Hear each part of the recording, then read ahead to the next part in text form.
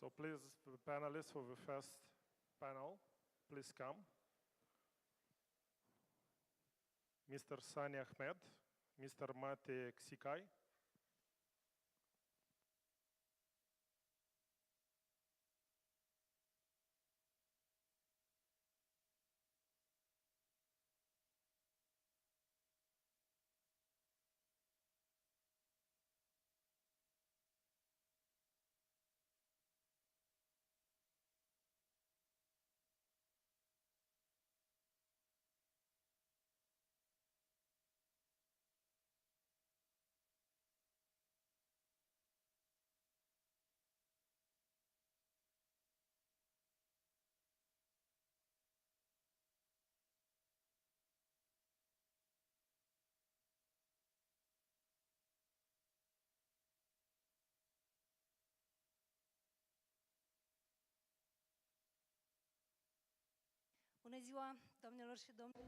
Ladies and gentlemen, good morning. We are opening the works of the third regional conference, Money in Politics. An event which doesn't just continue, but also deepens the tradition initiated in 2023 through Motivation and Vision here in Chisinau. Prime Minister, distinguished guests, colleagues, it is with great pleasure that I say welcome. And we are happy to be the host of this meeting again. This year's edition is entitled in a very relative and suggestive manner, Money, Security, Democracy. It is a topic which is deeply rooted in our realities. And within 2 days, we will talk about protecting the integrity of the elections in an age of rapid change and digital uncertainty. It is at the first edition in 2023 that we have already discussed about this combination of challenges at the border of war, literally.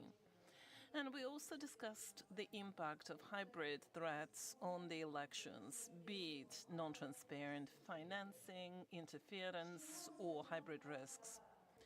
And there was a clear alarm that money, once moved in digital sphere, escapes much easier the legal control. In 2024, we have understood that political influence comes not just from outside, but also through the networks, servers, ad accounts, and fake accounts.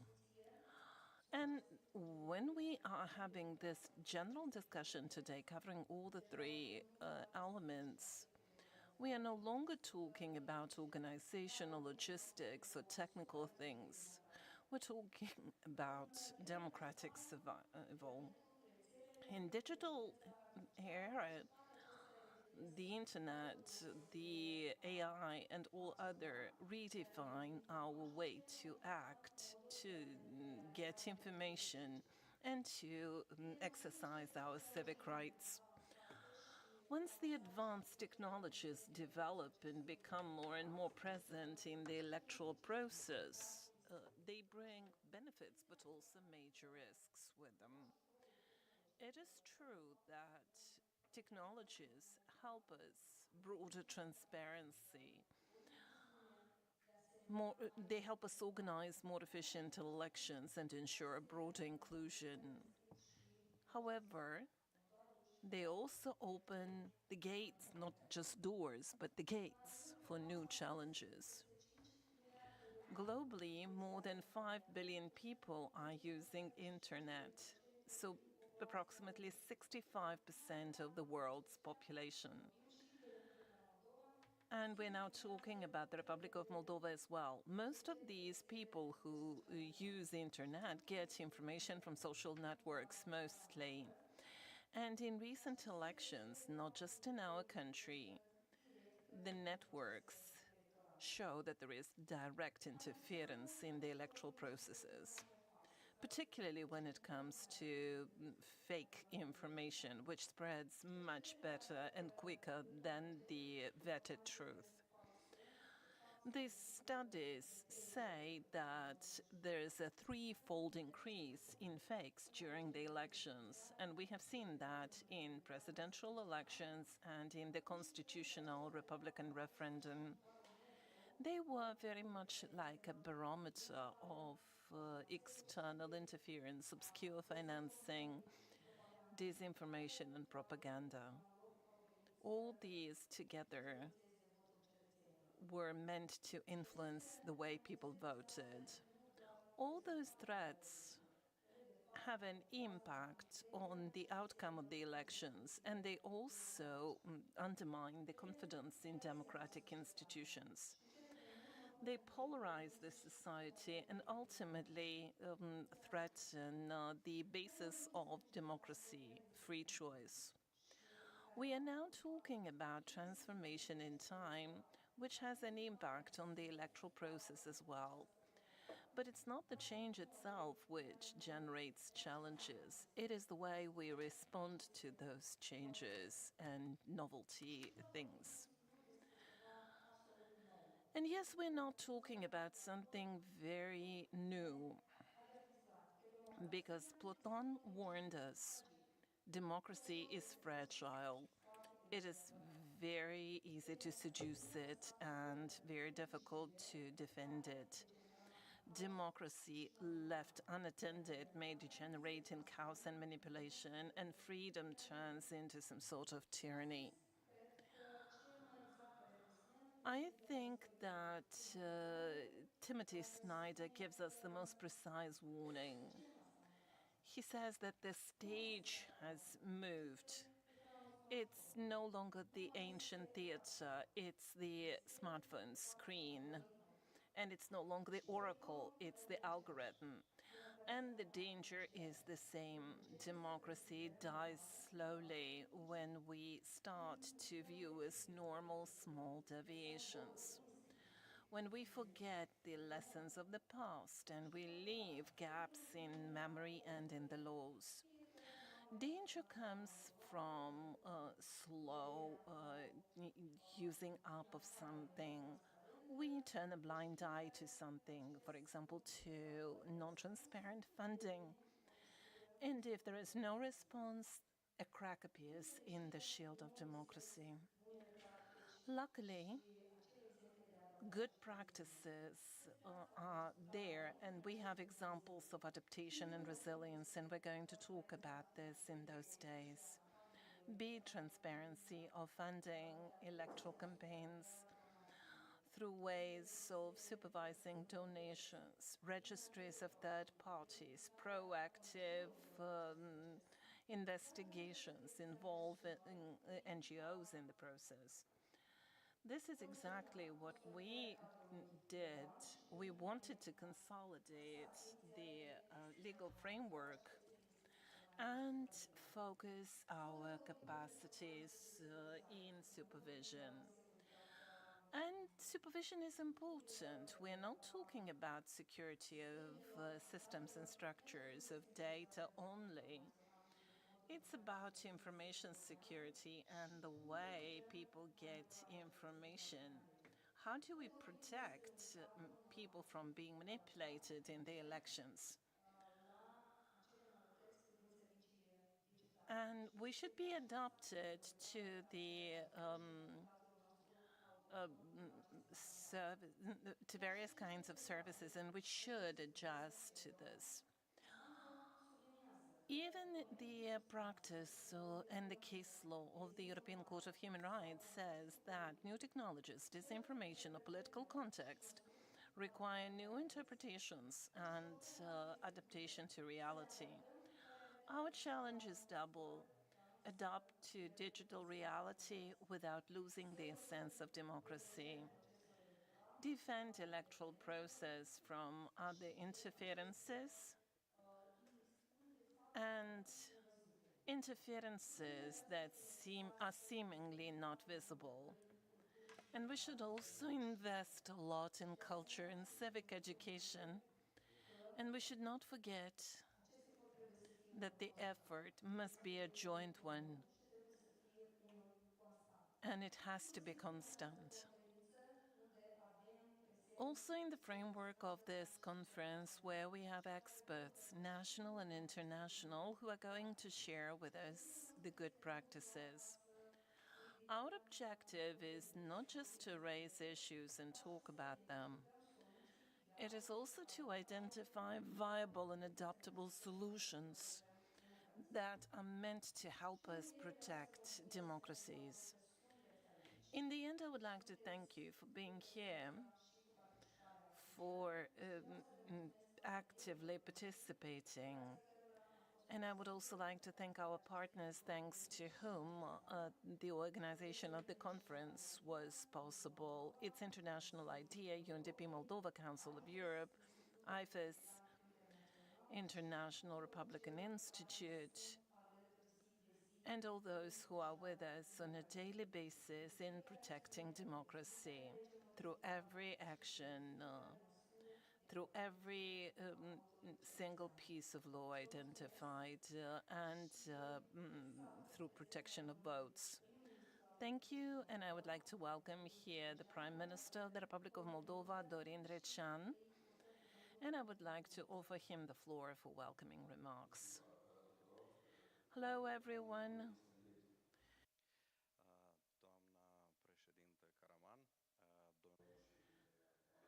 Ms. Chairperson Karaman, members of the Central Electoral Commission, dear friends, organizers, and participants. I would like to thank you, and I would like to say that I'm grateful for the invitation to participate in this conference. Congratulations. We have such an interesting topic covered. We see criminal groups, malign actors from outside trying to exploit and abuse the laws on which the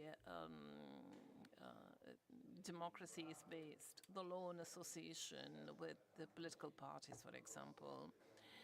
So they use this law that is out there, and we do not use the criminal code. Well, we should be using criminal code to judge them, but we are forced to use the electoral code, and there is a lot of discussion about this.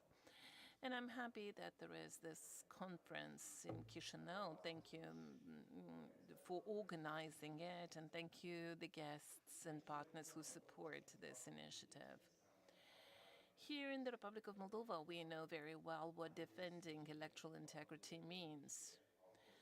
For years, political parties were funded from obscure sources with bags and plastic bags of money.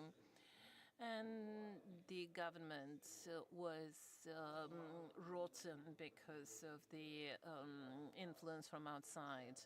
We have seen politics soiled with stolen money generate weak and corrupt governance. Good governance is built on transparency and participation of people, and clean money, legal donation coming from people who believe in an idea. Well, this money is kept by the political parties together with people close to them, not the oligarchs and not foreign influences. Distinguished colleagues, in Moldova, after previous elections, a new code, electoral code was adopted and stricter rules for funding of parties. We have reduced the caps for donation. We have reduced the possibilities for entities with foreign influence. We have limited donations in cash. We have learned our lesson from the past, from the presidential elections and from the referendum to include the European path in the constitution. We witnessed the situations when money which is not gained fairly can be used to undermine the will of people. I would like to underscore that criminal groups have spent the equivalent of almost 1% of the GDP for a democracy, a mature democracy in the EU, this would mean 3 billion euro. So imagine how the perceptions would change if 3 billion euro were spent to distort the political views in such countries. A Russian bank has opened more than 138 bank accounts for citizens in Moldova to transfer money to the voters with the purpose to influence the outcome of the elections in favor of an organized criminal group. Yes, people have ultimately voted freely and the democracy resisted. But the actions have taught us that the danger is real. Foreign interference is serious and sustained, and it is a severe challenge for a country which is as small as ours. And we see that such risks materialize in countries with mature democracies. The next test is in the parliamentary elections in September. There are fake accounts, but there are also cases of using cryptocurrencies to fund the intermediaries, and Russians are testing the limits of our institutions. How do they do that? First, they provoke energy crisis similar to the one at the beginning of this year. And second, economic instability in Transnistria. Third, cyber attacks on the elections infrastructure. Four, use of artificial intelligence for sophisticated disinformation. There is another thing which is even a greater concern. Shell parties are created, which apparently are pro-European, but they are funded by Russians, and they want to create a pro-Kremlin majority in the parliament. Moldova will not allow anyone to manage the elections from outside. I would like to say that firmly. We will use all available instruments to protect sovereignty, democracy, and the European future of the country. Distinguished participants, the stakes are enormous, humongous. This autumn, Moldova is going to elect the Legislative Forum. And this exercise should be clean, free, and correctly funded.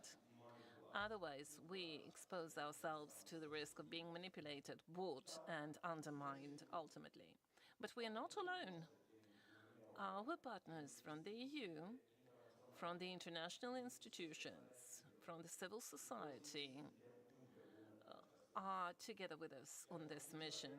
And today's conference is a specific example that Moldova doesn't only respond, it also brings up a democracy with clear rules and functional institutions. Let us be brave to protect the free elections. Let us protect citizens from the manipulation, and let us protect the sovereignty of the country. Do you know why we insist so much on this topic? Because you do not just lose the democracy with tanks. You lose it with millions of euro pumped in the commercials, platforms. There are influencers who are paid directly from Moscow to tell lies, and there are also people who are bought to stay silent. We will not stay silent. We will defend the rule of law, and we will show to the citizens that their vote does matter and cannot be bought. So today I am sending a clear message. Democracy is not for sale. The votes are not negotiated by runaway oligarchs. Moldova is not going back in the past. And the Parliament of the Republic of Moldova should stay the voice of our people. It should not be an instrument of the Kremlin. Moreover, we have a very clear stance. Moldova has to be part of the EU. Our path to the EU says that we need standards, rules, and integrity. And we want to stand tall to the level of expectations that the citizens of Moldova have. Thank you very much.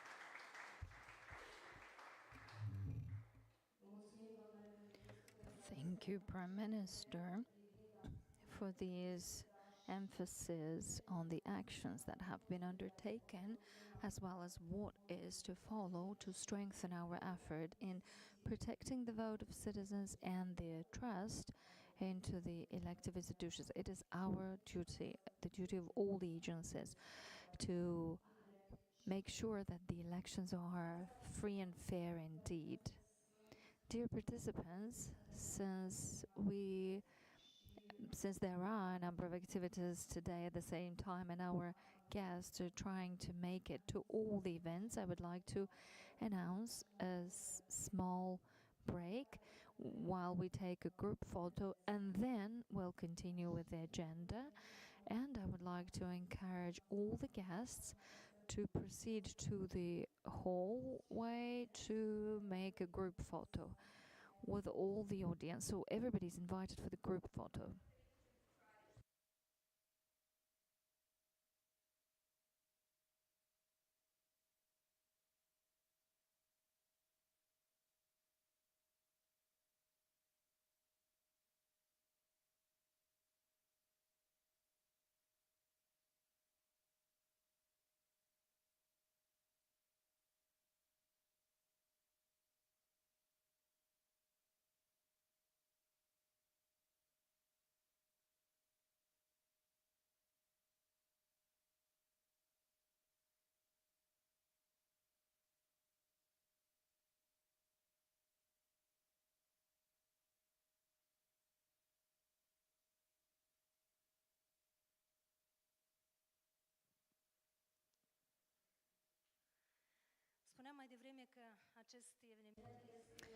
As I was saying, this event is the outcome of a long-lasting partnership that has strengthened over time, including today's conference. Now we'll continue by inviting representatives of important international organizations that have been supporting our efforts over the time in strengthening democracy and in improving the electoral framework. For a welcome word, I would like to offer the floor to Mate Sisay, the Deputy Head of Mission EU Delegation to Moldova. The presence of the European Union as a strategic partnership for the Republic of Moldova speaks to this commitment anchored in democratic values and good governance, as well as our determination to follow the path that we have chosen.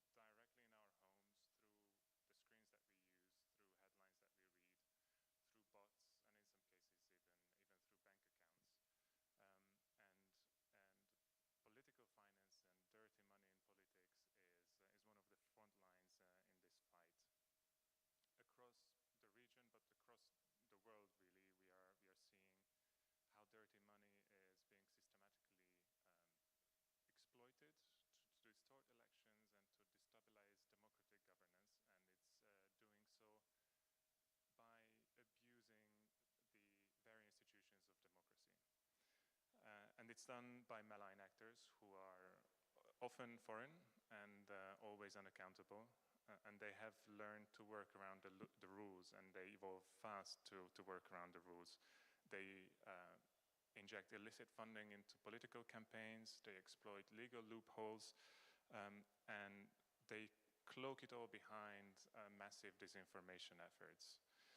And the aim is really clear, which is to erode trust, to divide societies, and to weaken the institutions that hold democracy together. And I think it's also very fitting that we are having this discussion here in Moldova, because Moldova has been a prime target of such interference. But most importantly, it has also been a front line of resistance. We have seen last year in the presidential elections and the referendum, and we continue to see unprecedented attempts by Russia and their proxies to influence electoral outcomes here, including through off-the-books financing, but also aggressive information warfare. But we've also seen Moldova respond with really remarkable resilience. Your institutions, including and chiefly the Central Electoral Commission, have really shown professionalism and resolve in responding to these threats. But also Moldovan civil society and independent media have not backed down under this pressure, and they have been essential in Moldova not just weathering this storm, but actually helping to set a standard for other democracies on how to fight back. So we in the EU and many others are learning from this experience, and so is the wider region. But we also have to be clear and understand that these threats are far from being over, and they are not just theoretical. They are really strategic, deliberate, and they evolve oftentimes faster than regulation or oversight can evolve. And I think one of the important lessons from last year was also that this interference does not wait for election day. Most of the damage is done in the months before through covert campaigns on social media, which happens via intermediaries and paid for using crypto wallets and other innovative tools. And they often also operate well beyond the reach of traditional oversight mechanisms, at times completely outside of the legal framework. This is also a challenge for election observation. I think it's a new challenge for election observation to reckon with.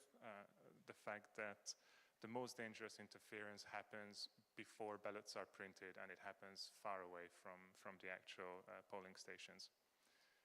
At the same time, we also have to recognize the complexity of the responses that we collectively give to these challenges, because it's a really difficult task to balance the very real national security need and imperative to respond to interference with the democratic need for proportionality, privacy, and maintaining political freedom. So it's a very fine line to walk that I think we're all figuring out how to walk it, and events like this are very useful in perhaps collectively coming closer to a solution or some kind of best practices.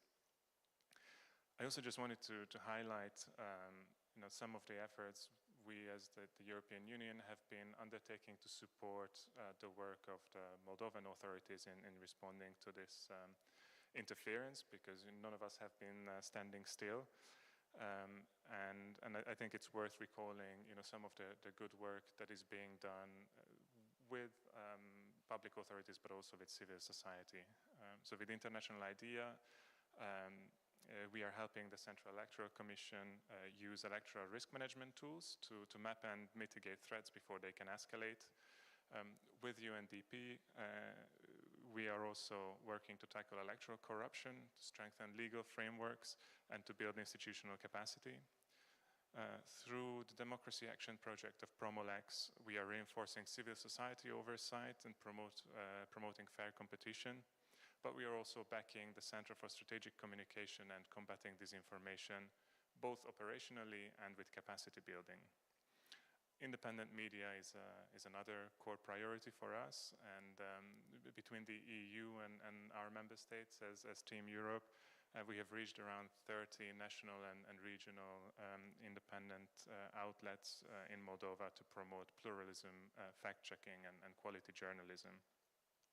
And last but definitely not least, we also have a very novel tool in the EU partnership mission in Moldova, which is the first of its kind, with a mandate directly focusing on countering hybrid threats, including disinformation and cyber risks, but it also includes illicit financial flows. And the list goes on, but I think it gives you an idea of all the work that has been done. I think the conclusion is that dealing with electoral interference and with dirty money in politics is a daunting challenge, but it's not insurmountable. And it's not insurmountable because Moldova is not alone. And it's not just Moldova's fight.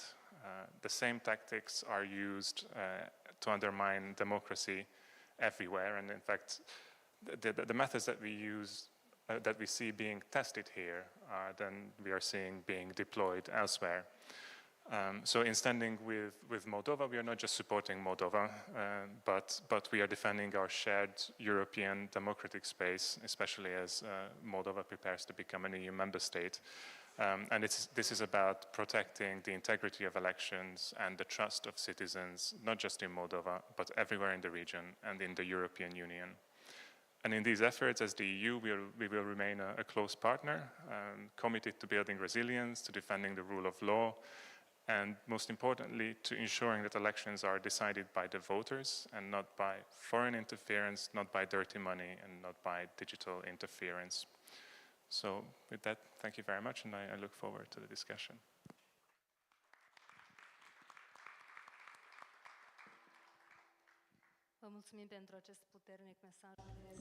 Thank you for your strong support message.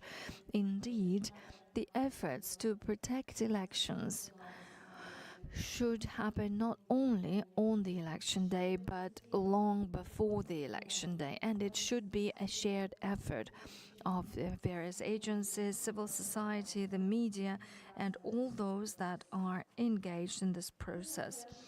I would like to offer the floor to Mr. Falk Lange, head of the Council of Europe office in Chisinau. Council of Europe is an institution whose expertise is very important for us and whose support we have been having over the years, including as regards the adjustment of the legislation to international standards, improved processes, as well as the training of the main stakeholders in elections. Mr. Lange, you have the floor.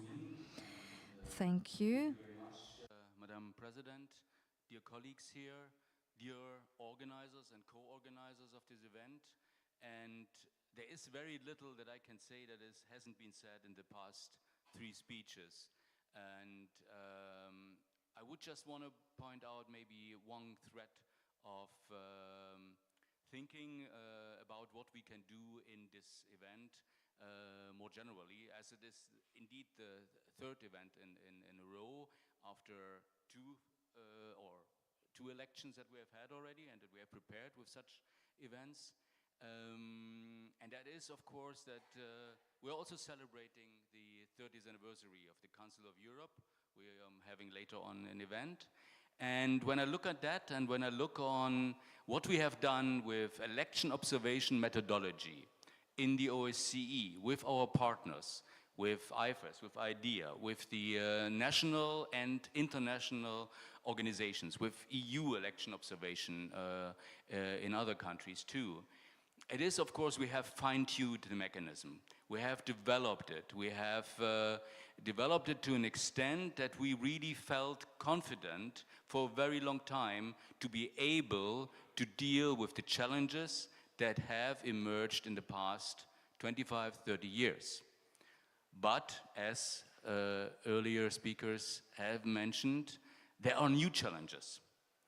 There is, of course, the whole question of AI, cryptocurrencies, as was mentioned before. And indeed, as Mate rightly pointed out, elections are being decided far, far away and long, long before the election day is happening. And admittingly, we have still to do our methodology and have to look at the election day and have to look on the week before when we can deploy large-scale election observation missions, be they national observers or international observers. But indeed, we have to look also on the other ways of influencing it. And here we go, where I think actually this conference being held in Moldova, being held in this region, being held in a country that also the Prime Minister rightly described as relatively small, but it has proved already definitely in the past 2 years or so to be quite resilient, notwithstanding the resources on the side of the adversaries, on the side of those people that don't want to give us a free choice and don't want to give the population of Moldova a free choice. And in this respect, let me point out that we have in the Council of Europe also recently adopted in last year the first ever international legal binding framework convention on the use of artificial intelligence and its relation to the rule of law, democracy, and human rights. And Moldova, again, has been one of the first signatories of the convention. And this is at least, of course, one measure and one instrument, again, that we can bring to this. But what else do we do here? We are supporting now election observation by national institutions that are also here represented abroad for the diaspora. The Council of Europe, the Parliamentary Assembly, is considering, there hasn't been a decision, but is considering also to support election observation abroad with the diaspora in its international election observation efforts. So these are some reactions to what we are seeing, to the challenges we're seeing, but there's a lot for you in the coming 2 days to discuss, and I'm very, very glad that all of you could come here and all of the organizers were in a position to support us. Let me also mention one last thing, and that is, of course, all of you know that the disappearance of the US AID funding for civil society, for independent media in a country like Moldova, but not only, in the whole region, in the whole world, has tremendous effects. And indeed, we, like many of you that are here represented in the audience, have been asked to step in. But it also shows how over 30 years we have been extremely dependent on US AID support, on US support on these matters. And it will be a challenge to step in there in the long term, and it will be a challenge even for these elections. One last thing that I would like to say, and that is I'm very, very grateful that we have also the Vice President of the Venice Commission, Madame Bilkova here, and our expert of the GRECO, of the group of states against fight against corruption, Monsieur Doué, and I'm looking forward to also them participating very actively. Some of them have been with us in election observation here, on other matters, giving their experts' advice earlier, and I'm sure they can contribute greatly to these discussions. Mulțumim.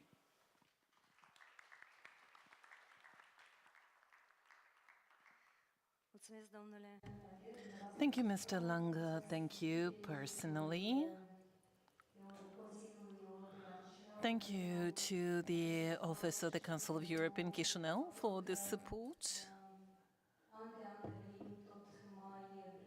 Every year, we become more prepared and more resilient in ensuring free and fair elections. And you have mentioned that the challenges that we will face in the next elections as well must be transformed into opportunities. And they have to serve us in cleansing the electoral process. The AI should help us identify fake news. Technology should help us follow political financing. We should be able to use the instruments which are available. You also spoke about the importance of observation missions. And using this opportunity, I would like to reiterate our invitation to the international institutions, to our partners and colleagues from the electoral institutions. Be part of those election observation missions in autumn this year. Render greater transparency and objectivity. Further on, I would like to invite, with a few welcoming remarks, Ms. Sani Ahmed, Development Director for Moldova and Eastern Neighborhood. Ms. Ahmed represents British Embassy in Chisinau. Our collaboration is very, very important, particularly in situations when we have the possibility to continue our actions to prepare for the elections. Please, ma'am, you have the floor. Good morning, distinguished guests, colleagues and friends. I'm delighted to be here this morning as we gather to explore the connection between political influence, hybrid threats, and the most pressing challenges facing democracies. The intersection of money, security, and democracy is no longer a theoretical concern. It's one that's a defining test of our time. Around the world, we're witnessing how illicit finance, foreign interference, and digital manipulation are being used to distort democratic processes, erode public trust, and undermine the foundations of open societies. That is why the United Kingdom is proud to support this conference through our partnership with IFES and Moldova Election Support Project. This initiative reflects our broader commitment to strengthening democratic resilience across the region by promoting transparency, accountability, and informed civic participation. The themes on today's agenda: political finance, electoral security, disinformation, and the role of emerging technologies are not just technical matters, they're deeply political, deeply strategic, and deeply urgent. We know that unchecked, money in politics can open the door to corruption, state capture, and foreign influence. We know that disinformation amplified through digital platforms can polarize societies and suppress voter confidence. And we know that electoral institutions, when under-resourced or under pressure, can struggle to uphold the integrity of the vote. We also know that these challenges are not unsurmountable. Across the region, we see electoral commissions, civil society, journalists, and reformers work tirelessly to protect democratic space. And we see the power of regional cooperation, of sharing lessons, tools, and strategies to build collective resilience. That is what makes this conference so valuable. It's not just a forum for analysis, it's a platform for action. A space where we can learn from one another, challenge assumptions, and forge new partnerships. In Moldova, we're already seeing the impact of this approach. Through the UK-funded MESB project, we're supporting efforts to improve transparency in political financing, broadening access to secure and inclusive voting, strengthen institutional capacity to counter disinformation and cyber threats, and foster open dialogue between institutions and the public. These efforts are not just about one election.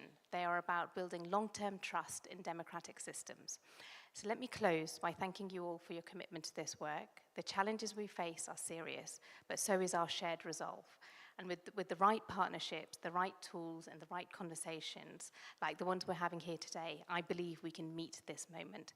Thank you, and I wish you a very productive and inspiring conference.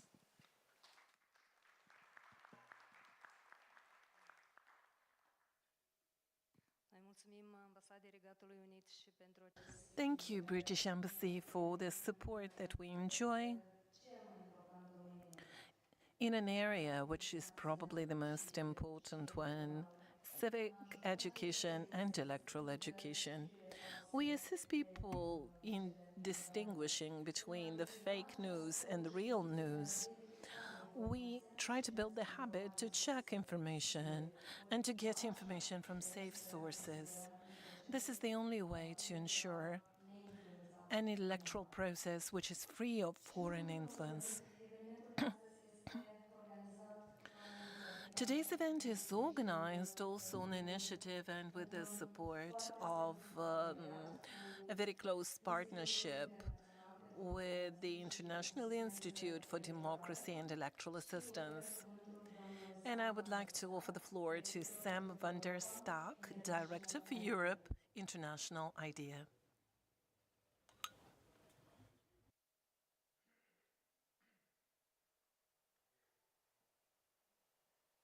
This is better. This is better. Good morning, everyone. Thank you, dear Chair. Thank you, colleagues, for having me here. As the last speaker, I'll try to be original. So on behalf of IDEA, like the others have said, a warm welcome to this third edition of the Regional Conference on Money and Politics in Moldova. It's great that we keep doing this every year because we get better every year doing this. Let me, like the others, start by expressing my appreciation to the Central Election Commission. We wish you all the strength and success for the upcoming elections. Thanks to all the donors, you see them up here on the screen, and of course all the partners, the ones that I want to let stand out a little bit more prominently is those that have supported us, the EU, of course Sweden and France, but I think the strength of having this group of donors and support organizations together up here demonstrates that we are truly doing this together, which is, as has been said, even more important now than before. With important donors dropping out, us coming together is a sign that we can do this and that we are moving forward with full strength.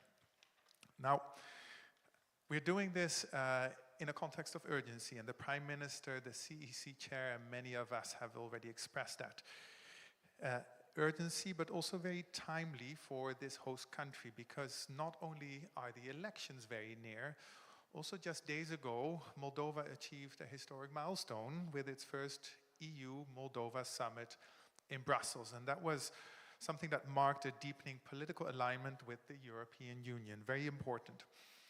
And that brings with it a certain level of hope and responsibility that Moldova accelerates towards EU accession and that it ensures the integrity of its democratic and electoral processes, which is a priority not for Moldova only, but for all of us together. Now, I want to highlight one statement in the leaders' declaration that came out of that summit, which underscored that we need to, and I quote, further counter electoral corruption to uphold transparency, accountability, and the integrity of the electoral process, end of quote. Now, in many ways, that means that today's conference responds to their call for action. The leaders that met last week basically gave us the assignment to do what we are doing here today. So very timely, very urgent that this is taking place now. Because the leaders in that summit last week, they were right. Political corruption, and we heard it this morning, is a cancer eating at our democracies. It's hurting not just elections, it's hurting also how citizens trust our democracies. So I'll quote a recent Eurobarometer poll, which found that a vast majority, 60% of Europeans, believe there is insufficient transparency and supervision of the financing of political parties in their country. So in all European countries, except for Finland, I praise those in the audience that are Finnish, except for Finnish, more citizens distrust than trust political finance oversight in their country. So all the rest of us are actually in a bad place where we distrust the oversight of political finance. Now, what's worse, it gets worse, is that that concern that citizens feel all across Europe is getting worse every day because of the digital age. Right? So in the digital age, we see that money, especially unregulated money, travels faster, hides better, and influences more targetedly and more precisely.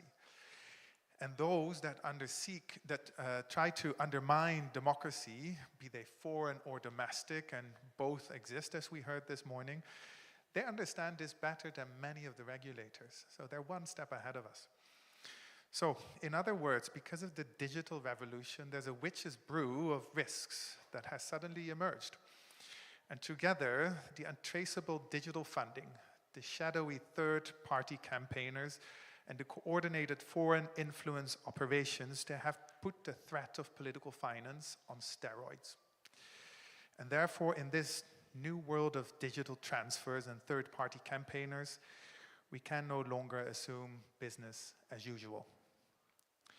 And still, most political finance systems continue to treat digital money and online campaigning as peripheral issues. And I know this, I speak to a lot of electoral commissions, the urgency is not always felt.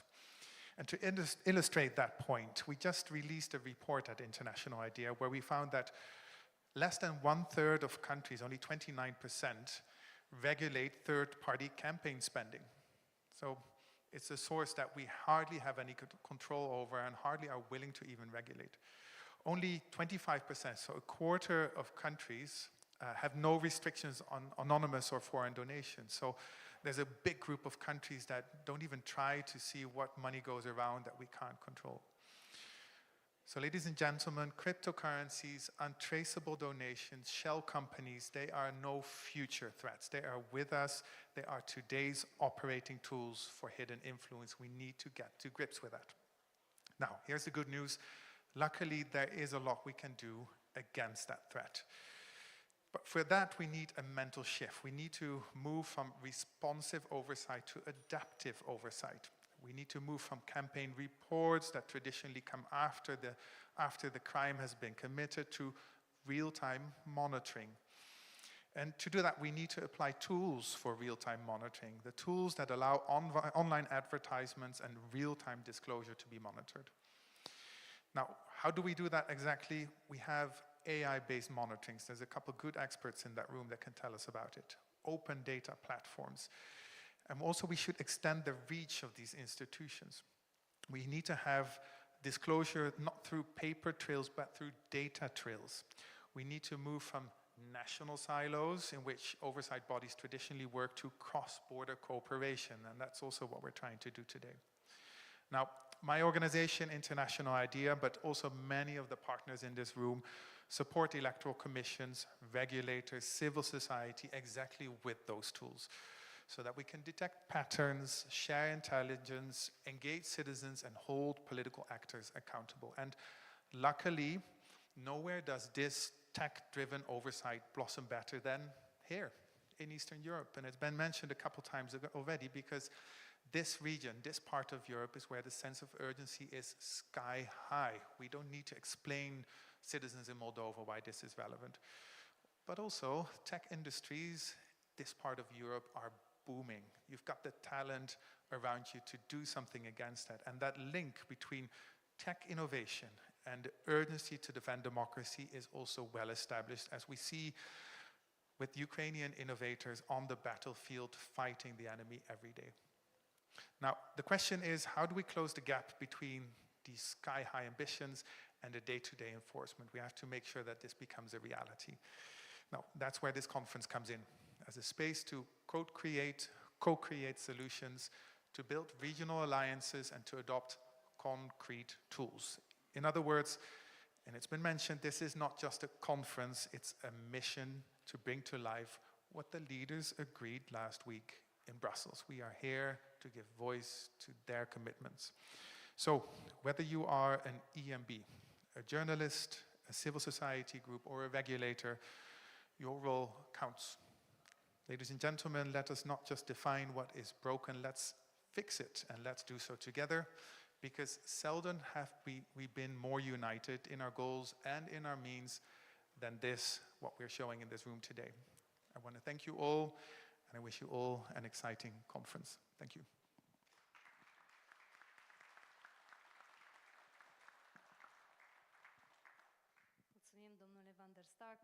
Thank you, Mr. van der Stark. Thank you to your wonderful team,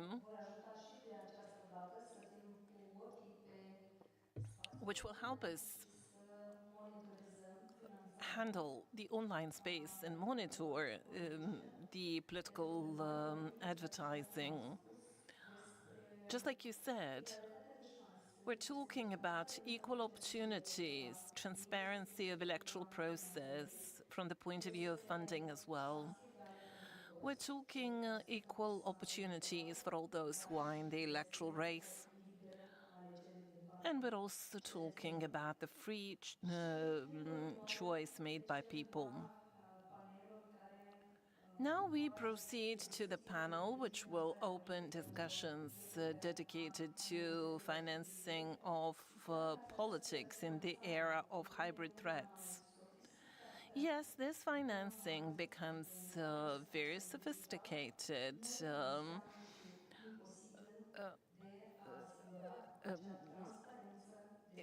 Still, it does not mean that it is impossible to ensure transparency and equal opportunities for everyone in the electoral race. Once again, thank you very much, and I wish us all 2 days of valuable discussions, viable solutions, and new knowledge and partnerships. Thank you.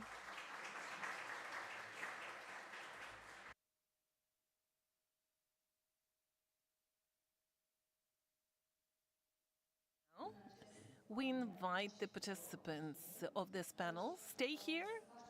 Stay here. We shall take a group photo.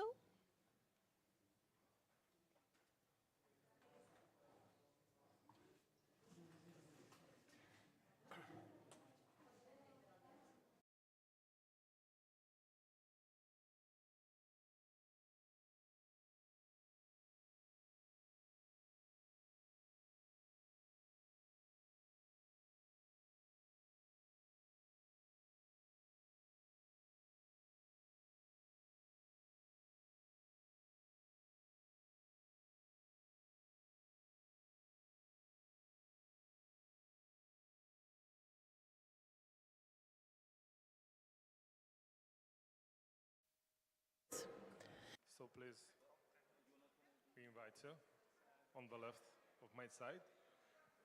Please be back by 11 o'clock.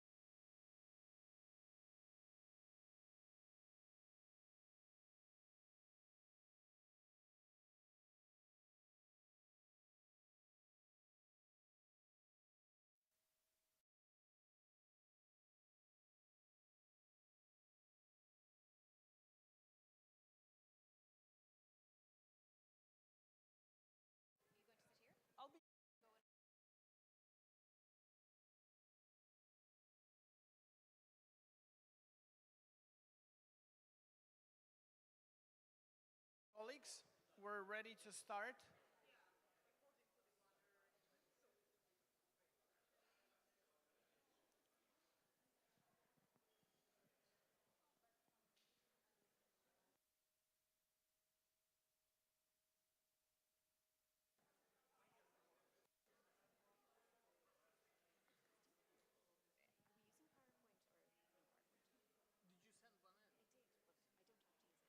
it. You don't have to use it, no. But if you want to, you can use it. Is it available? I think so. Let me go check with the...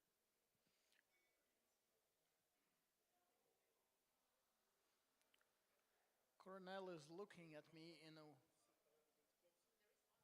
There's one more person. So.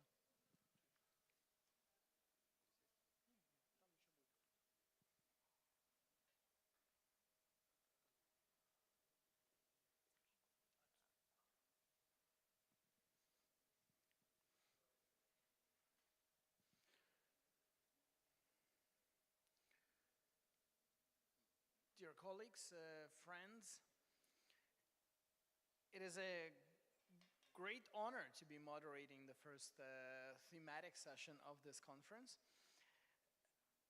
It's been a lot of inspiring speeches, and a lot of things have been touched upon already in the keynote remarks by the Prime Minister, obviously in the opening remarks by Madam Karaman, also with the partners.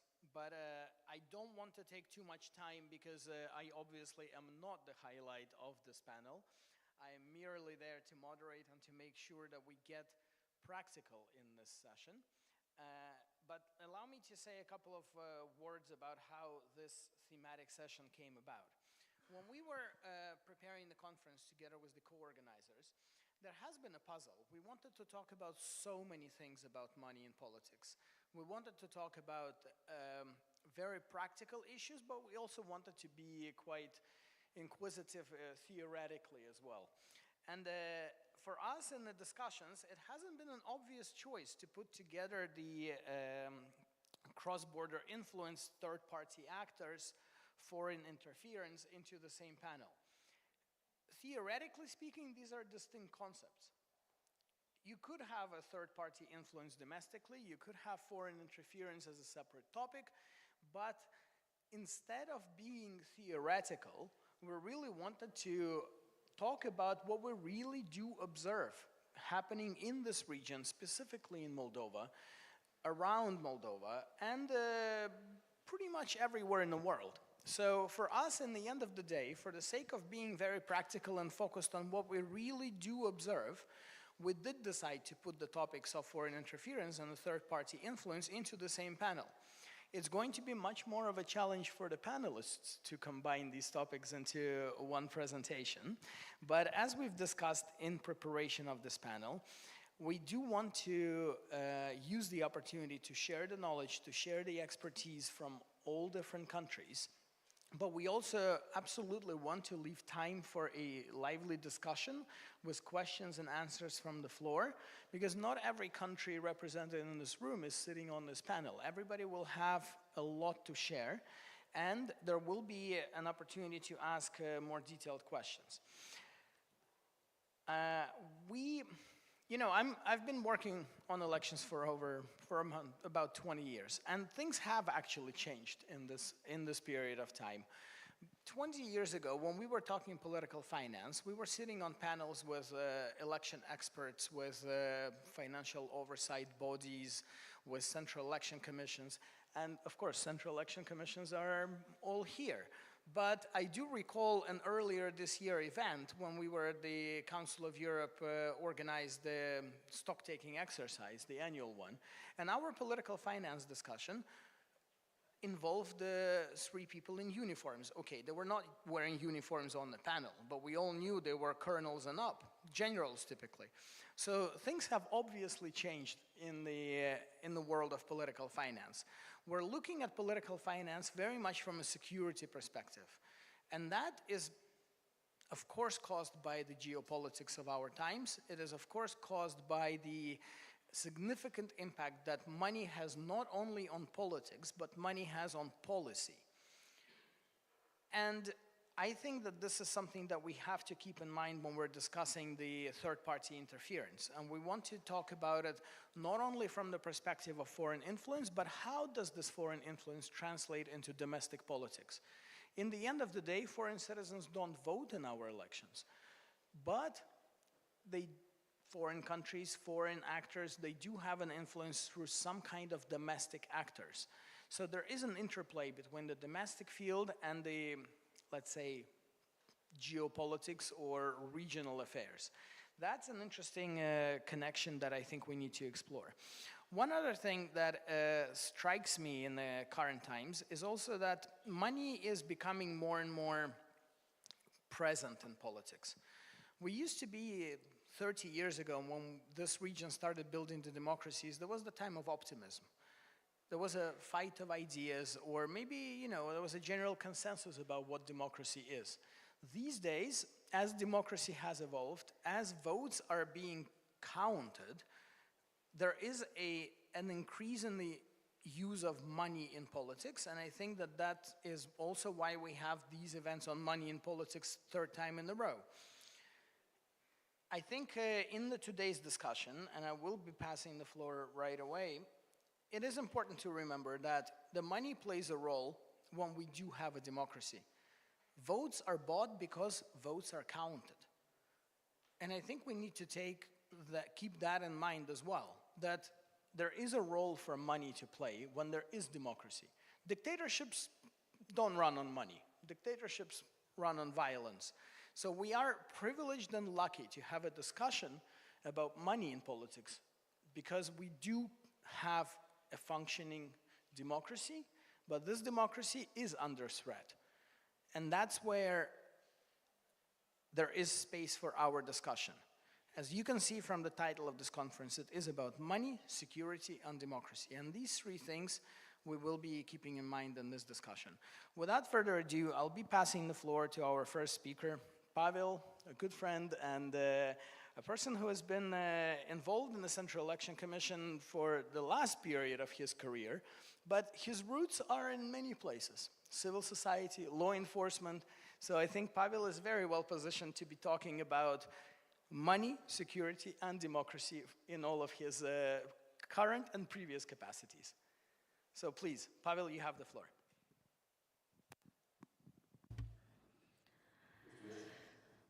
Thank you. First of all, I would like to greet you all here at Chisinau at this international conference on money in politics.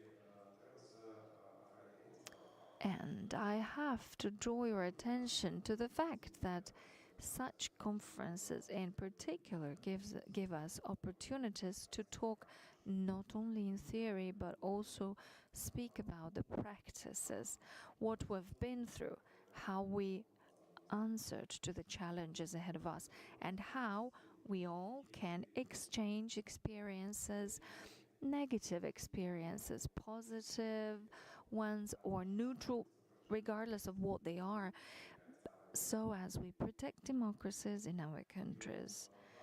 And I would like just to draw your attention to the fact that in 2023, 2025, in this period of time, the CEC of the Republic of Moldova has been through a complete electoral cycle of general elections. We started with 2023 local general elections, 2024 presidential elections, and a countrywide constitutional referendum. And in 2025, a couple of months later, well, actually in a couple of days, we'll start the election period of the next elections.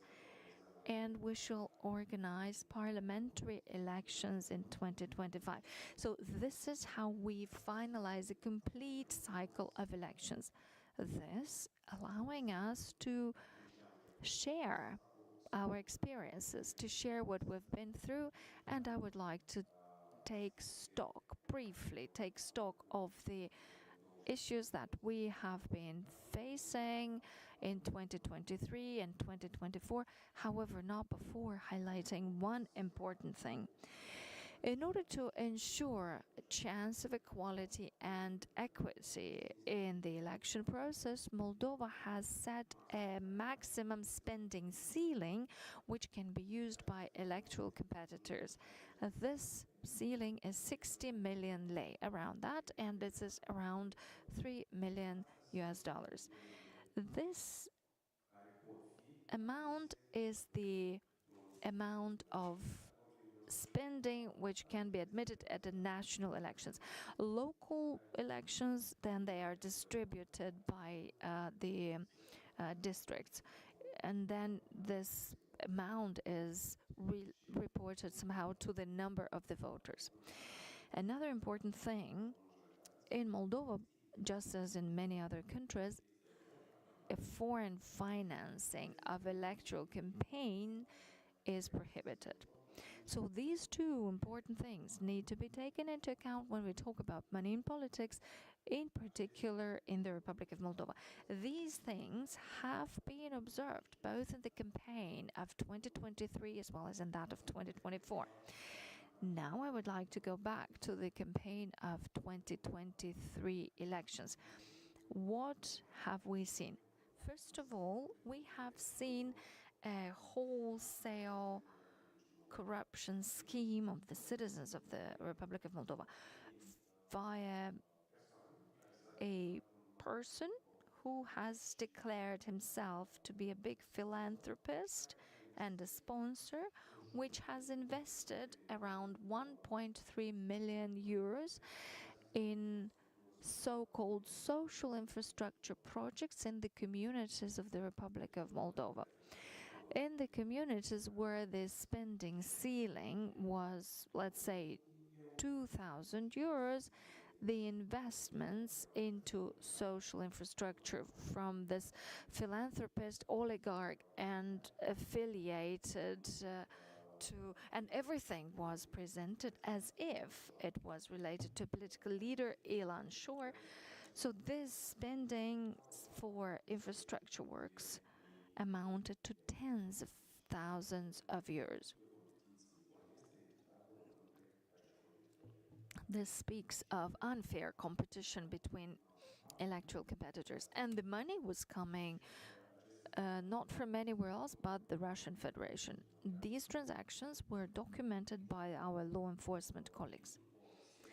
Also, through a similar scheme, another 2.2 million euros came from 3 construction companies, also for construction companies for Moldova, or from local governments from Gagauzia, again as infrastructure works, and being presented as supported by the runaway politician. At this stage, we are speaking about documented facts amounting to 3.5 million euros. The ceiling is 3 million euros for the entire country, and I'd like to remind you that foreign financing of election campaign is prohibited.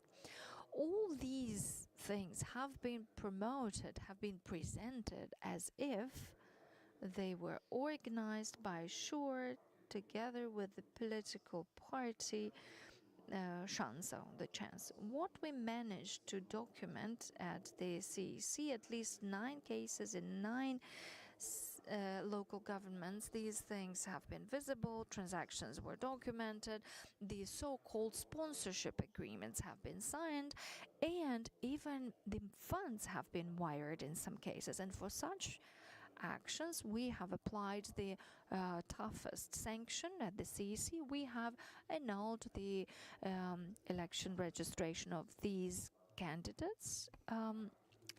But that was the case in almost every community across the country, or at least where it happened, the neighboring communities faced with similar schemes. Therefore, it was necessary to step in. We needed the intervention of the Commission for Exceptional Situation, which annulled all the registrations of the candidates of this political party. So that was the last resort solution that has been criticized, including by the election observation mission's colleagues, but we had no other solution. So the ceiling, 3 million euros, and these two types of spending exceeded 3.5 million euros, let alone the facts of massive promotion via media outlets affiliated to the oligarchic group and the online platforms that were also promoting and which have used tens of thousands of euros for political promotion. That happened in 2023. 2024, this time there was a paradigm shift and the tactics changed of these political entities. They moved on with individual vote buying. In 2023, they tried to do it at a wider scale, and in 2024 they started individual vote buying. Suddenly, the Eurasia network, which was set up and operates in Moscow, it has become very active. And they have organized tens of study visits, exchange of experience with young people, older people in the society, the clerical staff of Moldova, which paid visits to the Russian Federation to visit different places where they organized various events, cultural events and others. And somehow when they returned with their charter flights, they have also received amounts in cash up to $10,000, 10,000 euros, under the threshold of the amount to be declared according to Moldovan laws. And the colleagues from the law enforcement agencies have documented also financial resources that have been seized or have been blocked. Again, who was in charge of these schemes? They were again organized under the publicly declared umbrella of Ilan Shore and affiliated parties. So the Treasury, Ms. Parotenko, also the Shore party, Ms. Arshinova from the Transnistrian region. So they are leading this, they are the leaders of this so-called social entity and an entity for Eurasian integration. Also, in April 2024 in Moscow, the so-called political bloc was set up, an entity which did not have legal arguments in the legislation of the Republic of Moldova. A political bloc called Victoria, or Victory, four political parties promoting the same message. That was the message basically of Ilan Shore that participated at this conference setting up the political bloc Victory, which ultimately got engaged in the election campaign, even though he was not having the status of an electoral competitor. We have also seen situations that went through these pyramidal schemes, as the Prime Minister has mentioned, was underpinned by 130,000 individuals. 130,000 individuals, I would like to say, in the electoral landscape of Moldova is about 10% of active voters. Not 10% of total voters, but 10% of active voters. And we all are aware of the potential impact of 10% of voters which are corrupt, especially when we remember the outcomes of the referendum where there was this difference was slightly over 10,000 votes. At the same time, those people have received funds using a scheme that was well thought through. They used bank accounts opened in Russian Federation, and every person out of those more than 130,000 people received funds up to €100. Of course, that was for a particular kind of vote on the referendum and in the presidential elections. And of course, the corruption schemes were used to work with the voters and to maintain this pyramid. More than €39 million were used. So 3.5 the elections in 2023 and almost €35 million in 2024. So what we have managed to do to oppose those schemes. First, we have created interinstitutional groups with colleagues from public authorities. With them, we have quickly exchanged information to document all those cases. As it has been said already, in 2023, we needed interventions, including interventions of the Central Election Commission to cancel registration. We continued with this scheme. We created interinstitutional working groups, but we have extended their action on funding and on other areas which were affected. Groups were created on specific spheres. And of course, all cases were documented by colleagues from law enforcement authorities. We have a more detailed session where the colleagues will talk. The important thing is that in record time, we have managed to document the case and to ensure intervention of the law enforcement authorities, and we stopped some of the legal cases. Maybe it is a bit too late, maybe it is complicated, but this has been done. And we have also done online monitoring of political advertisements, and we have seen that in 2.5 times more cases, funds are used which haven't been declared in any way. They are used to promote messages used in the campaign by the competitors. I will omit the legislative interventions that we have conducted in order to be prepared for the elections in 2025. We will switch exclusively to the conclusions that we expect in 2025. We expect that the legal practices will continue.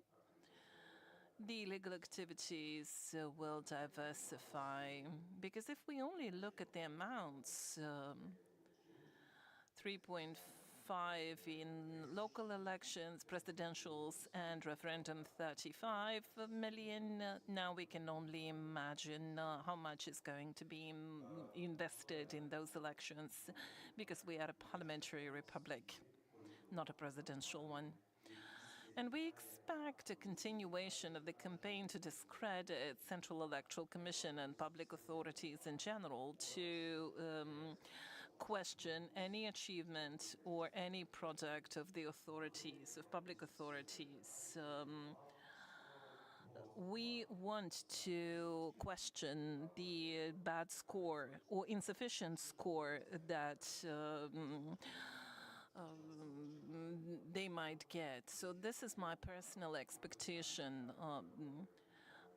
I expect the voters in Moldova to be mature enough to handle the challenges. We have a bit of a maturity, and I hope that the voters in Moldova will be able to resist the illegal money and the disinformation campaigns. Thank you very much.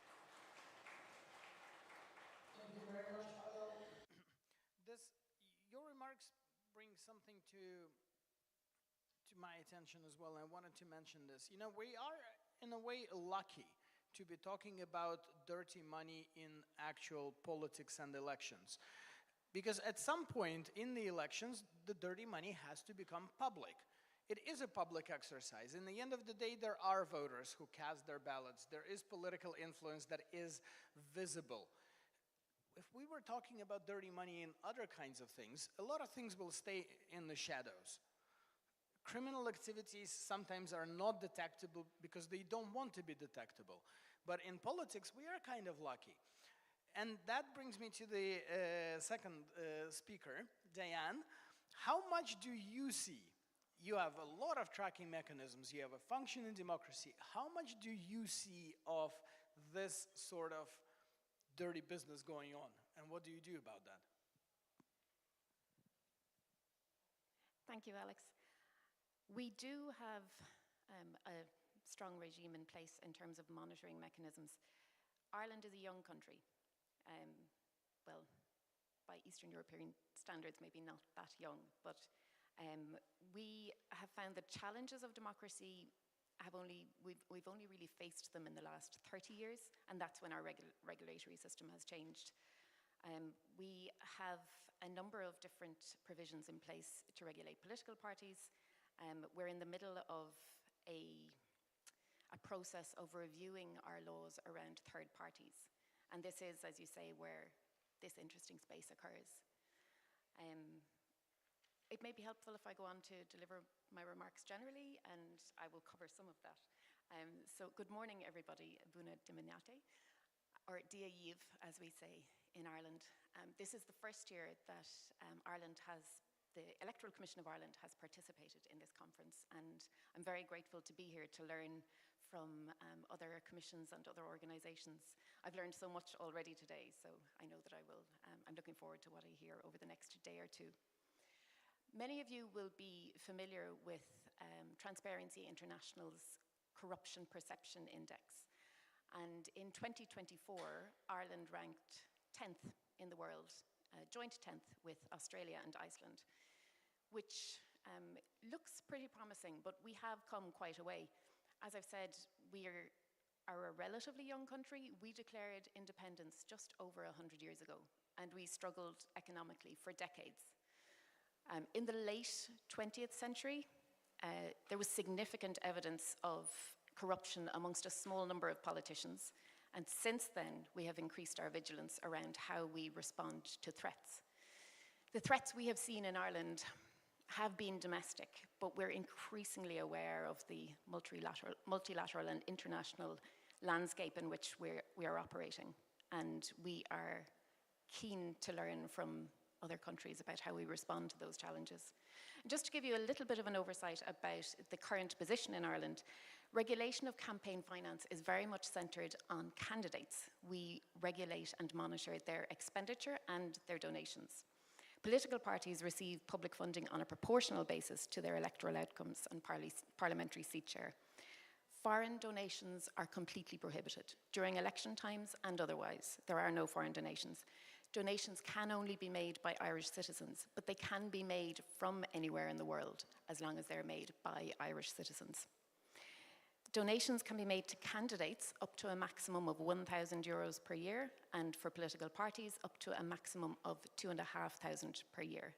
And then there are spending limits on elections, which varies by constituency. We have multi-seat constituencies from 3 seats to 5 seats, and it varies from between 40,000 to 55,000 approximately per candidate. Interestingly, candidates rarely reach those limits, so that hasn't been so much of an issue. As I've said, the Electoral Commission in Ireland is very new. We are just 2 years old. We have been tasked with an overall review of campaign finance law in Ireland. That is currently regulated by the Standards and Public Office Commission in Ireland, not the Electoral Commission, but it is anticipated that we will take over those powers. We intend to create systems and processes which are accessible, easy to use and understand, and will take advantage of technological developments. We're at a critical stage in that review.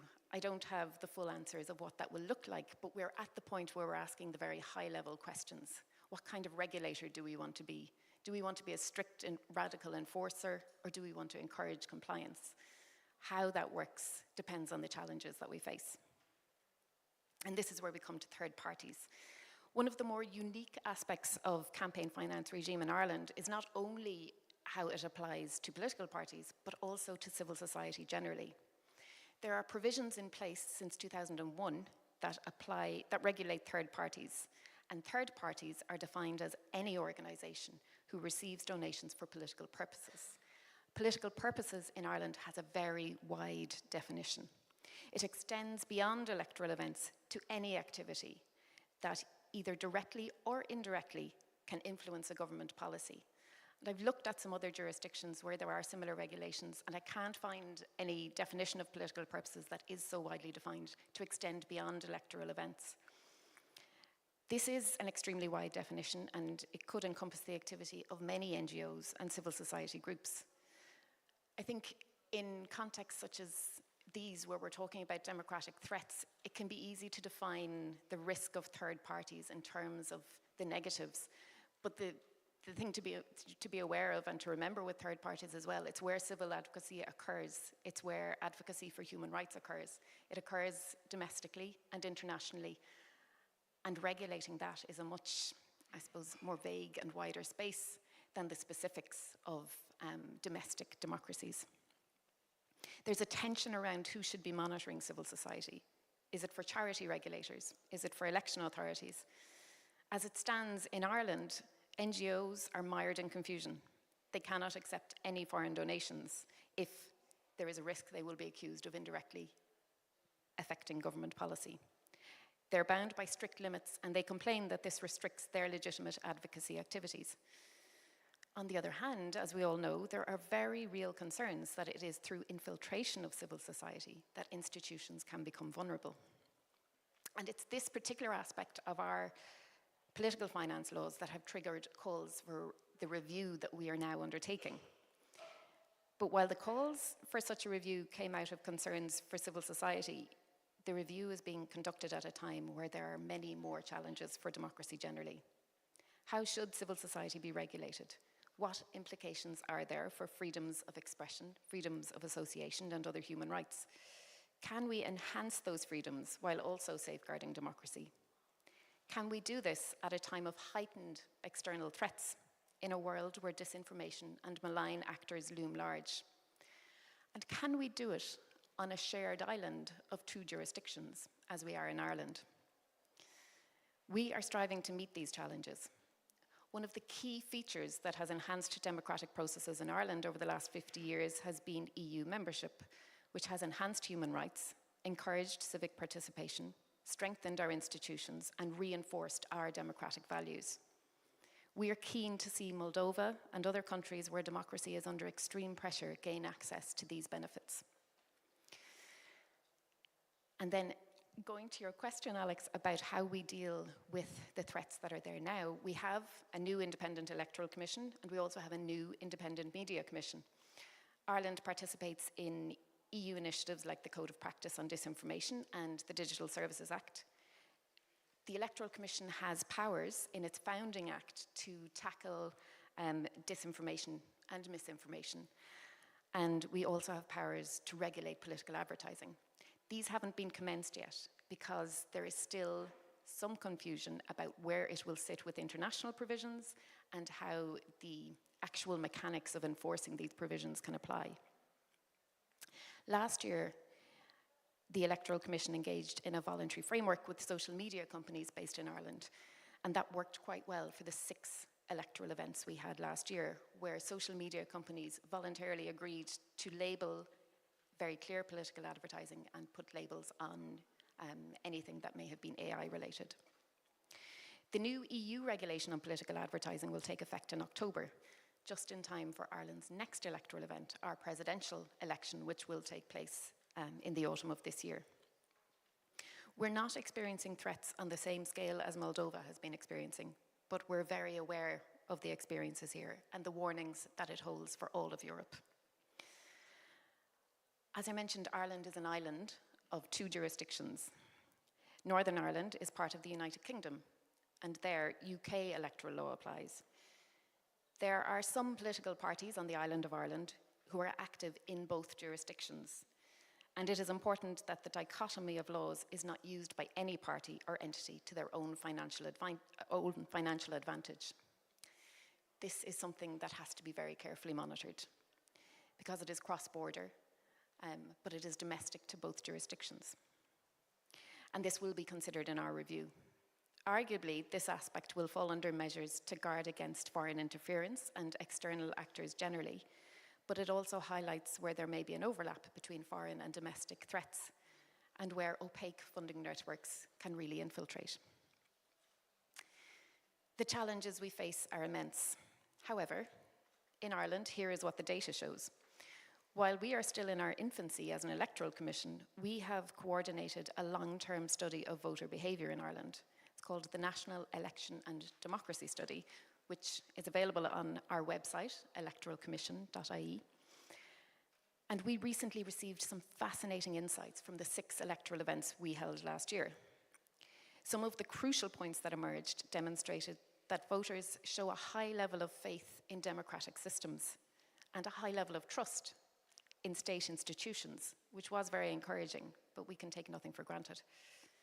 And furthermore, there was evidence that while people under 34 use social media more than any other media source, their trust in it is actually very low.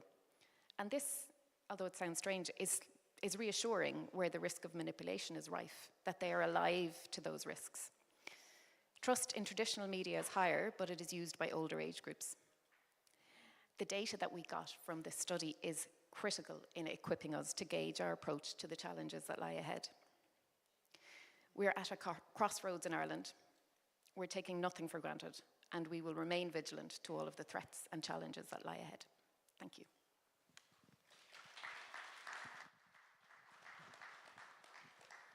Thank you so much, Diane. And using the opportunity, all the best luck for the Electoral Commission that came into existence.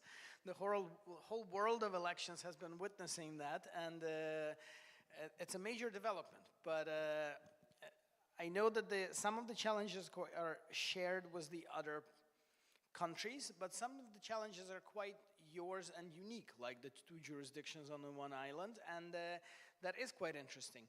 There are some parallels to be built in there, because the borders are a lot more porous these days everywhere. So even if we don't share an island with the neighbors, we do interact quite a lot with the jurisdictions that are quite near to us, especially in this region where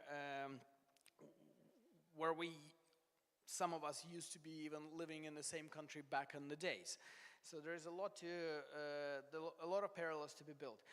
As we've agreed in the prep call, we will leave Madam Bilkova for the last remarks as the summary from sort of a bird's eye view from the Venice Commission, and we will proceed with the country experiences. I'm pleased to pass the floor to Andrei Yevstigneyev. Pleasure to get to know you. It's a very interesting jurisdiction to be discussing.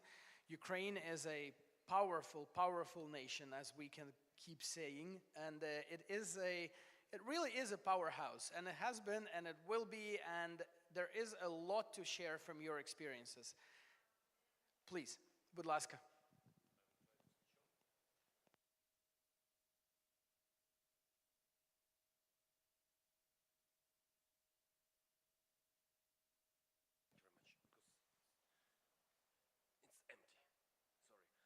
Hello. First of all, I want to thank to the hosts of this beautiful event. My image, which you could see some minutes ago, is not a random one. It was made here in Moldova, in Chisinau, 2 years ago on the same meeting, and it's a great pleasure to participate after 2 years in this conference too. Thank you very much for invitation, and it's a great pleasure for me to present the Central Election Commission of Ukraine and my native country in general here. Thank you for your support. Thank you for all you have done and all you will do for us. We appreciate it a lot, and so let's move to the topic of our conference. 1 second, sorry, please. I'm not a Caesar, so it's not very easy for me to do several actions in the same time, but I will try. So, what do we have now? I want to inform you in brief about our current situation, and despite of unprecedented challenges of the most brutal war in Europe, since World War II, we continue to prepare for post-war elections, and we are actively in the European Union joining process too. So in these areas we are, I mean not only the Central Election Commission, but all our state authorities, our civil society, our foreign partners who support us, we all involved in conducting national and local elections after martial law. We hope that it will be soon, but nobody knows. And also we are deeply in development of different amendments to our electoral legislation in the context of European Union joining process and in the context also of conducting first post-war elections. So we have two main directions. One is conducting of first post-war elections, and the second one is joining European Union. And as you know, even in the first but main cluster, fundamentals, we have a lot of electoral issues, and we have to do a lot to be ready to join.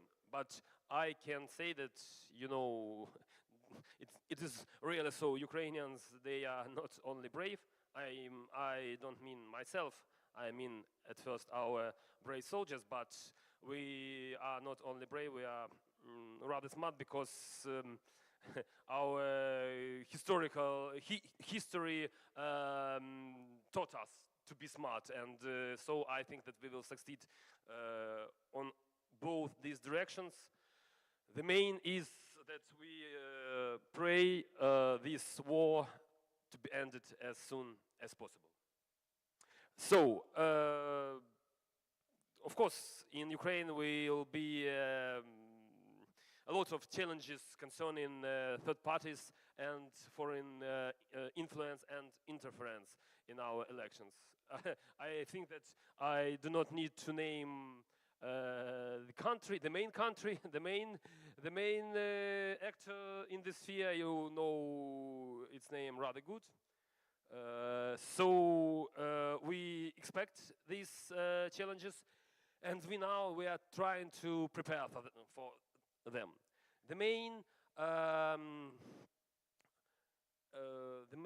rules or the main ideas which I want to share with you are: first one, we understand that the most effective is to prevent any foreign interference or influence, because as we all understand, electoral process is too short, only several months, and possible criminal investigation can last for years, and then it will be a trial at court, and it can also last for years, and for when we will come to the end of investigation and to the court verdict, the accused person can be elected even not once but twice, and of course it cannot prevent us from the violations which could happen before elections. And of course we have to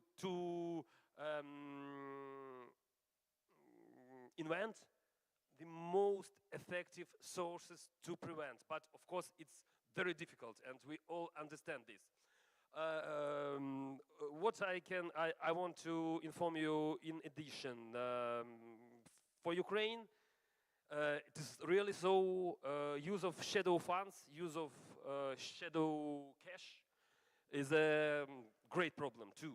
And we understand that these can be used by different external actors to influence on our elections. And we are trying to make needed amendments to prepare them firstly, and then to make to our legislation in this sphere too. What is one of the main ideas concerning this issue? I think that all spheres when the prohibition to use money can't be controlled on a good level, we have to legalize this sphere. For example, we still have no regulations for legal payments for persons who are involved to work with different electoral actors or candidates. For example, legal advisors, people who will provide support to a candidate in a sphere of public relations, in a sphere of social media, and so on. We cannot, for sure, we cannot control effectively this sphere that, no, do not pay these persons. And in effect, very often they are paid in cash. So, to our opinion, we have to legalize. We have to make the rules which will give a legal possibility for the candidate to pay from electoral fund to these persons and to solve this problem in such a way. I know that I have no time to describe everything, so please, if you are interested, you can read some notes described on the screen. But I want to say that, of course, we have some rules in our legislation concerning prevent in this or that way, or minimize in this or that way foreign influence and interference in finance sphere on our elections. But as I have mentioned, the main problem is that all these regulations, and I think not only in Ukraine but also in many other countries, they are regulations for legal part of electoral financing. And if we use, for example, 30% via banks accounts, via electoral funds, and so on, legally, yes, these regulations work. But if we use 70% in shadow, if we use 70% in cash, unfortunately, these restrictions can affect anyway on that illegal sphere. So we understand it's rather clear, and we are trying to invent the most appropriate regulations and to, if not to eliminate, but to minimize these risks of shadow financing. Of course, I write in several ideas concerning risk reduction measures in this area, and you can read in details, and I will name them only because we have no time, unfortunately, to dive in my information. So I think that we need to, and we are working at increase awareness among the broad masses of voters about the importance and essence of campaign financing. Maximum public response to possible violations. We are explaining the nature of the violation and providing evidence of such violations as public as possible. I think, and we think that it can help us to strengthen trust and reduce suspicion of possible pressure on the candidates. Because we fully understand also that we can not only minimize or the best way to eliminate all these risks, but we have to find out a balance between protection of democracy and not making pressure on the candidates, not violating the main liberties, yes, or freedoms, freedom of speech and freedom or for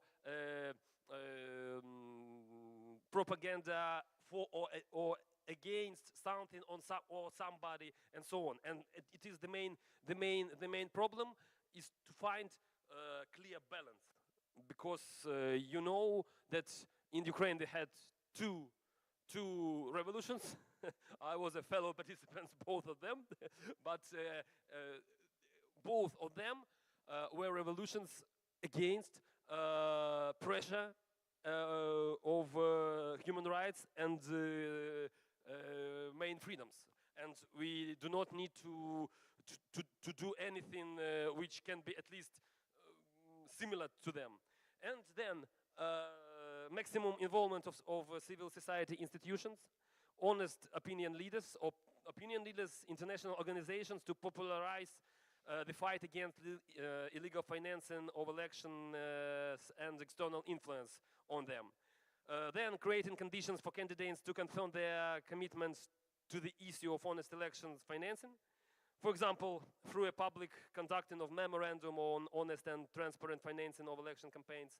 Improvement of our legislation framework for interaction between the CEC and law enforcement, intelligence agencies in countering and responding to threats in this area. It is very important too, and I want to say thank you to Pavel because he explained his experience, and I hope that our friends from Moldova will help us, and we will have a possibility to learn your experience in this sphere. And we are moving to the final slide, taking into account the difficulty of identifying. It's the same from what I have started today. Our main aim is to prevent, not to react on possible violation, but to prevent. And thank you for your attention. I hope that today and tomorrow we will at least start finding the best solutions of all risks we had mentioned. Thank you.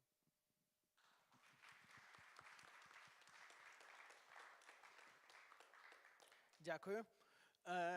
Thank you very much. I think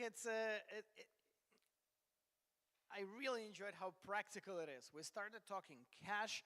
We started talking about the specific mechanics of transactions. Who are the people involved? How are they getting paid? How is the currency changing hands? What for? And I especially appreciate the focus on prevention, detection, and disruption of the ongoing illegal operations.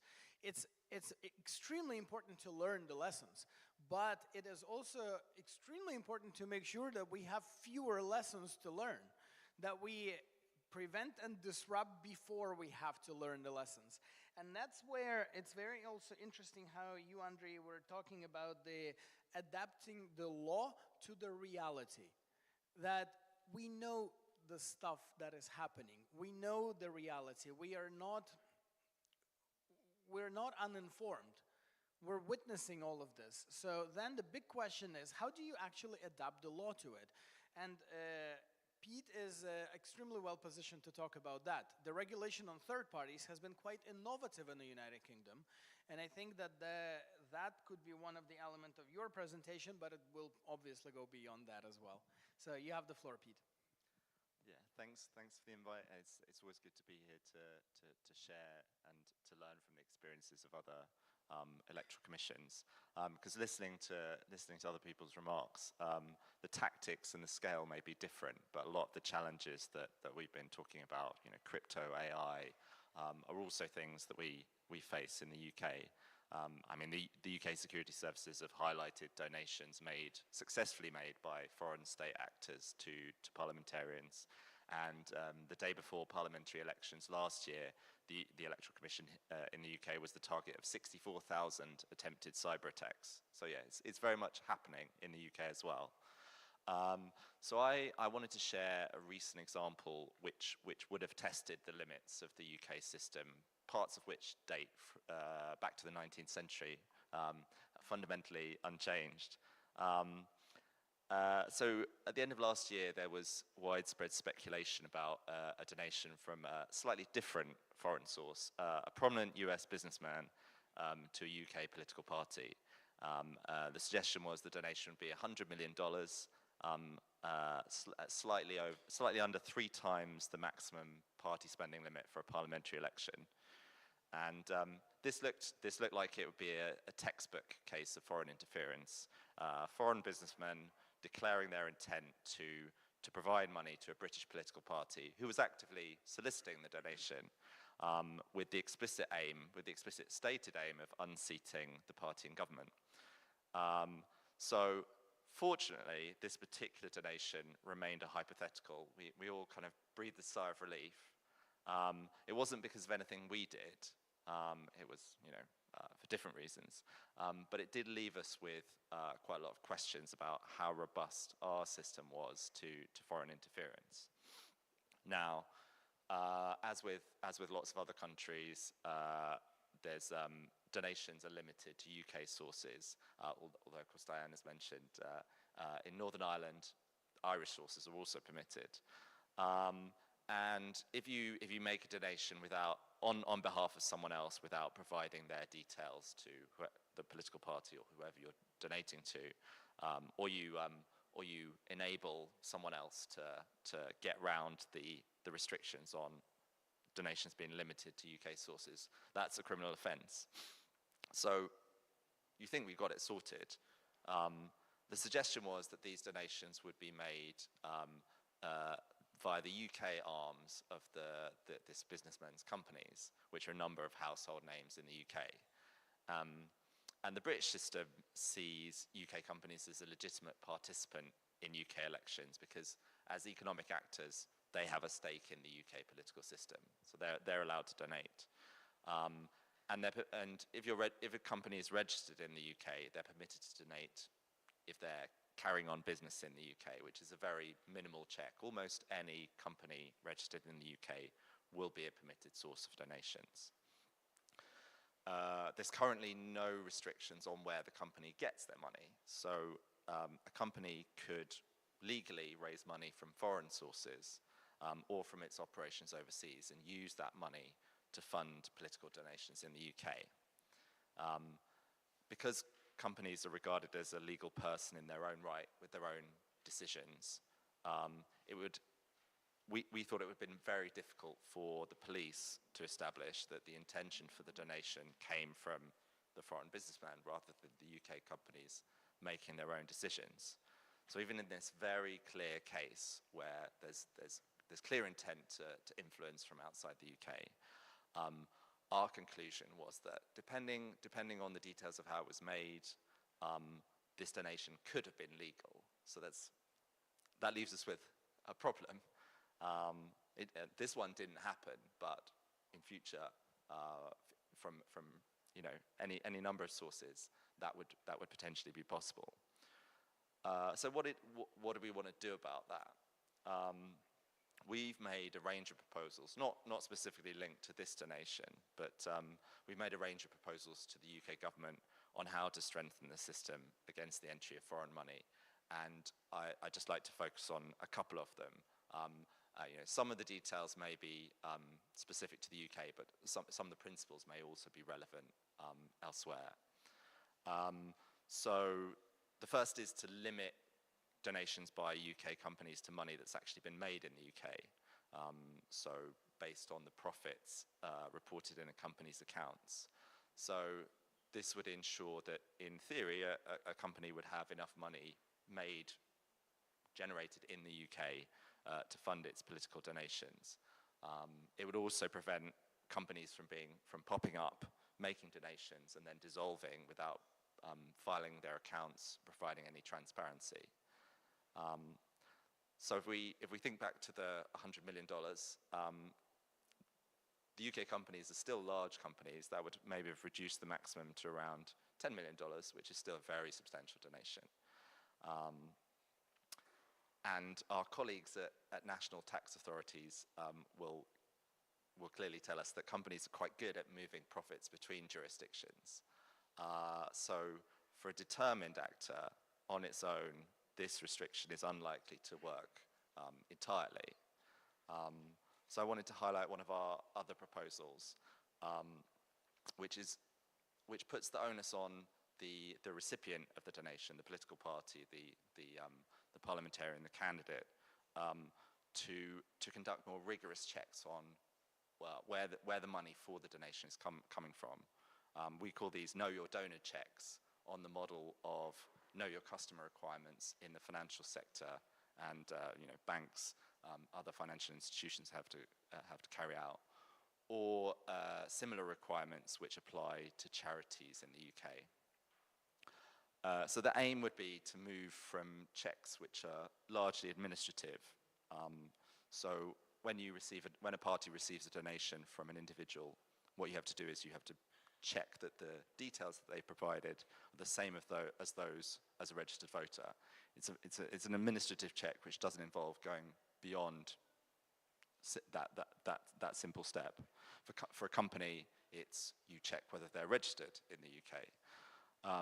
So the question we would want, what we would want to do is to move towards requiring them to assess the risk of each donation, assess the risk that it comes from a foreign source, the money ultimately comes from a foreign source or is being concealed somehow.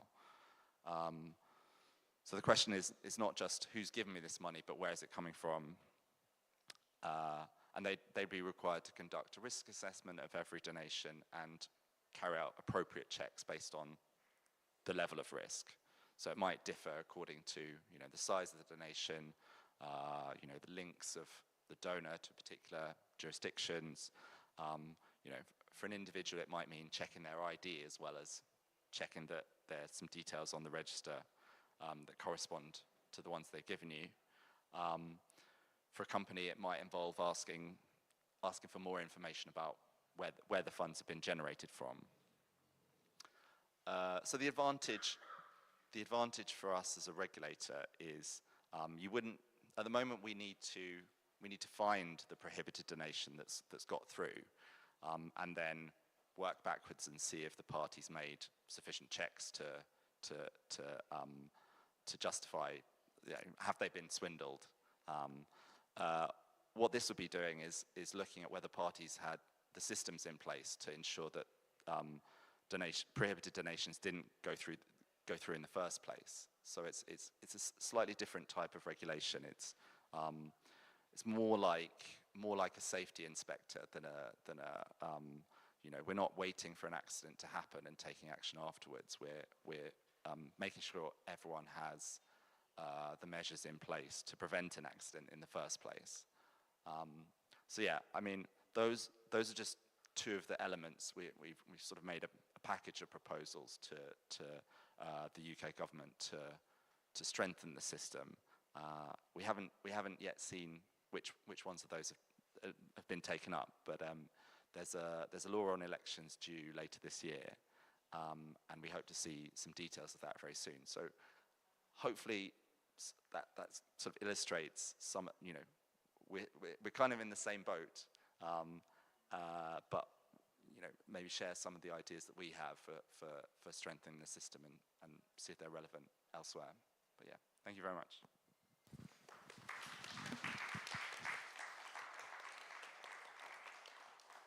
Thank you very much, Pete. I'm glad the topic of parties has come up, because these are extremely important actors in this. In the end of the day, they participate in the elections, they bear the responsibility, they are not only pursuing power, they're not only interested in their own well-being, they play a public role in the end of the day. Political parties are not just about, a conglomerate of very narrowly construed interests. They are supposed to be acting in a public interest as well.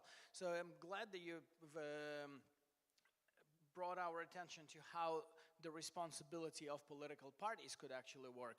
The big question, and I'm sure we will be exploring that in subsequent panels as well, are the parties actually capable always to be doing these internal checks and controls and know your customer verifications? Maybe in some jurisdictions they are, maybe in some jurisdictions they're less prepared to do that. But is that an adequate excuse for them to be not doing some things? I'm sure we'll be exploring that, but I'm really glad that in the first session we're putting those very practical things on the table already. I think it is time for us to take a bird's eye view on things, and maybe, I know Venice Commission is very often perceived as a theoretician in the field, the people who are taking a very broad perspective on things. But if you look at the opinions of the Venice Commission, if you look at specifically the studies of the Venice Commission, they're extremely practical. And I'm really glad that Veronica is here with us, because this bird's eye view takes into account the diversity that we have on the continent. And I'm really glad we have a chance to hear from you, because you're not only theoretical, but your theory is derived very much from practice. So please, you have the floor. Thank you very much. Is it working? Yeah, I think so. Good afternoon, ladies and gentlemen. I'm very happy to be back to Moldova, and I'm very happy to be back to this conference, because I had the honor of attending the last series in last year. Much of what I has prepared has already been said, so I apologize in advance for a little bit of the repetition. And as already mentioned, unlike my colleagues, I do not represent one specific country, but I will speak about the Venice Commission. I guess in this country and generally in the region, the Venice Commission is relatively well known, so I will just briefly...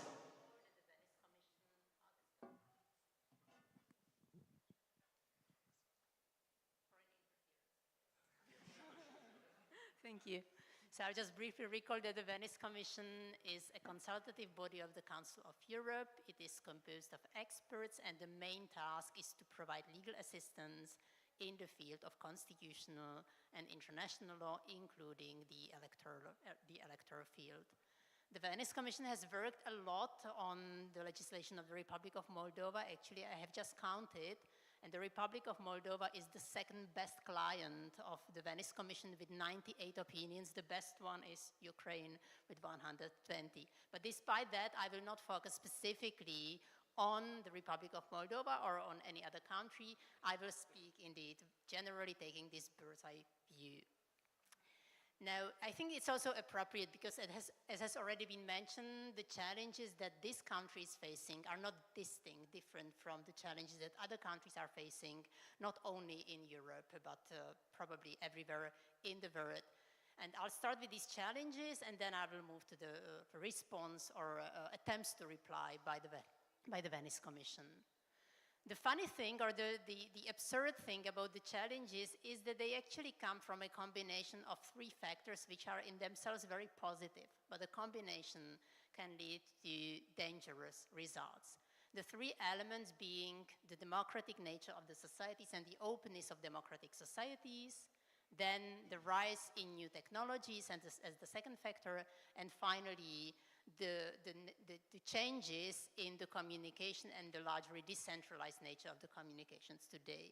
So first of all, democracy, as was already explained by Alexander, in democracies, election matters, and hence there is an attempt to influence elections through legal and illegal means from inside the country, from outside the country, and the two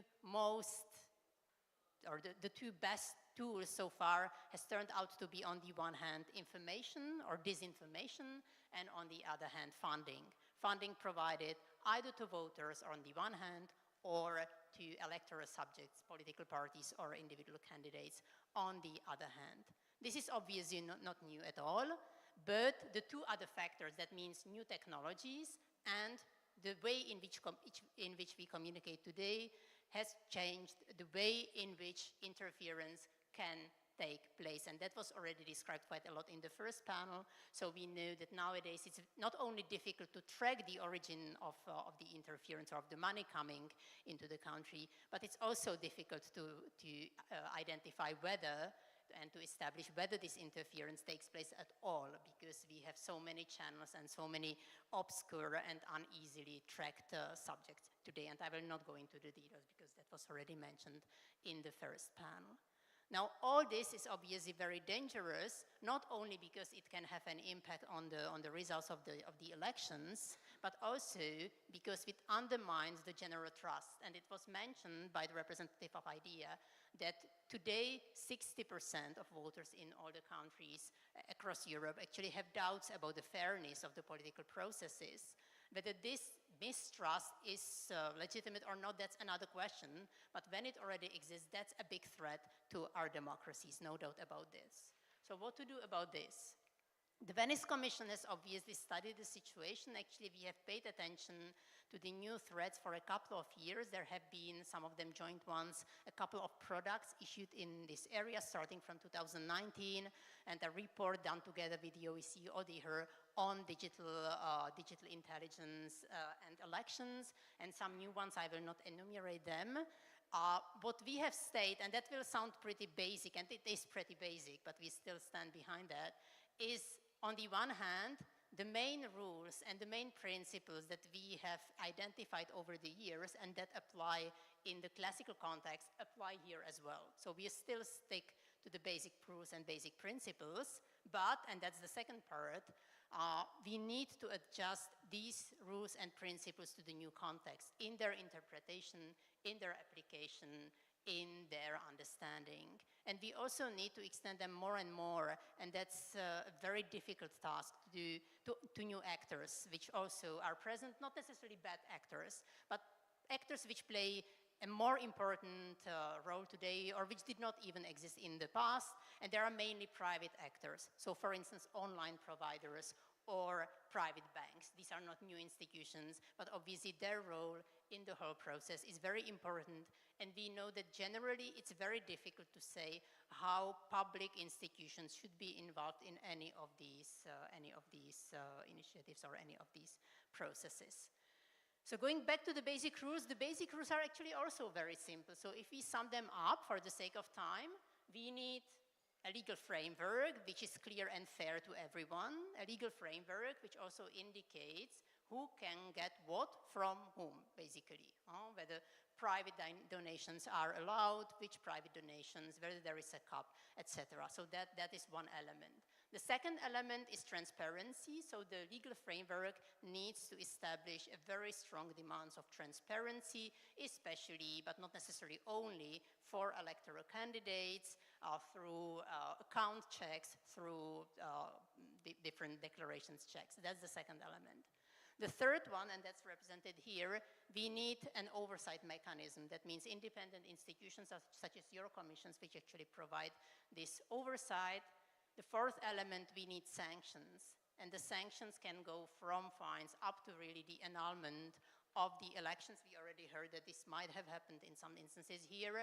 We know it happened in a country not far away from here. The Venice Commission actually, under the influence but not specifically on the Romanian experience, issued a general study about the situations in which elections can in the end be annulment, and obviously it's not a clear no. The results can be annulled if there are serious doubts about the fairness of the whole process, and foreign funding is one of the factors which may give rise to these serious doubts. So that's the fourth element. And the last one, obviously, judicial oversight. We need to have judicial oversight, and it should not last long, as was already mentioned, because obviously the electoral processes are running rather quickly, and the judiciary should follow to the extent possible, to the extent compatible with the fair rules. So that's the legal framework. There is no need to radically change this legal framework, but we obviously need to take into account that this legal framework is applied in a different context. So just to provide two examples, one is about voters and votes buying, and then the other one is about private donations. So first about voters. Here the rule is pretty clear. Voters should not get any money for voting, for that they vote and for how they vote. That's clear, that stays, but it's much more difficult nowadays to track whether this rule is respected. The Prime Minister spoke about plastic bags full of money being brought to the voters on the day of elections. That might still be happening, but it's rather rare. And that was also described by Mr. Postica on this panel. Nowadays, it's a long-term process. It starts happening many months in advance of the elections. It's not so much about plastic bags any longer. It's about all these different machinations taking place through all these obscure channels with the involvement of persons that the voters may not even know. So it's much more obscure. And here, exactly as I mentioned earlier, it's necessary to involve in a broader manner all these private actors like online providers, because very often the communication takes place through online channels or private financial institutions. So that's one aspect. The other one, much more complex, is the private funding. The regulation differs across countries, but it's quite usual to first of all have a cap on how much can be donated. We've already heard it from a couple of countries. That again is something that stays. And at the same time, there is normally a limitations imposed on some type of private funding. So for instance, funding coming from abroad is usually prohibited.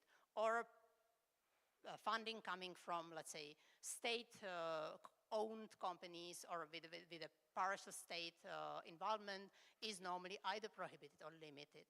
That again stays, but similarly, as we saw with the voters buying, it's much more difficult nowadays to discover, to establish whether this is actually respected. And we heard about the different attempts of going beyond that through different channels from abroad. So again, I'll stick just to this one point. It's really important to involve in a broader manner the non-traditional actors like online providers. The last issue that I want to mention, and actually going back to what Mrs. Karaman said twice in her introductory speeches, is that all this is not only about law. The legal framework is super important, but it's not sufficient, the legal and institutional framework. It's not sufficient and very much depends on the general political culture, whether in the particular culture bribes are accepted or rejected. And here I would also place really big emphasis on the role of civil society, education, I think that's crucial, and media. We need to think about this element as well. Thank you very much for your attention, and I'm looking forward to the discussion. Thank you.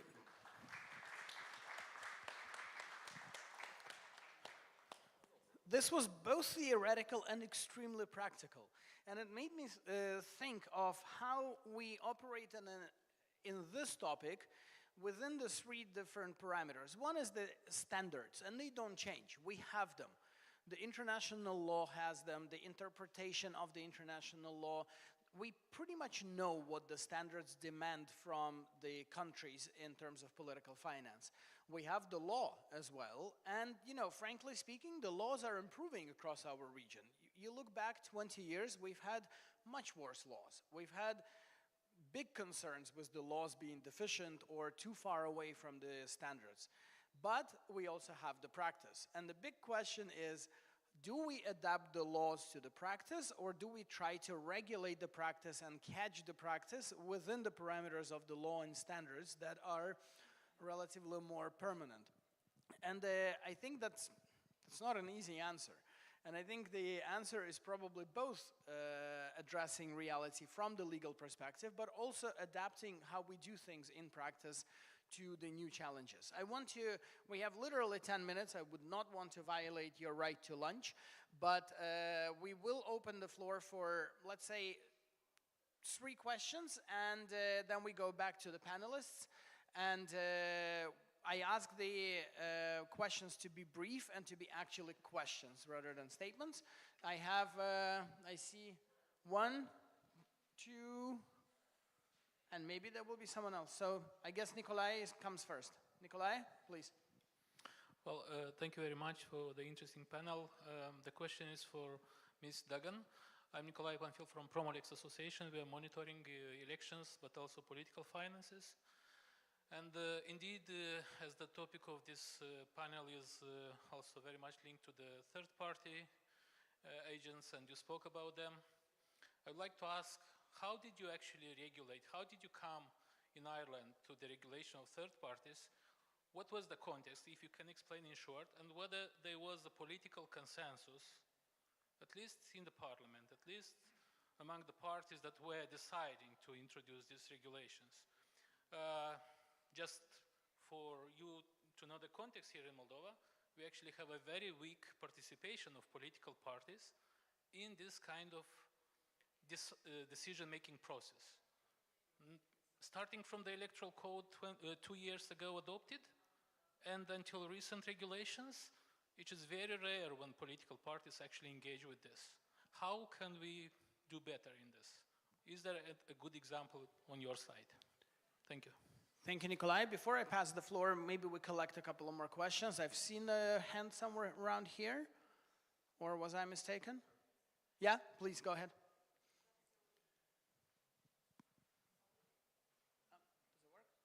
Și acum? Da.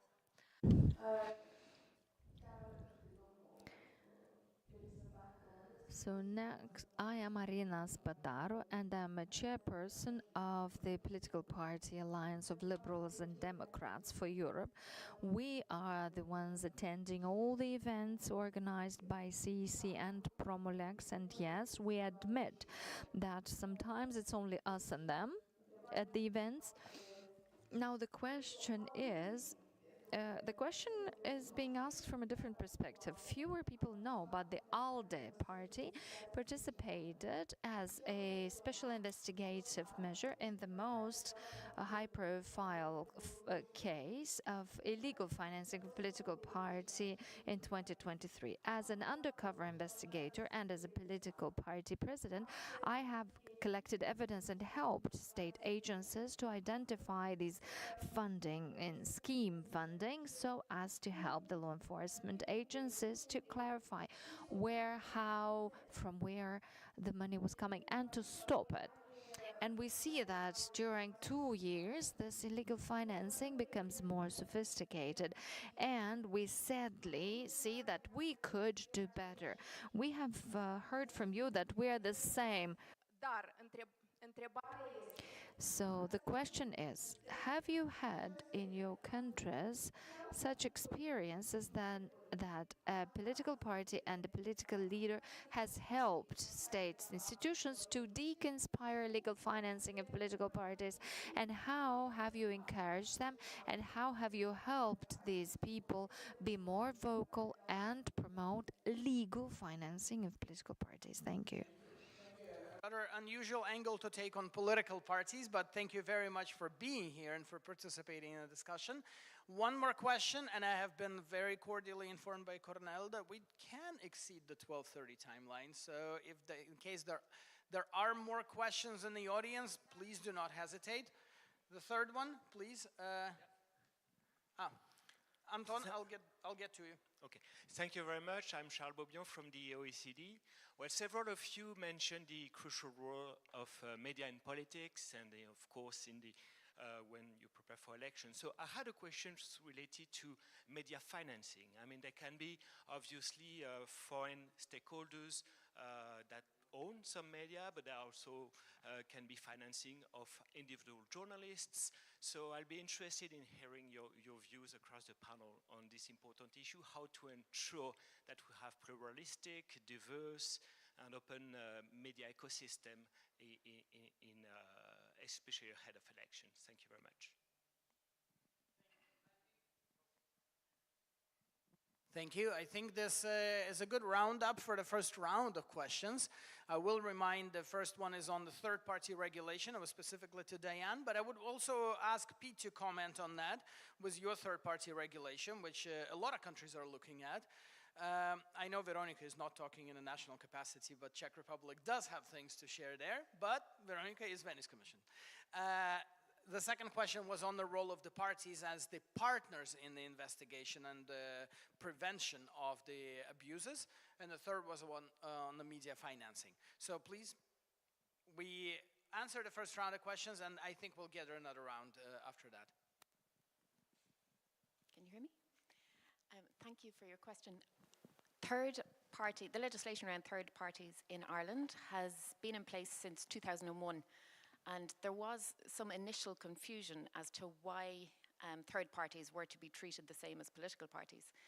And this is why 24 years later, the Electoral Commission is being asked to review it. there have been very few instances of initiating proceedings against a third party or an NGO for breach of the legislation.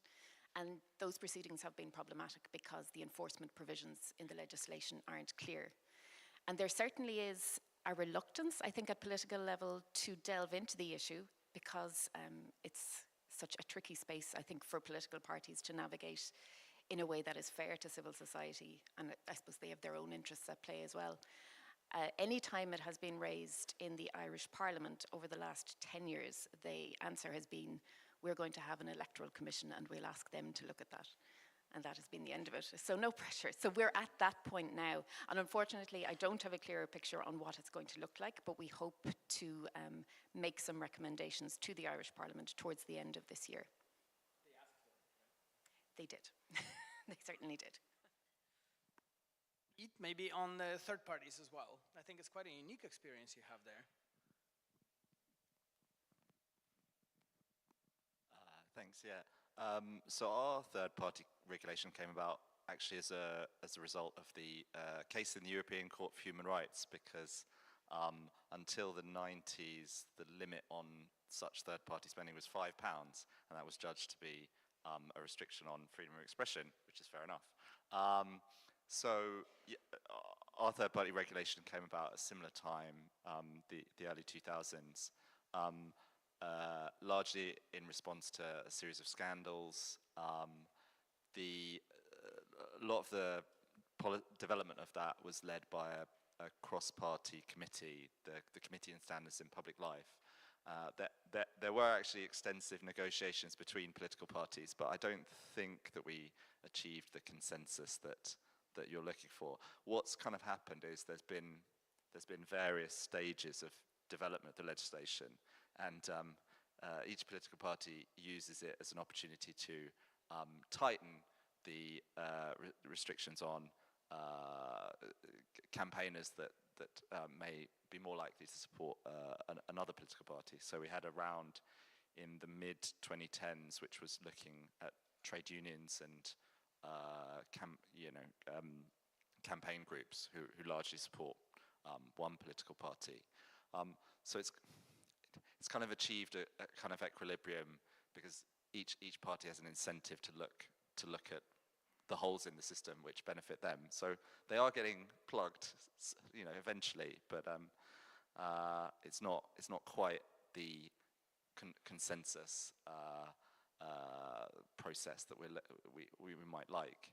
We're slightly different from Ireland in that we only regulate campaigning which directly influences voters at an election. So the wider kind of policy, influencing government policy isn't included. Yeah, I think that's everything. Thank you, Peter. That's indeed a narrower definition of a third party than in some other places, but it still is quite a broad one. And if you look at also the EU regulation from last year, which is coming into effect this October, was the political advertising, the definition is extremely wide on what constitutes a political actor or what constitutes political advertising. So I think we're about to experience a new chapter in the regulation when the EU-level regulation will need to be transposed into national law or practice, actually. We're still to figure that one out. The question was also on the role of political parties as possible partners or collaborators in enforcing. Maybe, Andriy, your parties are powerful in Ukraine. We all know that. Strong personalities, strong parties, and yes, quite a bit of money involved. Yes. I try to remind slogan of one of our parties. And it was on parliamentary elections in 2014. Strong team for difficult times, something like this. So yeah, they had a political party. It was called Public Front, and they had such a slogan. But as we are talking about legal aspect of this situation, not about political aspect. Yes. So any person who involved in politics or not can be an applicant and can declare, can initiate any investigation or control activity of state authorities.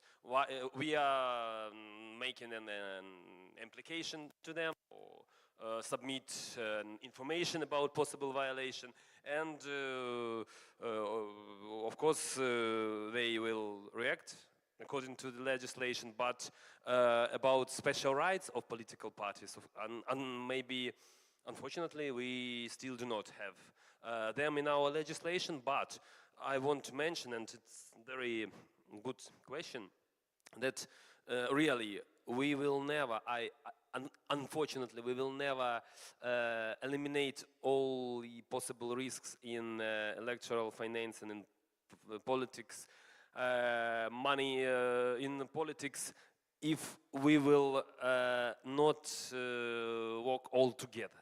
All the actors, voters, political parties, individual candidates, electoral authorities, investigation authorities, law enforcement authorities, etc. Because unfortunately we cannot, I think that any country representatives of which are here today cannot let yourself to give to any possible actor or any possible person who can violate something, a special inspector to be near, to control, and to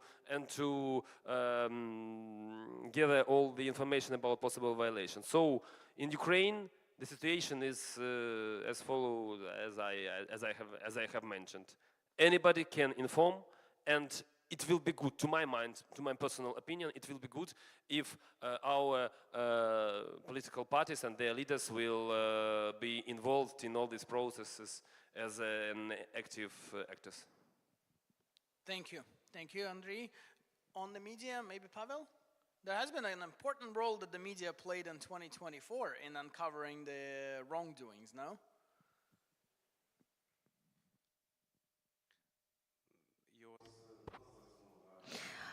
I will not answer the question of Ms. Spataro. I have answered on this question at the beginning in my introductory remarks, but I would like to say that we had similar cases with the colleagues from the media that got engaged as investigators undercover, journalists undercover, to document certain cases of illegal party financing. Colleagues from Ziarul de Garde, in the last campaign, they received an international award for the assistance provided and for informing the public on that. As regards the media, I would say it would have to be highlighted that in Moldova, at least, there are several mechanisms that I am aware of that allows the media outlets to keep on the floating line. So private financing, but transparent. They may benefit from financial and technical assistance project from international partners, of course, providing transparency, assuring transparency of the financing sources. And secondly, I guess we should talk about publicity. In the Republic of Moldova, it's public interest messages that are shared by public authorities, including via media or media outlets, and the messages of public interests that are paid by the state. And not lastly, now we are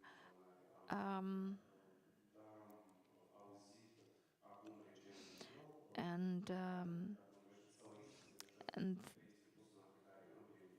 this is for the first time happening in Moldova, if I'm not mistaken. But We are planning for such support from the state for the media services suppliers or providers and the public media outlets that is funded from the state budget. That's obvious. And indeed, big congratulations to Zierol de Garda on the award. It has been well deserved and has been quite an impressive work. I will welcome 2 more questions. I don't want to eat into your lunchtime, but 2 more questions. I've seen the hand there. No, okay. Septimius and Madam Chairperson, of course.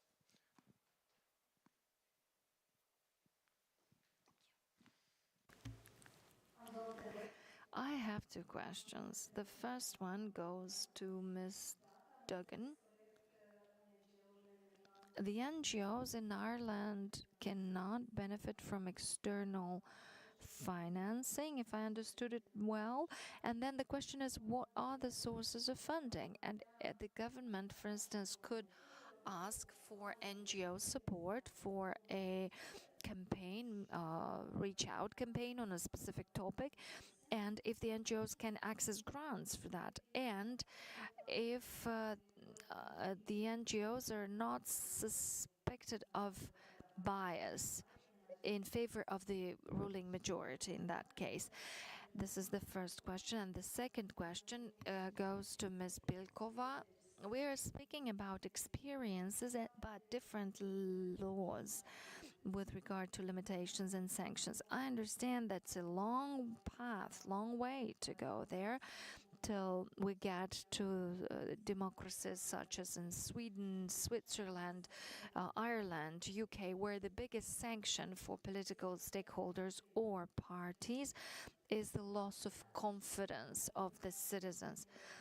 Till we get there, we apply limitation instruments. Are there practices by which the sanctions follows or happens after the elections? If it is proved that the competitor has used money from abroad, for instance, and that helped him or her accede to power. We understand that time is limited in an election campaign, and if there is experience of applying sanctions after the elections. Thank you. From Expert Forum in Bucharest. I have 2 questions, if possible. One is about third parties, and it concerns the oversight. Because especially during the closing of electoral period, there might increase. There might be more entities who are interested to contribute to the campaign, bringing maybe a lot of money. So how do you ensure efficient oversight? And if there are concerns, especially I know in the UK that you have to register, that there is can be quite a process. But if there are concerns, including on third parties which do not register or who do not, act according to the rule. Și poate o întrebare scurtă în limba română. And maybe a short question in Romanian for Mr. Postica. It's not related to third parties, but something that you have referred to in your intro remarks. The sanctions applied for the violation of the law at the last elections. Do you have any analysis of the impact of these sanctions? And I don't know if you maybe expect that those measures would significantly mitigate such type of behavior, or maybe you have any idea right now of how those sanctions deterred such behaviors in the future. Thank you. Let me check the time. No, I think we move to the answers and to the conclusion. So we have the big topic of third parties, fantastically fascinating topic. The experiences I think are still to be fully analyzed across the continent, but there are already some lessons learned. So yes, please. Whoever wants to answer, I think Diane was the specific addressee of a question, no? Thank you. So NGOs in Ireland are active in campaigning spaces generally. They do receive state funding. Most NGOs receive a level of state funding kind of across the board, not on the basis of what they do or which side of a government argument they may be on. And in reality, I think it's impossible for any NGO to open their mouths without entering the space where there is going to be some implication for government policy. The effect of the lack of clarity in our laws over the last 20 years has meant that there hasn't been a strong enforcement of monitoring where finances are coming from. However, NGOs themselves have said they are being very careful and they do feel constrained in how they operate because even though the law isn't enforced, the law is still there. And this is why they want a review of it. And interestingly, the NGOs in Ireland will often point to laws from the Court of Justice of the EU and also from the European Court of Human Rights, and many of the statements that the Venice Commission has made in this space as defending their right to be able to fundraise freely. It's far from clear how they can do it at the moment, but and they do engage in campaigns. We have frequent referendums in Ireland on social issues, and the government don't even go so far as to ask an organisation to take a side. The organisations will take a side, and there is a strict provision that organisations will have to register as an official campaign organisation. There are implications for that, but the laws around where their financing comes from hasn't been enforced. So we have to look at all of that in our review.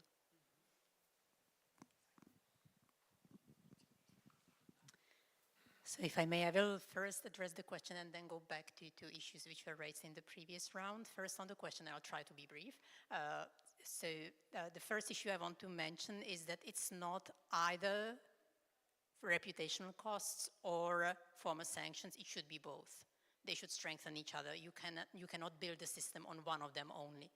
As to the question itself, there are many instances in which some, not necessarily only funding-related issues have resulted in fines being imposed after the elections, on the contrary, and in many countries across all the jurisdictions.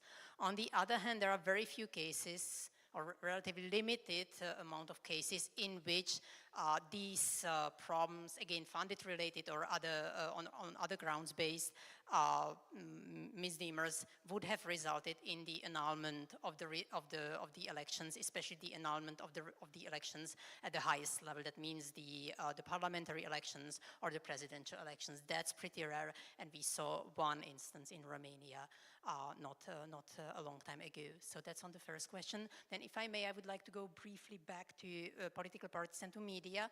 On political parties, they actually have a somewhat ambivalent role to play in this area, because on the one hand, they should be active players in this game. They should be interested in the equal and fair playground. But on the other hand, they can obviously benefit from inequality if it's an unfairness, if it obviously is unfairness in their own sake. So that's one issue. The other one is that we also have a difference between parties which are currently, not everywhere, not necessarily in any specific country, in the government, and that have access, for instance, to administrative resources, and the other parties, especially the opposition parties. I just draw your attention to the guidelines that we issued a couple of years ago jointly with the OECD auditor on the use of administrative resources. And one thing which should be avoided is that actually regulation is imposed on funding, but this regulation is very strict and mainly targets opposition parties,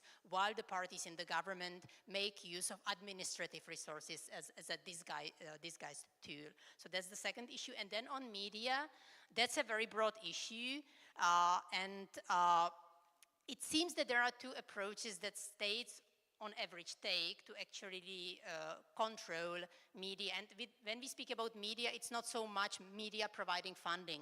It's more about media spreading information or disinformation. So one approach is actually owner-based, when we focus on who the owner of the media is. To my knowledge, so far, this trend of regulation is relatively limited, and so far it mainly focuses on internal actors such as oligarchs. We have had in a couple of countries, including the Republic of Moldova, in the recent years, legislative attempts to regulate the position of so-called oligarchs, and their access to media, their control of media has been one of the issues which have been under the scope of this legislation. So that's one approach. To my knowledge, the predominant is the second approach so far, and that's the content-oriented approach. That means we don't focus, or the states do not focus so much on who owns the media, but focus more on what actually these media publish, including within the electoral campaign. So for instance, the fair amount of time being reserved for all the political parties, also on private media, or the falsity or truthness of the information being published on the media. So far, this content-oriented approach seems to dominate. Whether it's the good way or not, that time will show.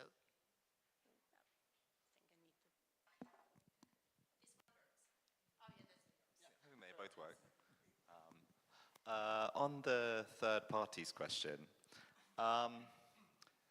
I mean, one of the things we try and do is get out there well ahead of every election. We try and talk to people who we think will be doing regulated campaigning. We talk to people who might be doing it.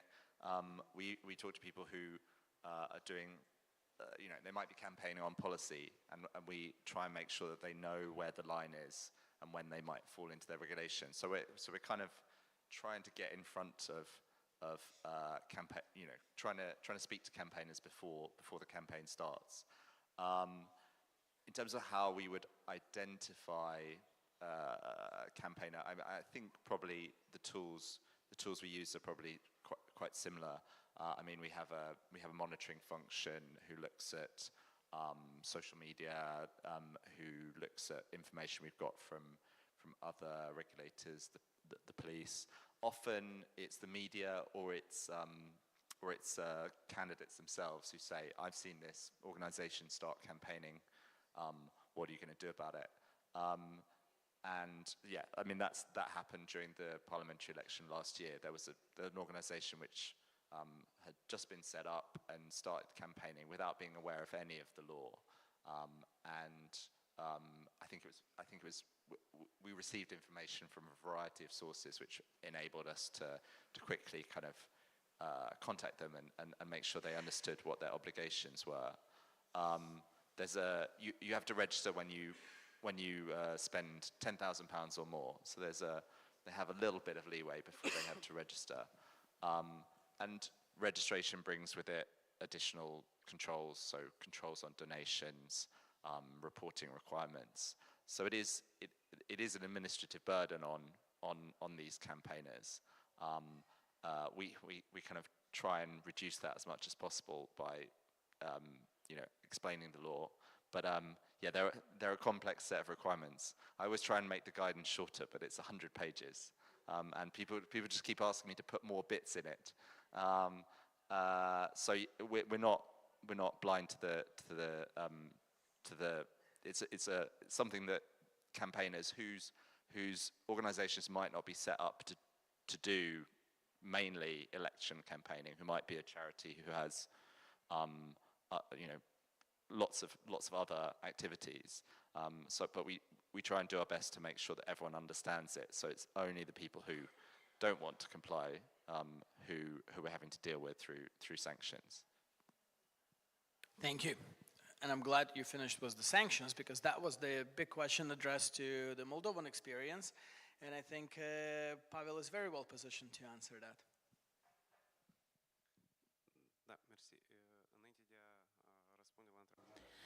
Before I answer the question about the sanctions, I would like to mention that in the Republic of Moldova,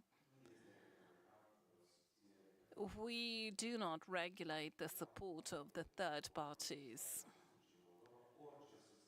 However, any kind of direct or indirect support to an electoral competitor or political party must be declared and eventually evaluated and included in the report on financial management.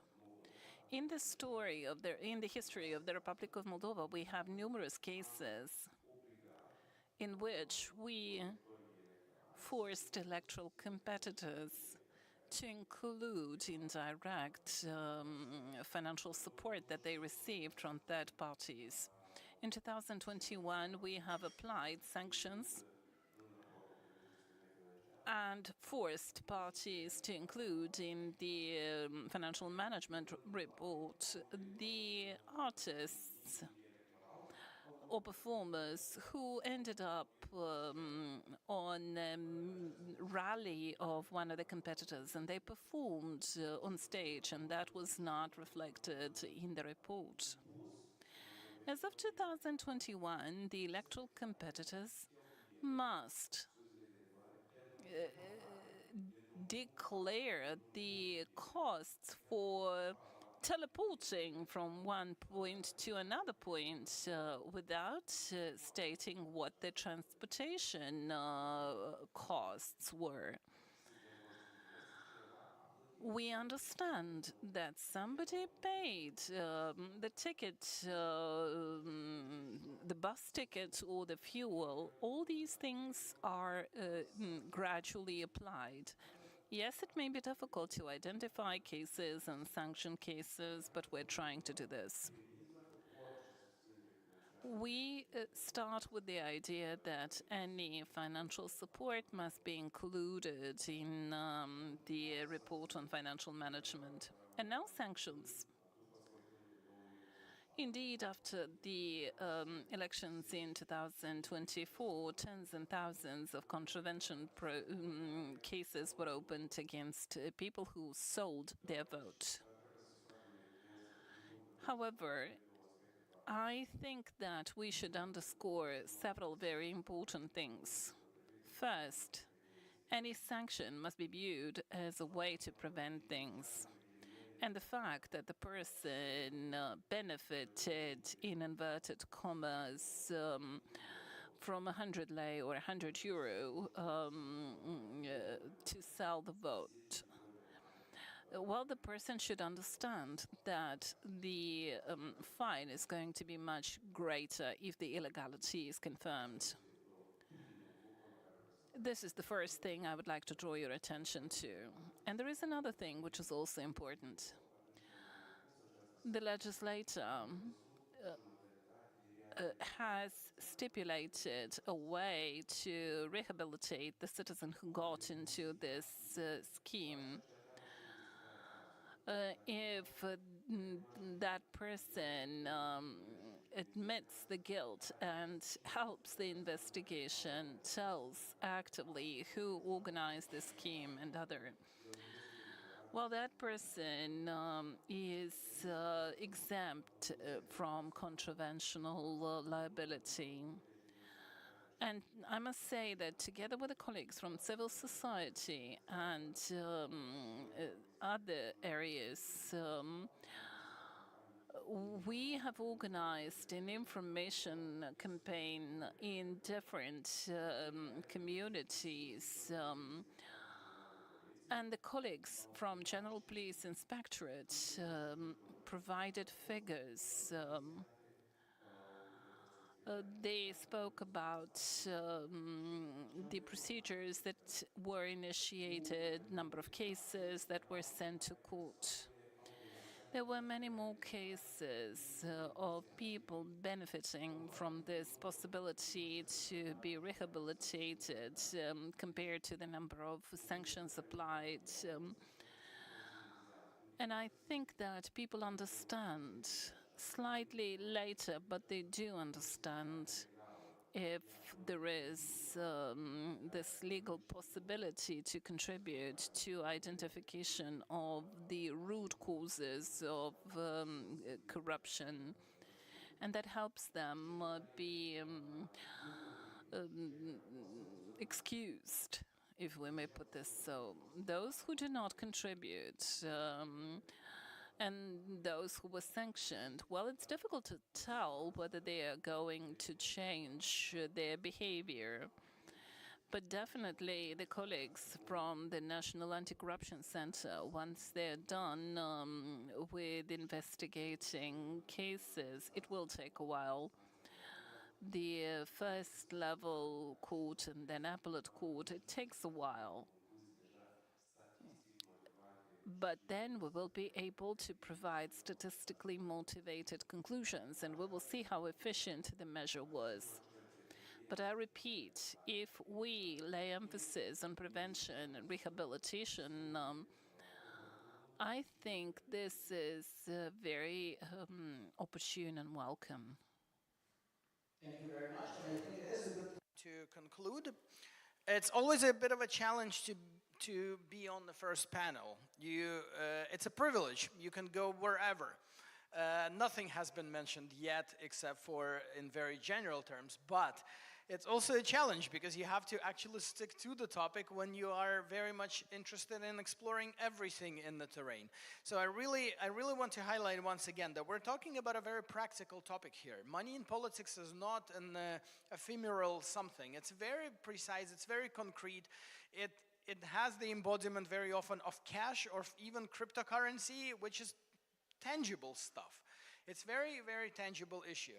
And I think it is a fantastic topic to be dealing with because it does combine the electoral management, law, and a very political nature of the elections. You know, politicians are extremely creative people. This is why we love them.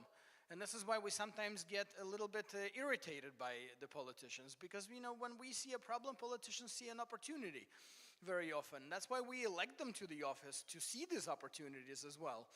But it also creates challenges for regulating the political finance. This is the field where you can be quite creative. And I really want to thank our panelists for being so open about your country experiences, for sharing not only the solutions, but the questions that you continue to face. And I always find a good discussion is a discussion that ends up not with all the answers, but with even more questions in the end of the discussion. And I think the lunch is a fantastic opportunity for us to find more answers to even more questions that we got in the end of this session. So thank you very much. A big round of applause for our panelists, please.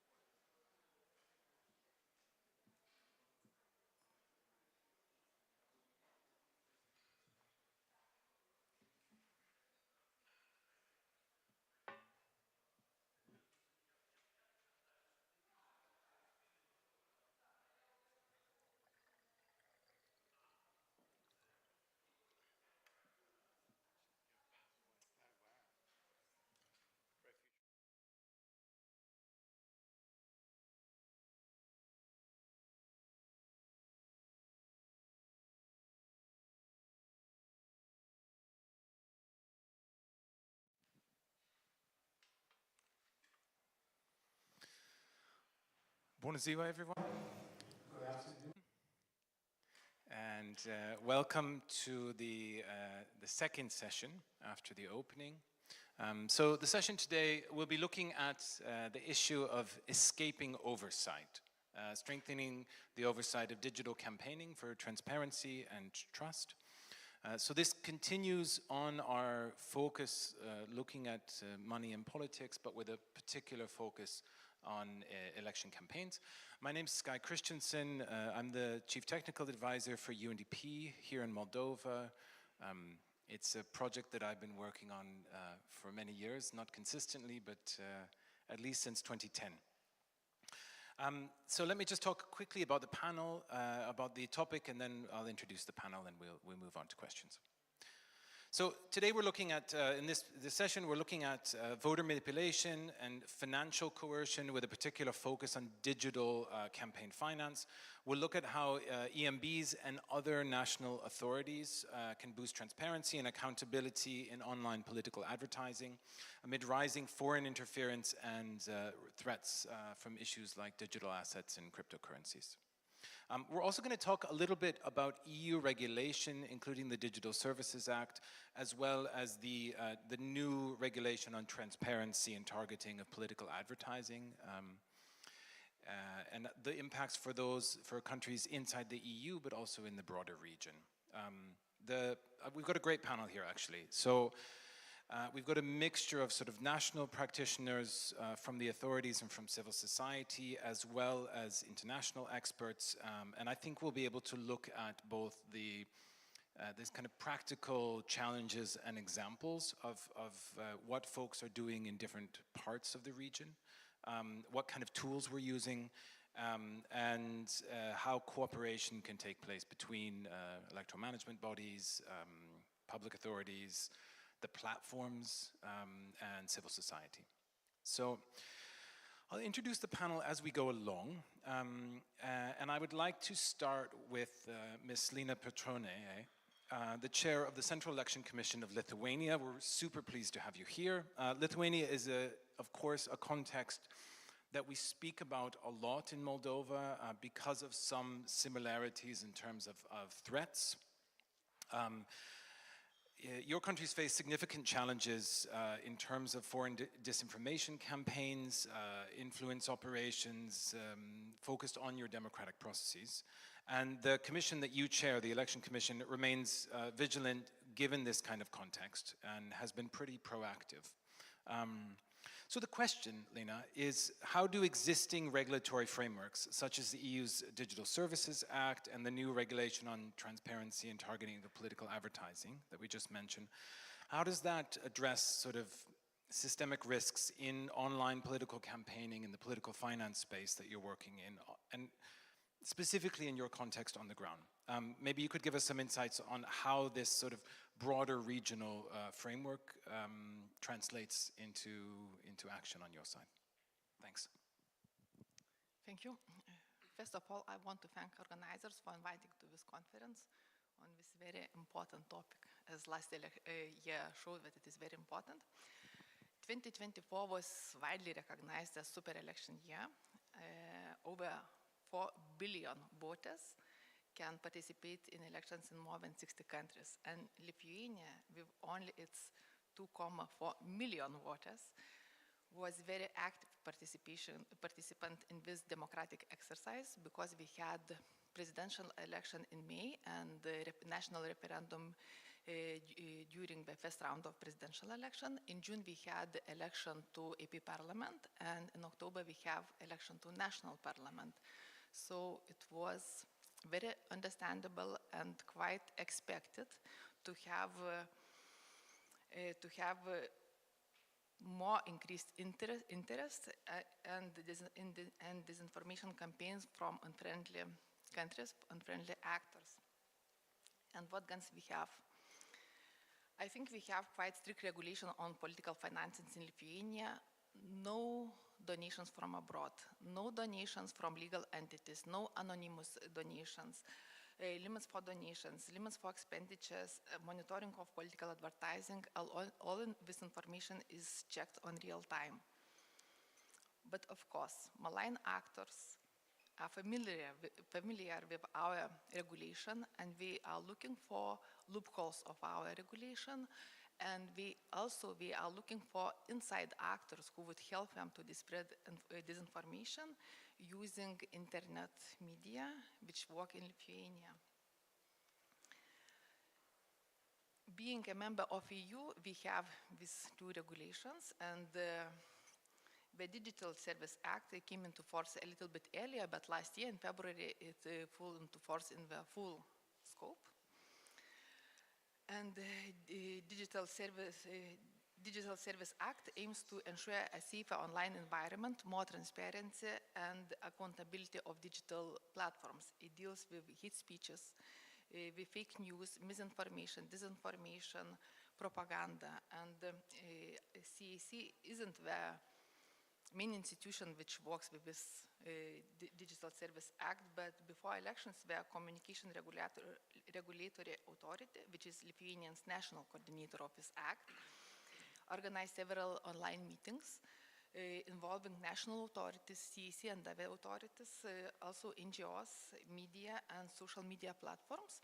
And it was a good opportunity to share information about legal requirements in Lithuania, about election timelines, and also about policies of social media. Also, these efforts aim to coordinate actions to prevent disinformation and manipulation. And since 2024, also February, we have a new provision in our election code. It is prohibited to use the manipulative means on social media platforms for election campaign. So we also discussed about it with social media. And during elections, the CAC had the escalation channel with Meta. Of course, we would like to have a little bit better practice using this channel, fighting with disinformation, but at least we have it. And preparing for this discussion, I reviewed various articles and research on disinformation during last election. So most sources agree that the main topics of disinformation focus on Lithuania's support for Ukraine and anti-government narratives promoted by Kremlin online media within Lithuania.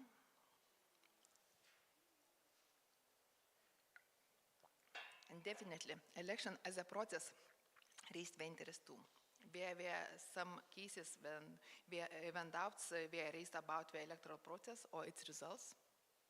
And it is very crucial for society to check the information, to look at the source of information, and it's very important for voters to have an access to reliable information. That is, the CAC publishes a lot of information about elections from the very beginning, about commissions, about candidates, about political finances, and the results from every polling on real time when we finish counting. Also, I would like to emphasize the importance of consolidated efforts to debunk misinformation or disinformation, and Lithuanian media played a key role in debunking the false claims during elections. They helped us very much. Also, some misleading content was removed from social media platforms. For example, using AI was generated the voice of our Prime Minister, of our moderator of debates, and debates of candidates were translated into Russian, a little bit changing the content of debates, and this was published on social media, and this content was removed because it was against the law. And despite the attempts to discredit the organization of elections and raise doubts about their results, I think the test was passed. According to the Economist Intelligence Annual Board Democracy Index, in 2024, Lithuania's electoral process and pluralism were rated better than earlier, receiving the highest possible score of 10. And speaking about another regulation, looking ahead, the regulation on transparency of political advertising will come into force this autumn. And this new regulation introduces some changes compared to our current rules. It slightly reshapes the definition of political advertising. It requires more detailed transparency notifications, even between election campaigns, because now between election campaigns we don't have to label political advertising. And maintains disclosure of political advertising layouts in a public register, like we have Facebook or Google ad libraries. The CEC participated in discussion when this regulation was prepared, and now we participate in discussions about implementing it, and we are happy that we don't have election when this will come into force. We'll have time to inform all media, to prepare for it, and the Lithuanian Parliament has already begun discussing amendments to the election code, because we have to take out some regulation which is in the Act of EU. Also,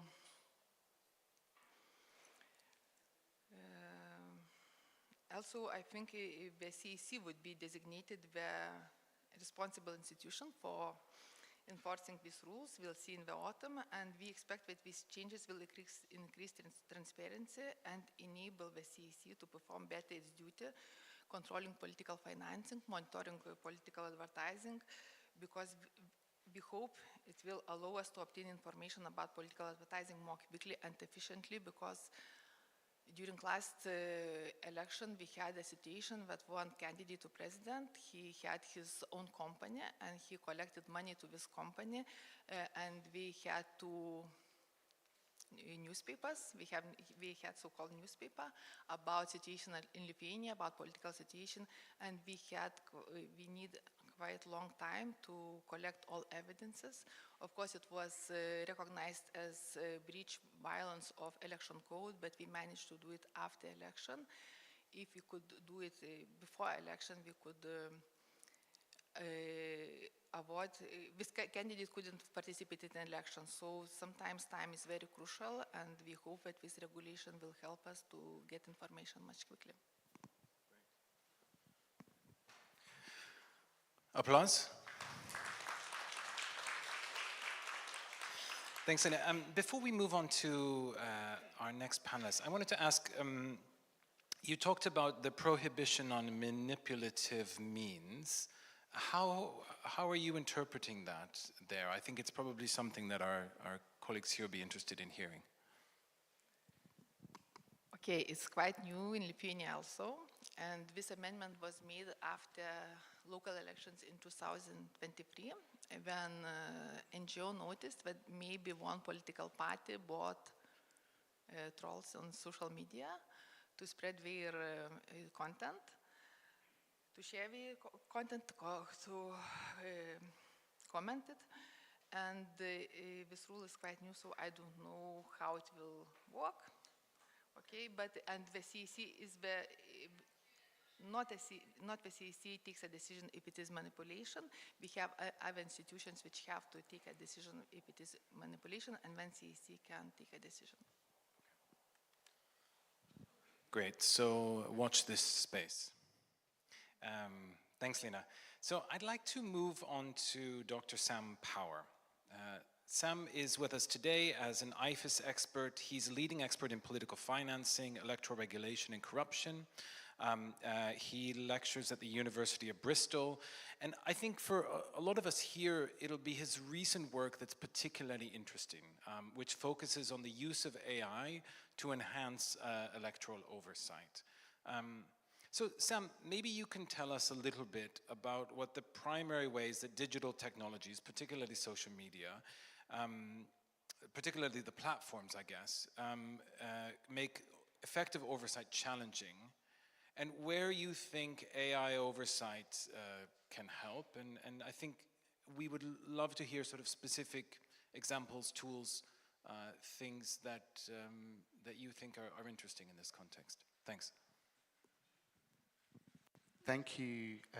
Thanks very much, Sky. Oh, sorry. And just waking you all up after lunch.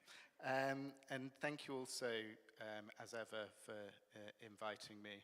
It's always a privilege to be called upon to impart anything and any kind of expertise that I might have, and not one that I take lightly.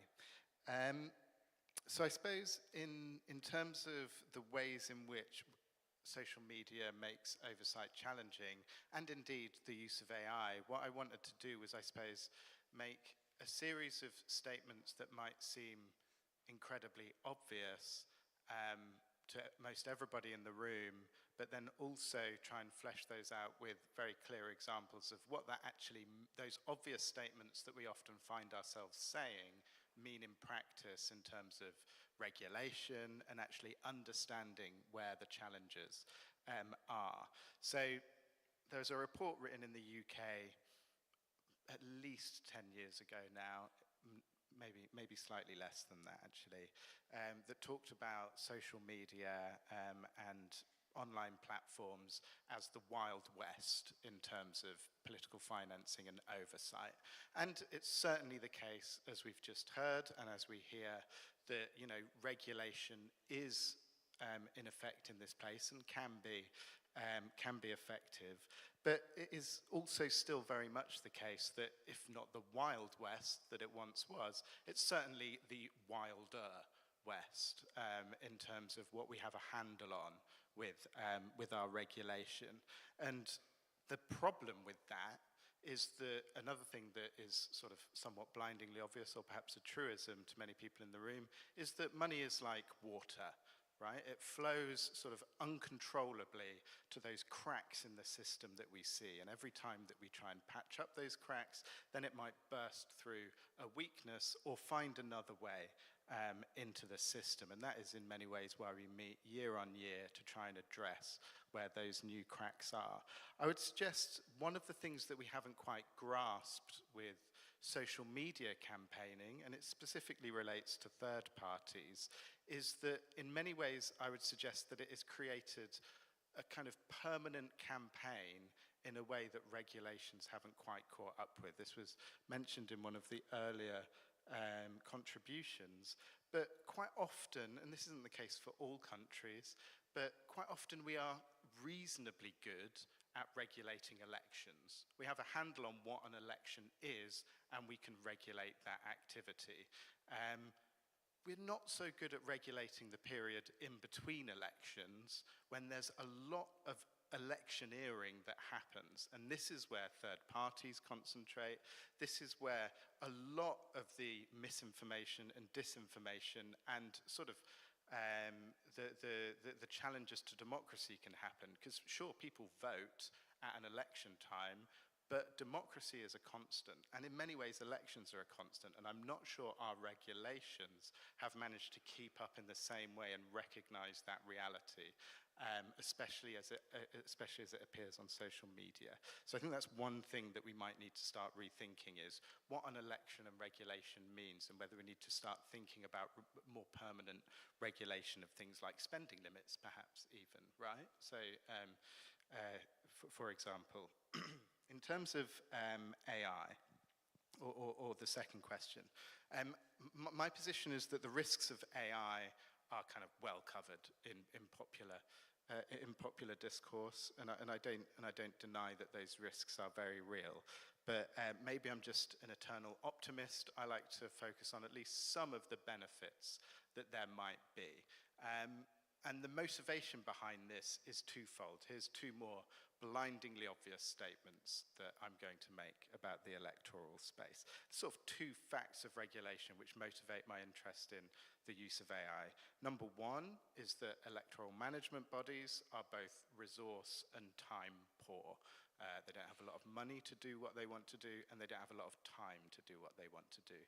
There are the second sort of blindingly obvious thing is that with some honourable exceptions indeed in this room, as was discussed in the first session, electoral law and regulation is reactive, and it is often reactive significantly after the fact, where effectively we have a football game, and then a year after the football game is finished, someone points out that a goal was offside. It's useless.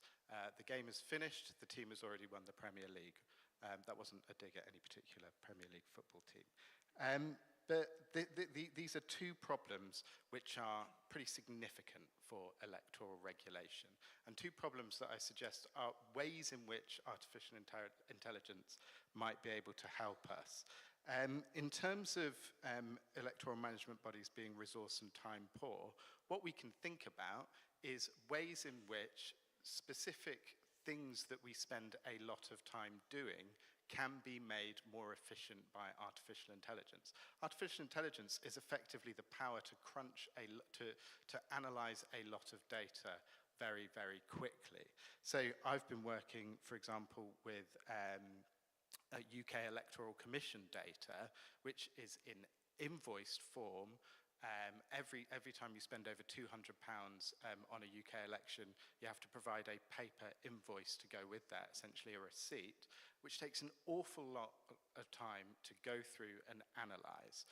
If you create some kind of tool which can pull that information from, which I have, not me, sorry, smarter people than me that are the data scientists have pulled this information, can auto-sort that data, and then can not only categorize it and create sort of neat transparency archives, but can also highlight where there is potential non-compliance. One of the things that we do in the world of AI is we talk about supervised and unsupervised machine learning. The beauty of supervised machine learning is that it is supervised, and it is supervised when there is something that the machine doesn't understand.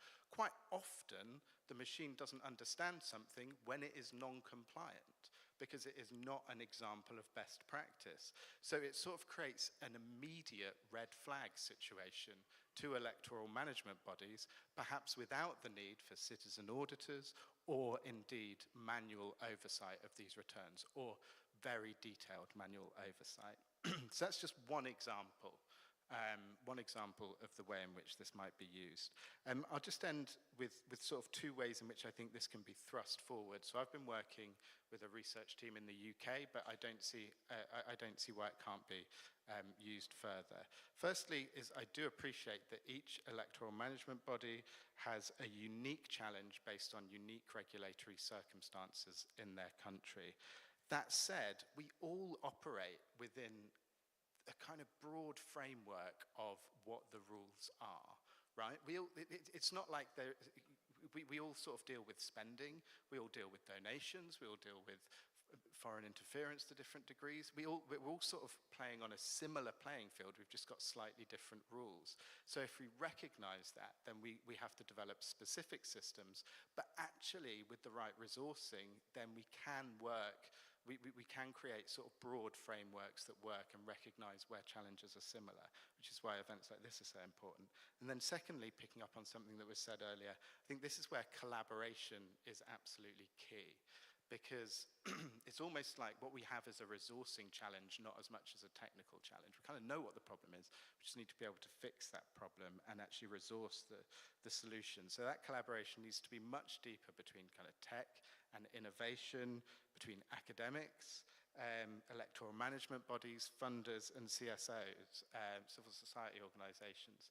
And I think that one of the optimistic points is that, you know, in the last, let's say, 10 years that I've been doing this, I am seeing much more of that sort of collaboration. It might be sort of slightly forced upon us by, you know, geopolitical circumstances, but it is happening. If we can really push that forward, I think that will be really beneficial. I'll stop there.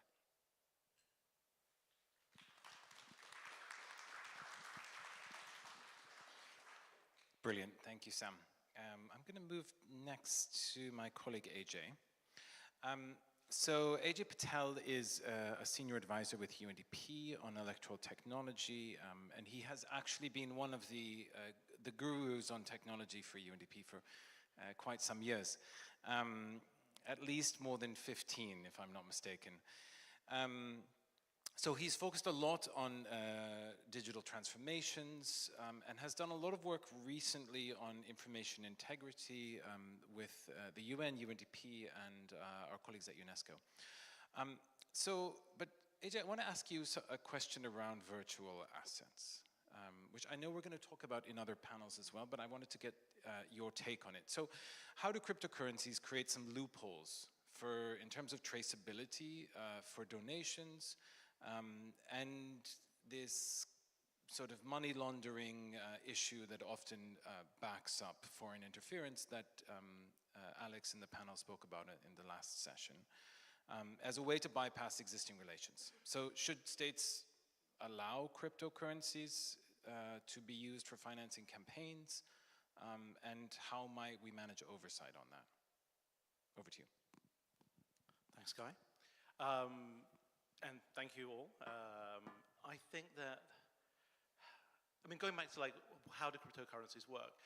I think Sam, like, some of the things we talked about before, we know a lot of the problems, we know a lot of the features, but crypto has like some quite novel features, and then also some pedestrian features. In some ways, it's like a bag of cash, but in other ways, it's kind of new, and then it also sits on different platforms. So if we think about crypto as, firstly, we understand that it is decentralized, so it bypasses institutions, typically, although there is a role for institutions. We have increasing use of crypto exchanges.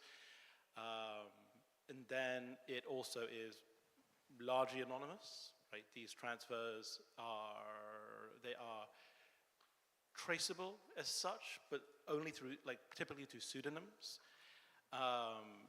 And also, I think what we're starting to see is how volatile they are. That you can have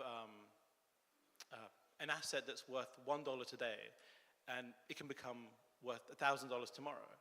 And that value change can be manipulated. So, for example, if water is like money, it's like one day I can give you a drop of money. That might seem okay. But I can turn that drop into, almost by magic, into a river or a lake. And so how does that fit within our existing paradigms? And then, I think it's also worth considering crypto in the context of the other technology stack that's sort of emerging. So we have AI, we have platforms, we have encrypted ways of communication,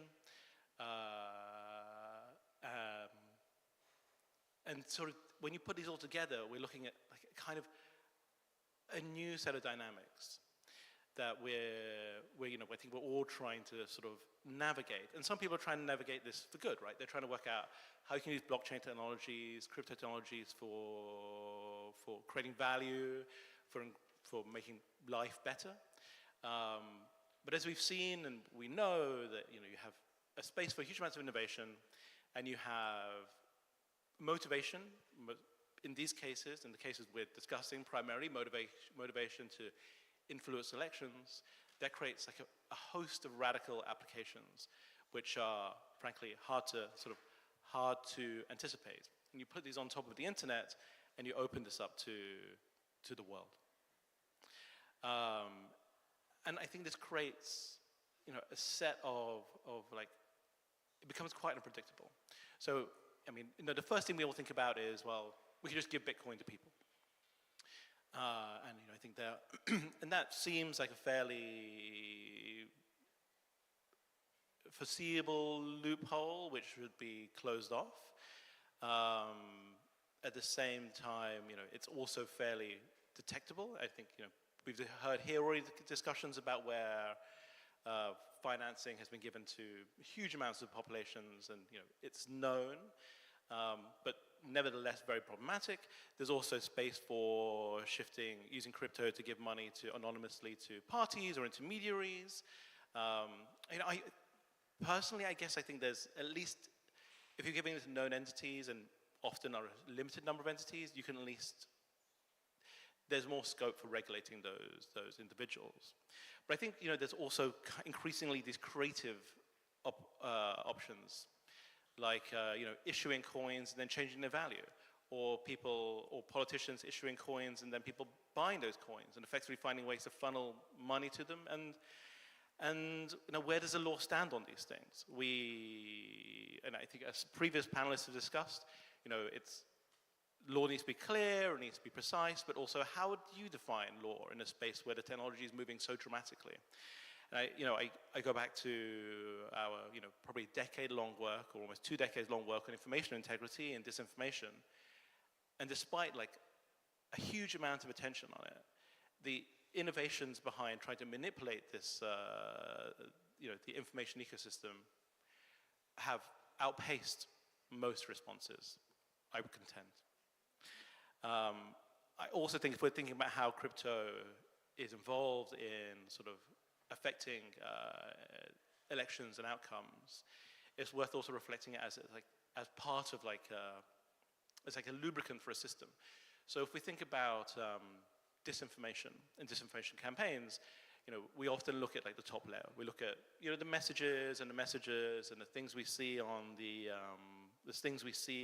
and voters see on the internet, and that's an important place to look at. And on the UNDP side, they also work on tools and AI tools to help support access on that. But if we look below that one step, there's a machinery, there's an infrastructure, and crypto has become in part is the currency quite often for that to take place. If you want to pay an influencer anonymously, use crypto. If you want to buy armies of bots, you go to the darknet and use crypto. It has become a key way of financing disinformation campaigns and ultimately influencing election operations.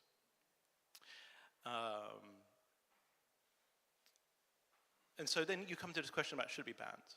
And I don't think I have an answer for that. I think that's for greater minds, and I think that's for individual countries to look and consider how that fits within their legal framework. Some countries use crypto as a legal asset, right? So it is very much down to individual jurisdictions, and to also consider what those benefits are, what those norms are. I'm sure others have different opinions, to be clear. And perhaps there are also sort of middle grounds or mitigation measures. So one, for example, is KYC, or Know Your Customer measures, which are increasingly being instituted around crypto. So at least that provides a space for kind of getting around this anonymity piece. Is there a role for stable coins, so coins that are pegged to a currency?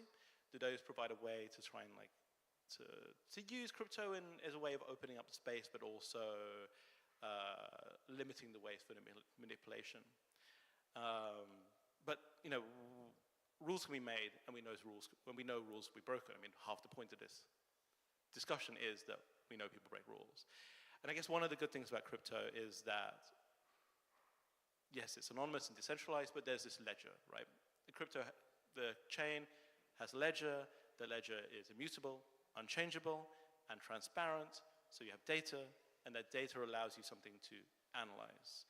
And different companies and partners are working on, or already have in place, software to allow you to monitor the flows of crypto and support investigations into how these things may be used around elections. And I also think that if we think about how to respond and oversee, in part you need to obviously be able to work out what's going on and be able to monitor the space, but also to look at the entire stack of attacks. So crypto is part of this part of trying to influence an election.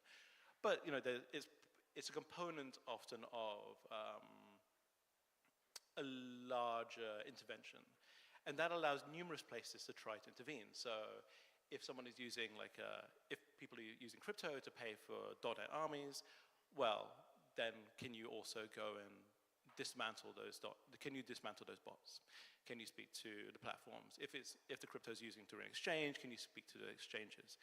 And then on the end side, like if it's being used to fuel disinformation, can you combat that those messages?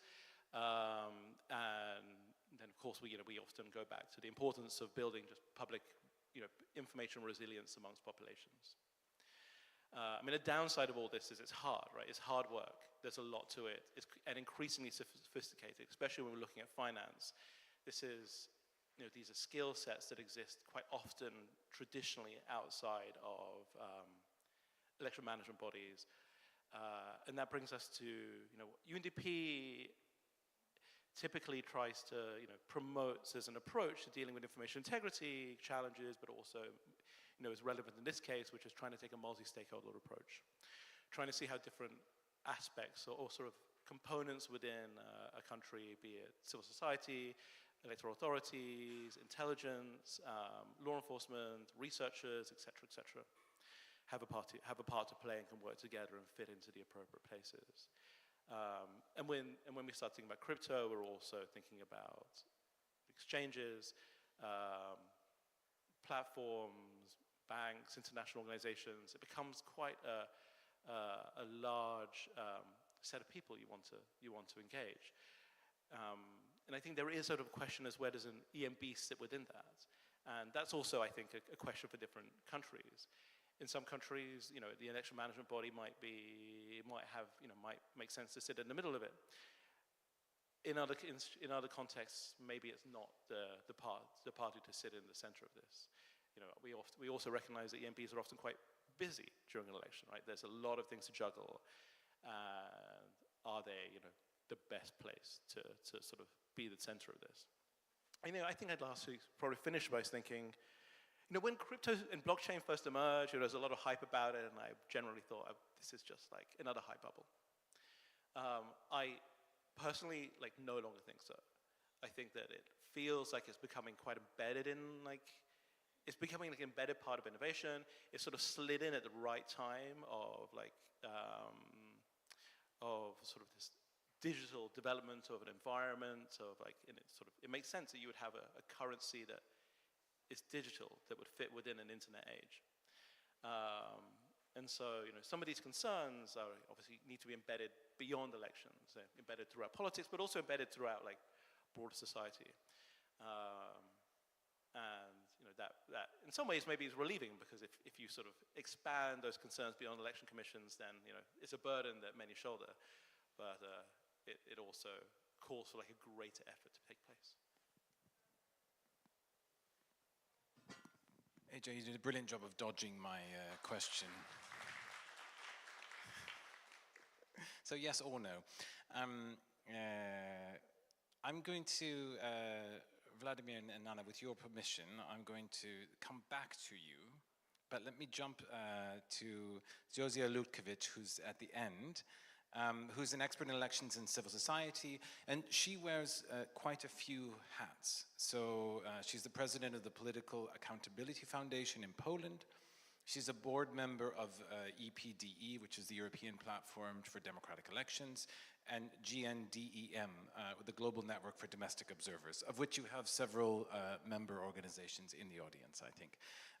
So with these several hats, you have, I think, pretty interesting and perhaps a little bit unique visibility into how domestic observers are adapting to the threats that Lena, Sam, and AJ have just raised in terms of blockchain, in terms of AI, in terms of the platforms.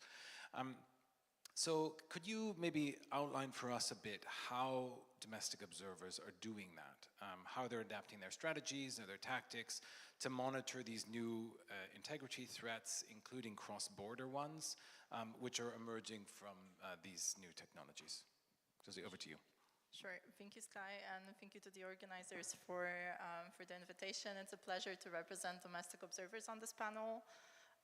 Let me start off by saying that oversight by citizens and by civil society is key not only for a proper independent analysis of the electoral process, but also it is key for building trust in elections. And for us as citizen election observers, our observation missions are no longer really focused on election day, even though for many citizens, for many voters, election day is the big event. It is hard to find these days an election observation mission without a social media monitoring component or a campaign finance component. But also the way we monitor these spheres has changed a lot over the years. We started off at the beginning with social media, looking at topics, themes, tones, and reach of social media posts. We looked at how the online campaign differs from offline campaigning.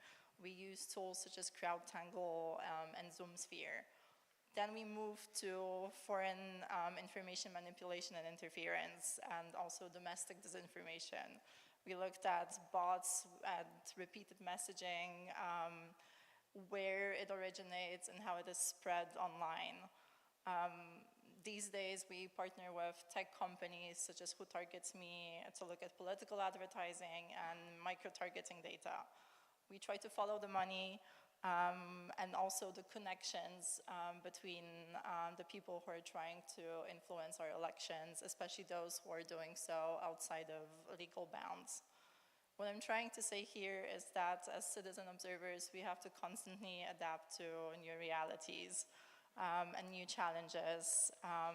And on that note, I would really like to congratulate colleagues from Promolex here in Moldova and from Expert Forum in Romania for the awesome job that they did last year and this year monitoring their elections.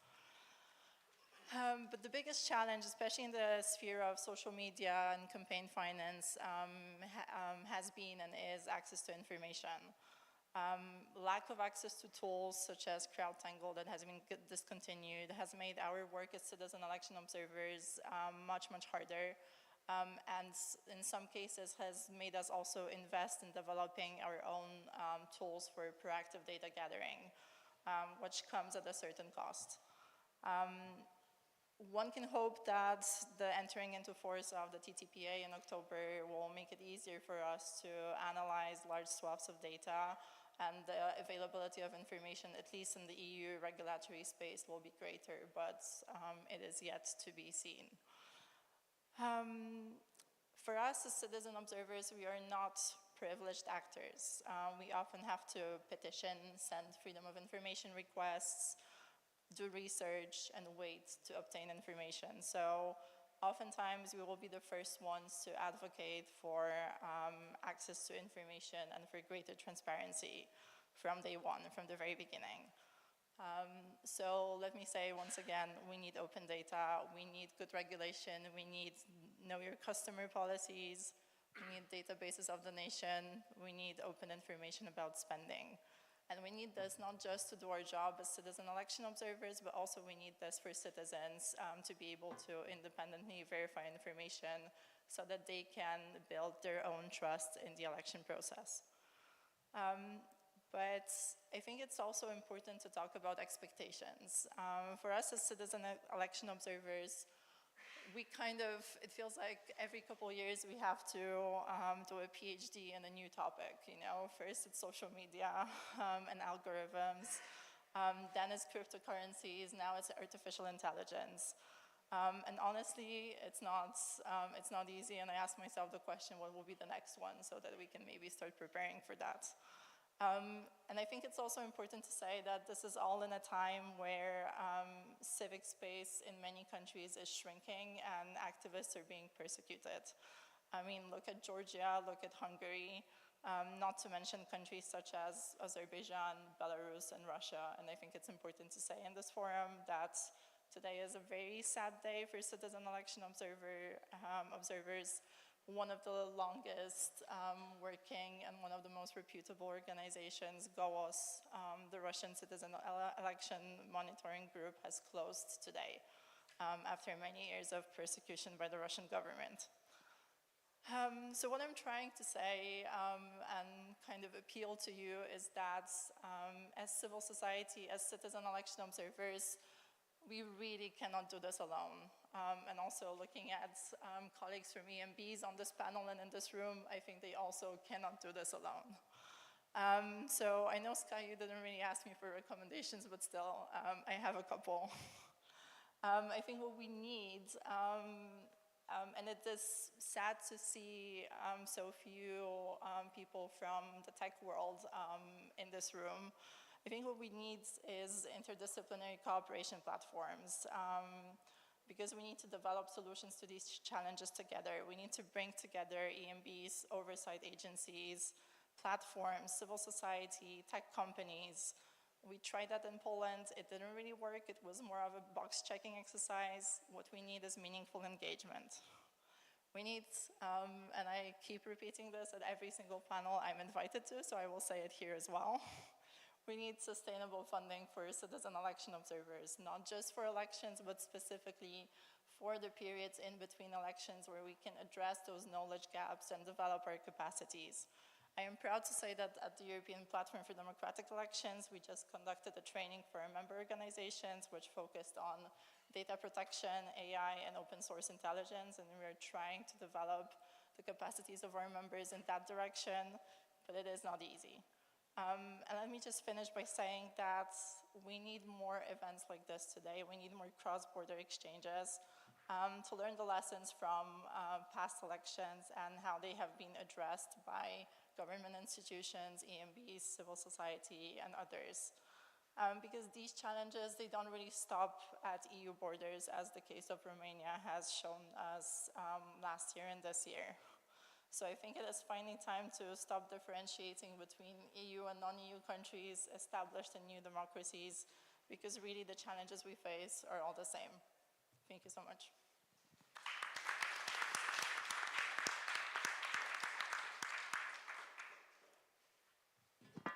Thank you, and thank you for the call to action as well. I think it's probably well received in this room.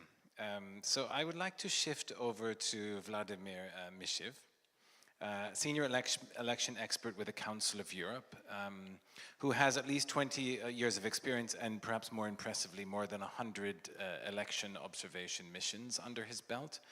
And Vladimir's had a particular focus on tech in elections, in tech and campaigns, and the role of social media. So Vlad, the question for you is, how are these new cross-border financing mechanisms challenging the work of oversight bodies? And the traditional election observation activities, building on what Josie has just said, to what extent are oversight bodies and observation missions keeping pace with these evolving techniques and perhaps anticipating where things are going in terms of fraud and interference? Over to you. Thank you, Sky. Well, good afternoon all. Alex said that it is challenging to have the first session after lunch, which should be added, at least for me. But thank you for the introduction, and I'm very glad to see so many familiar faces here. As most of you know, my experiences are coming from the election observation missions, being for 10 years with ODIHR and 20 years with the OSCE in general and ODIHR on the election observation activities, but also with the meetings with the oversight bodies. And I'm quite glad that Lina is here, because it was one of our first my missions when I was doing campaign finance, and we worked together on some recommendations and improvements of the campaign finance regime in Lithuania. And I think that this personal involvement in making policy making, it is particularly important. And in that sense, I have particular respect for people that are working in this business, because it is a very challenging job, and it does take a lot of effort and enthusiasm, even after so many elections, when you see that things are not moving and you're trying to address some serious issues. So I have prepared a couple of slides just to give a little bit of a structure to my speech.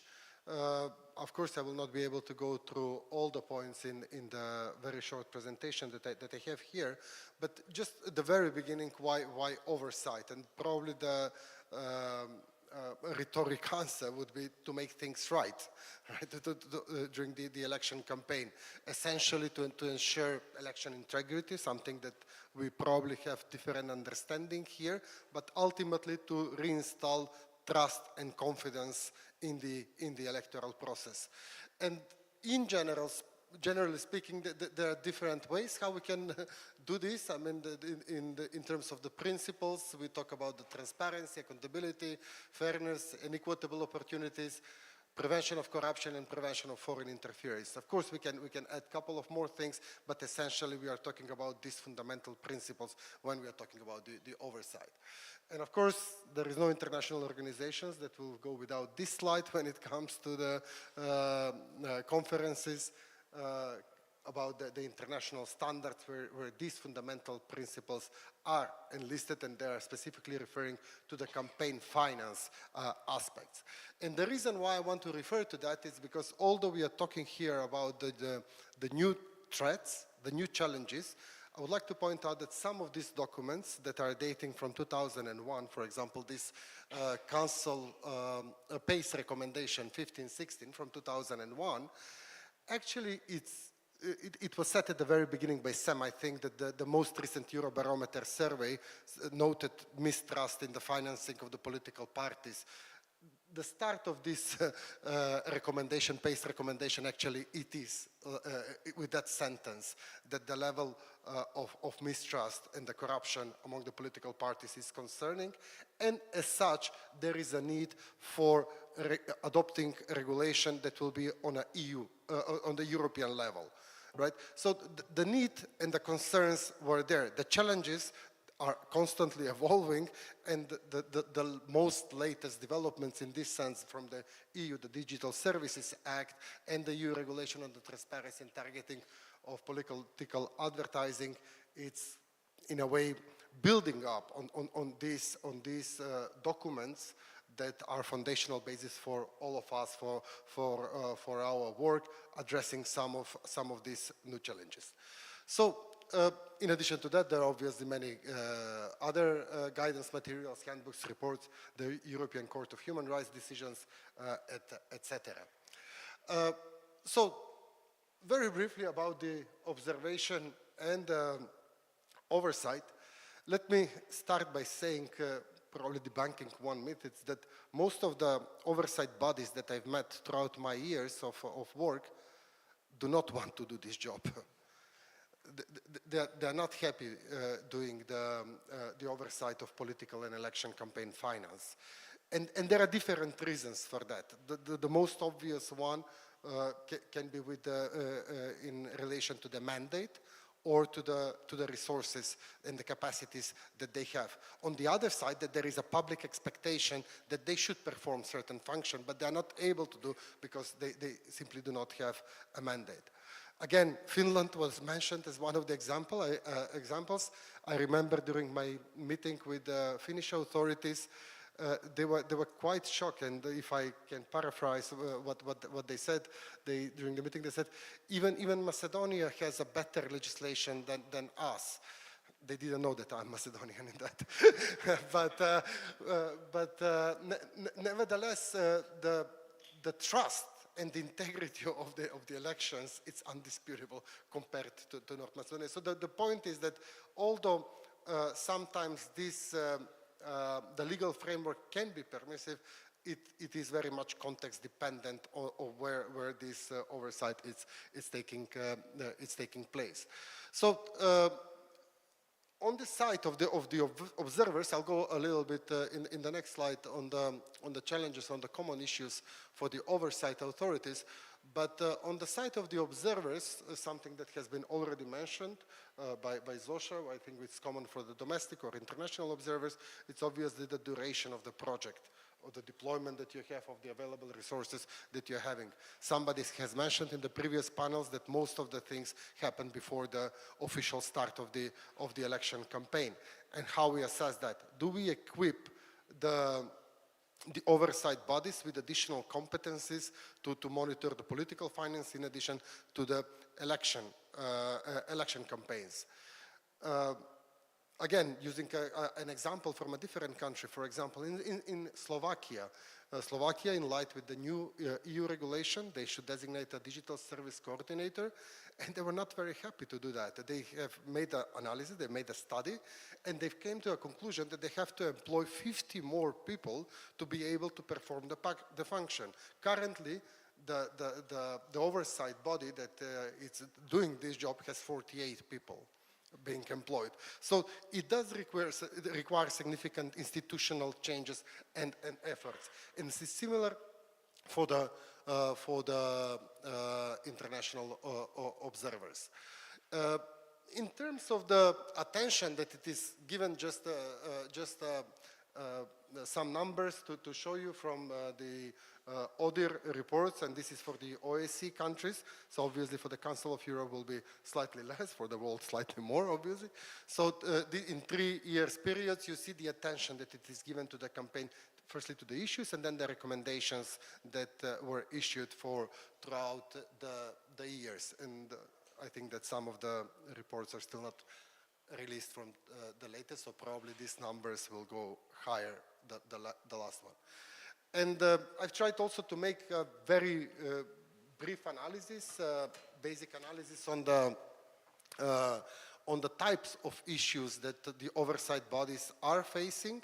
And of course, we can categorize some of these issues in another, or there is an overlapping of issues. But as you can see, in terms of oversight, and when you talk about the capacities or the mandate or that the oversight bodies are having, some 130 recommendations have been issued throughout the years. The fact that we are facing challenges in the digital and the online campaigning, it shows also by the number of the recommendations on the online. We have 9, and this also includes the online media, not only the social networks there. So in conclusion, what would be my message to those working in the oversight, to us observing, assessing, analyzing, is I think it is very nice, it's very interesting to deal with the new challenges, but I think we have to deal also with the old ones, with the old concerns. Because first of all, they are probably more entrenched and more visible, and you would be amazed to see in how many countries some basic things are not regulated, such as the limits that are donations, or disclosing the sources above a certain limit, of not independent institutions dealing with the oversight of the campaign finance. And I think that that's the first step to reinstall confidence and integrity in the elections. And then I think from there we can take and move forward to the other aspects. Sam talked before about using AI for harnessing data, for analyzing data, for bringing more trust, and I very much like the idea. But I also think that some of the technologies that have been tested, for example, dynamic websites, platforms that can just simply report the income and the outcome, and to see the differences throughout the election campaigns in life, are not there. It is very difficult to find campaign finance reports, election campaign finance reports on the website of the oversight bodies. So these are the things at the first place that I think that we need, and then from there we take it and we move it forward. I had a couple of more points, but I guess we can leave it for the discussion. Thank you.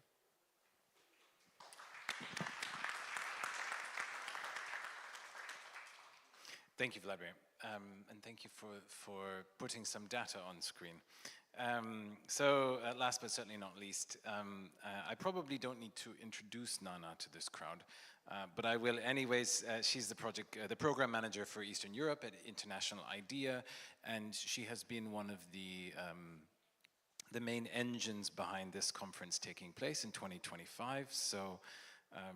So we thank you for pushing on it so that it did come to happen. Nana looks at election integrity, political finance, digital interference, and she works with the kind of partners that are in the room today, including EMBs, CSOs, as well as on knowledge leadership. And IDEA has done some really interesting work recently on online campaign financing, both here but also from a comparative perspective. And so I think it'll be interesting for all of us if you can talk a little bit about that recent work has been done, what you might see as enabling factors for this covert kind of cross-border and foreign money getting into elections and political interference, and what authorities and partners might do about it. Over to you. Thank you, Sky. Bit of a joking start. I think we might have some kind of a perpetual challenge with IDEA colleagues.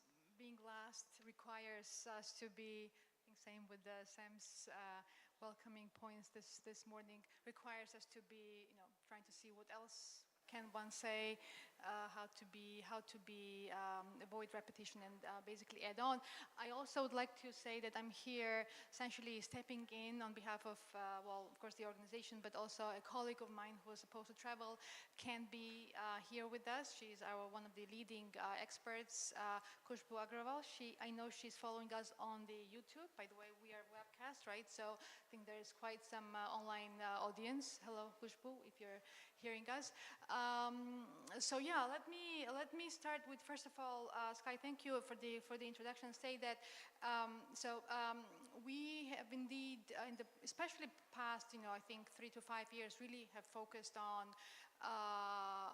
understanding and helping the EMBs and the partners in this ecosystem understand the nature of the digital campaigning, what it is, what it will become, and then how one can live with it and basically try and enable the parties, as one of our publications say, win the elections with fair means and methods, as well as make the oversight more efficient and more potent.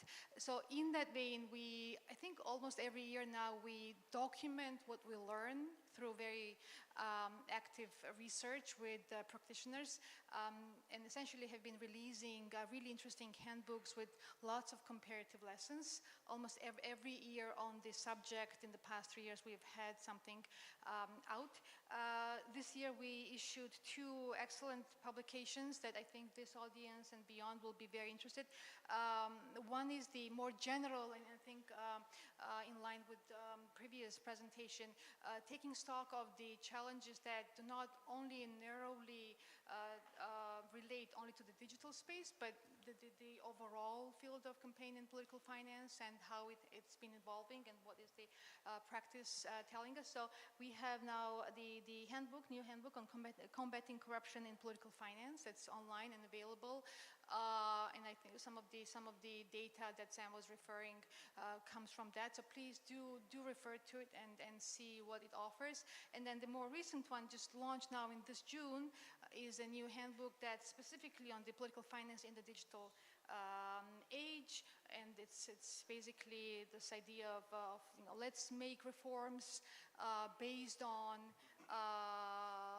what we have learned from the experience of basically the past 5 years of the 4 front runners, the countries that have already taken steps to reform. So we document that in this publication. Now, on that basis, I'm quite lucky to have that as a more of a comparative basis to speak to this audience. Let me outline 5, 6 key loopholes that we see, especially affecting the digital campaign finance and the integrity of it, but also, of course, beyond, and also affecting the general physical campaigning. So the first and foremost, I think, is really the very narrow definitions of political advertisement that we see in the majority of the countries currently, that exclude most more modern types of content. So basically in many countries we see campaign finance laws still define political advertisement as only paid media, paid content produced by registered candidates or parties. ignoring really basically the modern formats, such as we know the influencer endorsements, basically the issue-based advocacy that does not mention specifically any candidate or any particular campaign participant, but still touches on the issues that affect the campaign and the choices. More on the content side, for example, memes, live streams, viral posts, these do not get routinely captured by the regulatory canvas, basically. And then, last but not least, the foreign-funded content that avoids direct mentions of elections. We've seen that especially a lot in Moldova. Now, next one is in a way the other side of the same coin, but we do think that it needs a mention of its own, which is the unregulated third party and the proxy campaigning. And we talked, of course, today a lot about this. Of course, in a way, I think jury is still out on what exactly is the best model of regulation in this field. I know colleagues and the partner agencies here have also focused on this lately in Moldova specifically. I know UNDP guys put out a paper advising on the various forums on this. Essentially, the message is this. The traditional laws do not capture basically are not able to regulate and capture the actors that are affiliates but not formal affiliates, that are influencing the campaign content, that are basically essentially left out of the oversight. So again, avoiding that, we continue to regulate and manage the campaigns under the older understanding of the regulation, which dealt with registered parties, registered campaign actors, and essentially targeted the attention to that. The third element here, the third loophole that we see across the globe, and also especially affecting the more fledgling democracies that are on the front line of disinformation and the foreign interference. Basically, the lack of the real-time reporting by actors, and therefore the related real-time monitoring by the oversight bodies. Majority of the EMBs or the oversight bodies do either indeed, campaign period reporting, requiring campaign period disclosure, such as, for example, Moldova and a few others in the region, yet a larger part does it in the post-election manner, of course, allowing a lot of problematic content to escape scrutiny and the oversight.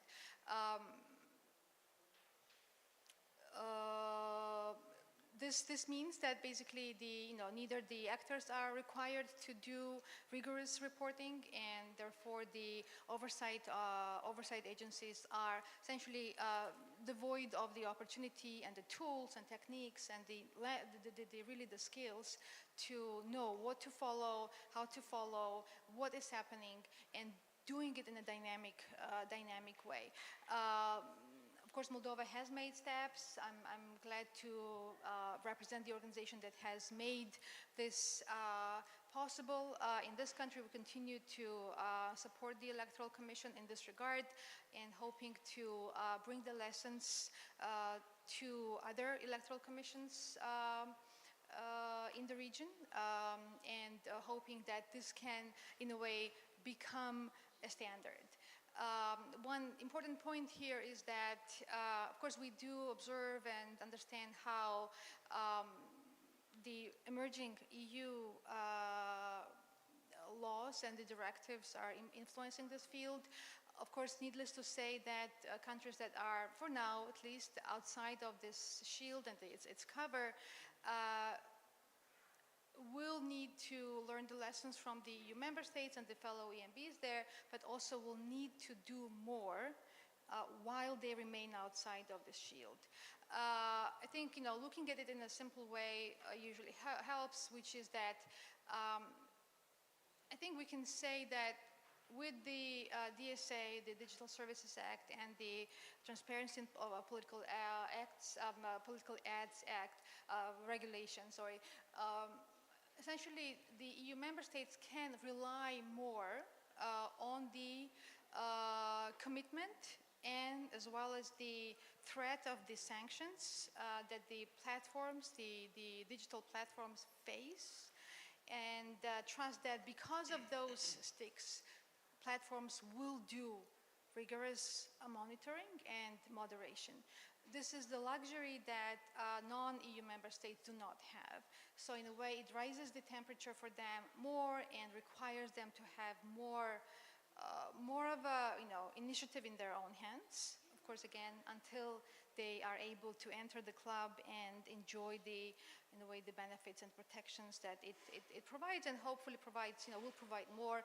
We, of course, all know and anticipate the full entry into force of the Transparency of Political Ads regulation later this year, which, at least for EU space, will take, should take care of at least partially, to a good part, one believes, of the loopholes that we're talking about here in terms of the broader definition to capture the new types of content, the third parties, etc. The next one, of course, I wanted to point out is more foreign-driven. I mean, actively, sort of visibly foreign-driven and foreign-originating transactions. We again have talked about this here, and we'll talk more under, I think, the session 4 that talks about banks and regulatory bodies and how they can work together closely. But basically, as repeating the point here, I think already expressed that there are a lot of transactions that unfortunately right now escape the traditional banking controls and simply cannot be captured. Crypto transactions, online wallets, so-called wallets, and the online banks that enable transactions without any scrutiny. So this once again points to the need to, first of all, for our banking regulatory bodies and the oversight bodies to really become very up to speed on what do they mean, what each and every single one of them involves and entails, and how can one capture that. And needless to say again, the need for close coordination and cooperation, of course, within the boundaries of established independence of these institutions, with the respective law enforcement agencies that need to deal with this and need to be aware of these new techniques. And last but not least, and I'm wrapping up, of course, again, nothing new here, but once again deserves to be pointed out specifically the responsibility of the digital platforms and responsibility of the oversight bodies to really be on that case and not give up just because platforms are difficult to control and difficult to oversee, because indeed, for example, countries in this region do not enjoy the jurisdictional and regulatory control over all of these and any of these platforms. Of course, Telegram being a loophole, or rather a major challenge, right? I mean, that is not even equivalent to any of the other platforms. I think we can at least, I can say, seeing how the pattern worked, it just, nothing really, none of this is really proportionate to how dangerous the practices over Telegram are, right? And one wonders what can be done there.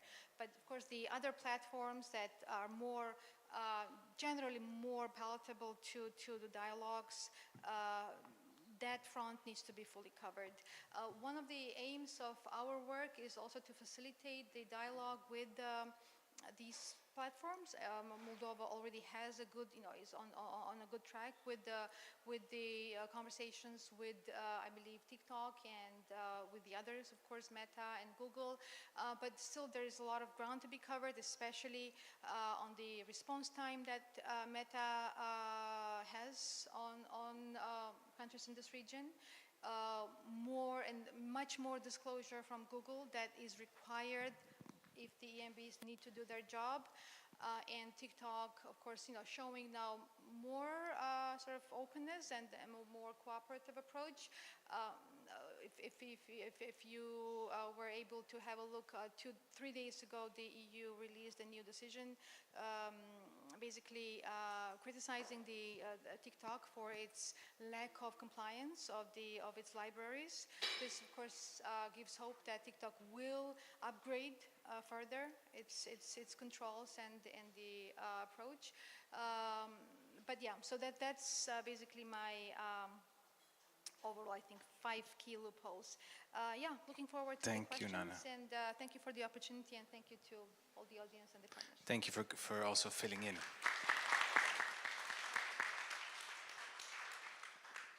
So I would like to, we have a few minutes left.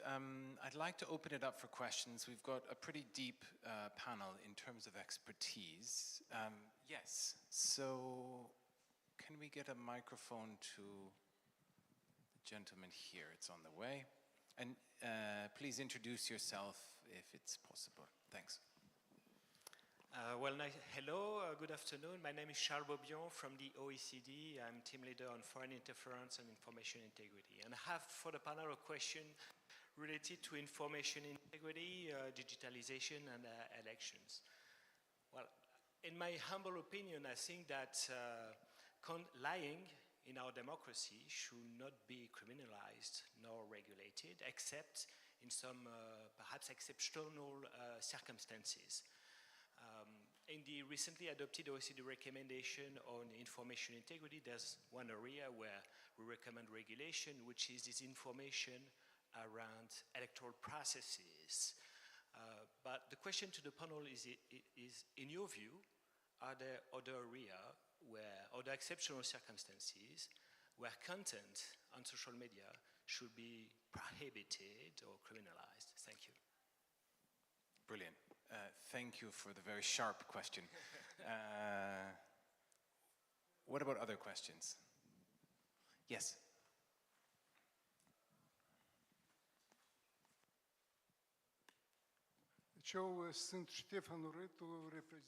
I am Stefano Râtu, and I represent the party People's Will, and I am the president of that party.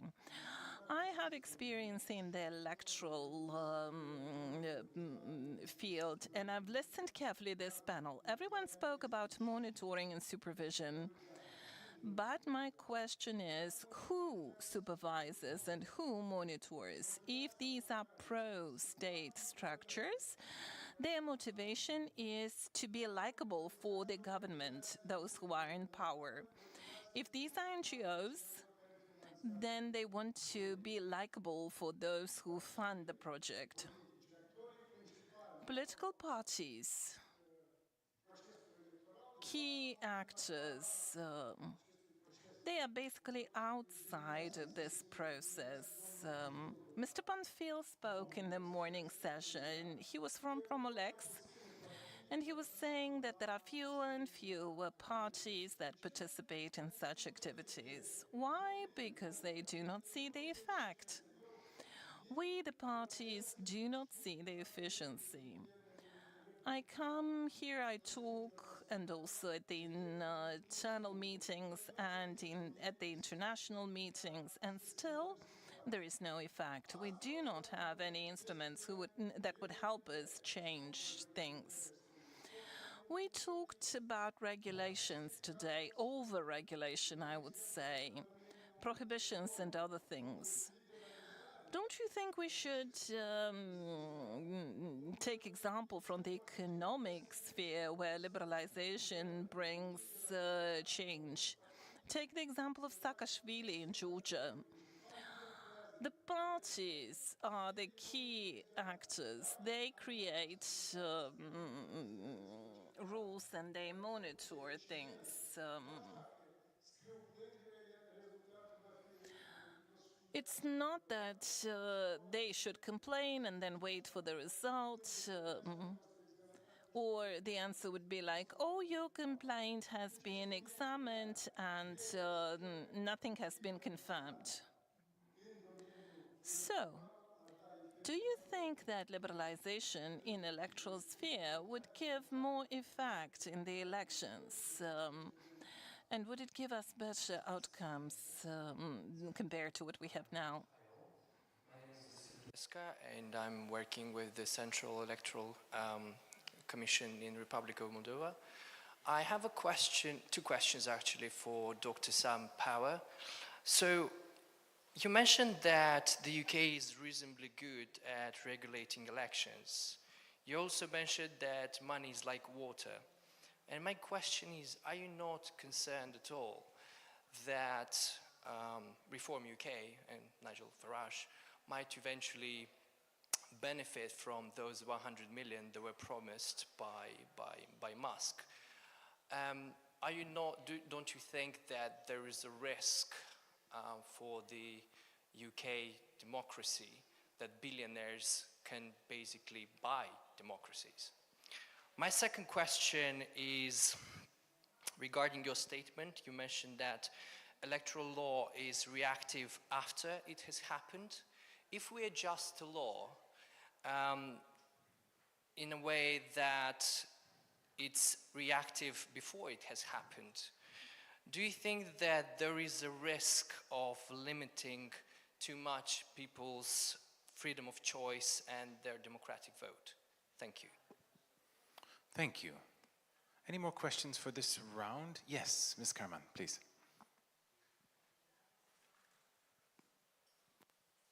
Thank you, Sky. Thank you, Sky. While we are talking about transparency and confidence in this panel, I think it's time to get a question, answer from Ajay. Where is the limit of transparency? And where is the limit to the obligation of the authorities to secure the electoral process? This is a very relevant thing for our context. We're now talking about making systems more secure, and we are talking about transparency. In the public space, we have a wrong information circulating, saying that the most important information system of the Central Electoral Commission was given to an authority which is under the government. However, look at what has actually happened. You have something precious, so you give it to the bank for storage because it is the bank that can ensure safe conditions. So the question is, what is the limit for us to convince political actors? They are speculating, saying that we have lost control of the system, which is not true. The specialists in cybersecurity are actually ensuring the safety and security of the system. So the question is, where is the limit of the transparency? How do we talk about what is actually a good thing? Because we are not going to talk about the lock to the box where we are storing particular things. We're not going to talk about the principle of building the system, and we're not going to talk about where the security keys are located. And the cybersecurity experts were saying that indeed it is the electoral authority that is obliged to ensure security. So we are now facing a situation when the situation is consumed. The system has been functioning for more than 10 years. We haven't changed anything about it. We just made it more secure. So where is this limit to security and transparency? Thank you. Thank you so much. I think we have enough questions to probably get started with. And they're good questions. So if I can just run them down quickly. So we had a question around when lying is acceptable and when it should be regulated, if I'm being blunt. We had a question about who supervises, who is in charge of oversight. Then there was a question, I think, directed to you, Sam, about the risks of billionaires in elections. And I think we call them oligarchs here, so just to translate. But also about anticipatory regulation and whether that compromises things. And then, AJ, there's a question for you about essentially the trade-off of cybersecurity versus control, direct control by election commissions, and how do you kind of balance the risks there? So, Sam, maybe I can start with you, if that's okay. Thank you very much. I'll try and be as quick as possible. I suppose to the first question on misinformation, or the extent to which you regulate it, my immediate response was, in a word, no. I think you're kind of correct in that you should regulate lying about when an election is, i.e. you shouldn't say the polls have closed when they haven't closed, these kinds of things. I think moving anywhere further towards regulating like any kind of election claim, as in like ideological claims, you just move into an area which gets quite dangerous quite quickly. I think International IDEA, and Sam in particular, if I remember rightly, moving towards kind of getting people to sign up to codes of conduct about appropriate behavior during elections is probably the best thing to do. As it relates to, I suppose, questions of electoral management and the Electoral Commission from the political party, my position is that there's a lot that we don't know about elections, there's a lot that we do know about elections. Generally, my position on what we do know is that the electoral management and electoral management bodies are the most effective when they are as independent as possible from the levers of power, and they often are. So any move to prevent that should be thought about very carefully. That's not to say there's not a place for political parties within electoral commissions, as long as political parties sit on the UK Electoral Commission, as do lay people, but it's a mixture such that it does ensure that independence. And I think rather than liberalisation, we should think about the kinds of voices that are heard when we build our electoral commissions such that there can be confidence in their outputs. I'd be careful of moving too far down the road of liberalisation and just allowing anything to happen, because that can get quite dangerous quite quickly. To the specific question that was directed at me, I didn't find much to disagree with. In particular, as it relates to the UK context, we don't have any kind of limit on donations. That has often been mooted, but has fallen down largely, I'll try not to get too technical, but due to the stakeholders in the process. So you have the trade unions on one side that don't want their donations to be limited to the Labour Party, and you have the corporations and the individuals on the other side that don't want their donations to be limited to the Conservative Party. So talks always collapse on where to set the donation limit. My position is that oligarchy is a genuine concern. We have seen this in US elections, that hundreds of £1 million dollars are perfectly legitimately given to political parties, and above and beyond corruption, above and beyond accountability, above and beyond transparency, that is just a problem. It's like a public health problem. It's why we shouldn't allow people to drive at 300 miles an hour down roads. So what I've called for in the UK context is actually what I call a democracy backstop donation limit, right? It's not a donation limit that's going to make people feel any better about corruption. It's not a donation limit that's going to make people feel any better about anything beyond oligarchs existing in the system. So that is at £1 million, £2 million, the highest donation limit that you can think of comparatively. But at least it stops something like somebody turning up, foreign or otherwise, and saying, I'm going to donate £100 million to somebody. Or if they really want to, then they have to find 100 people to give £1 million to, let's say. Sorry, I said I'd be quick. In terms of being reactive, again, what I mean is not to prejudge. What I mean is that artificial intelligence, at least, can move us closer to the ideal, if you will, of real-time analysis of electoral activity, because it allows for the quicker analysis of election spending, and it allows for the quicker analysis of these things. Of course, that raises issues of whether these decisions are right, and of course there will be problems and mistakes made, but that assumes that we don't have those problems anyway with kind of reactive decisions that are made a year, 2 years in advance. There will always be these questions raised, but as long as we can have confidence in the decisions that are made and the systems that we have in place, we can at least move towards being a bit closer. So I share your concerns, but I don't particularly think that they are mitigated even in reactive rather than proactive cases.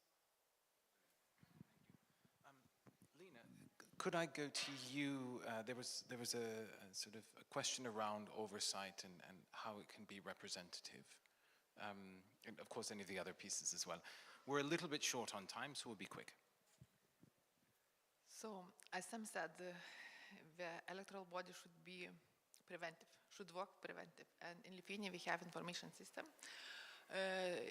All donations and membership fees should be registered within 10 days. And when we are registered, we are checked with State Tax Inspectorate if a donor has enough income. And it doesn't depend if you are from coalition, if you are from opposition, if you are not from parliament.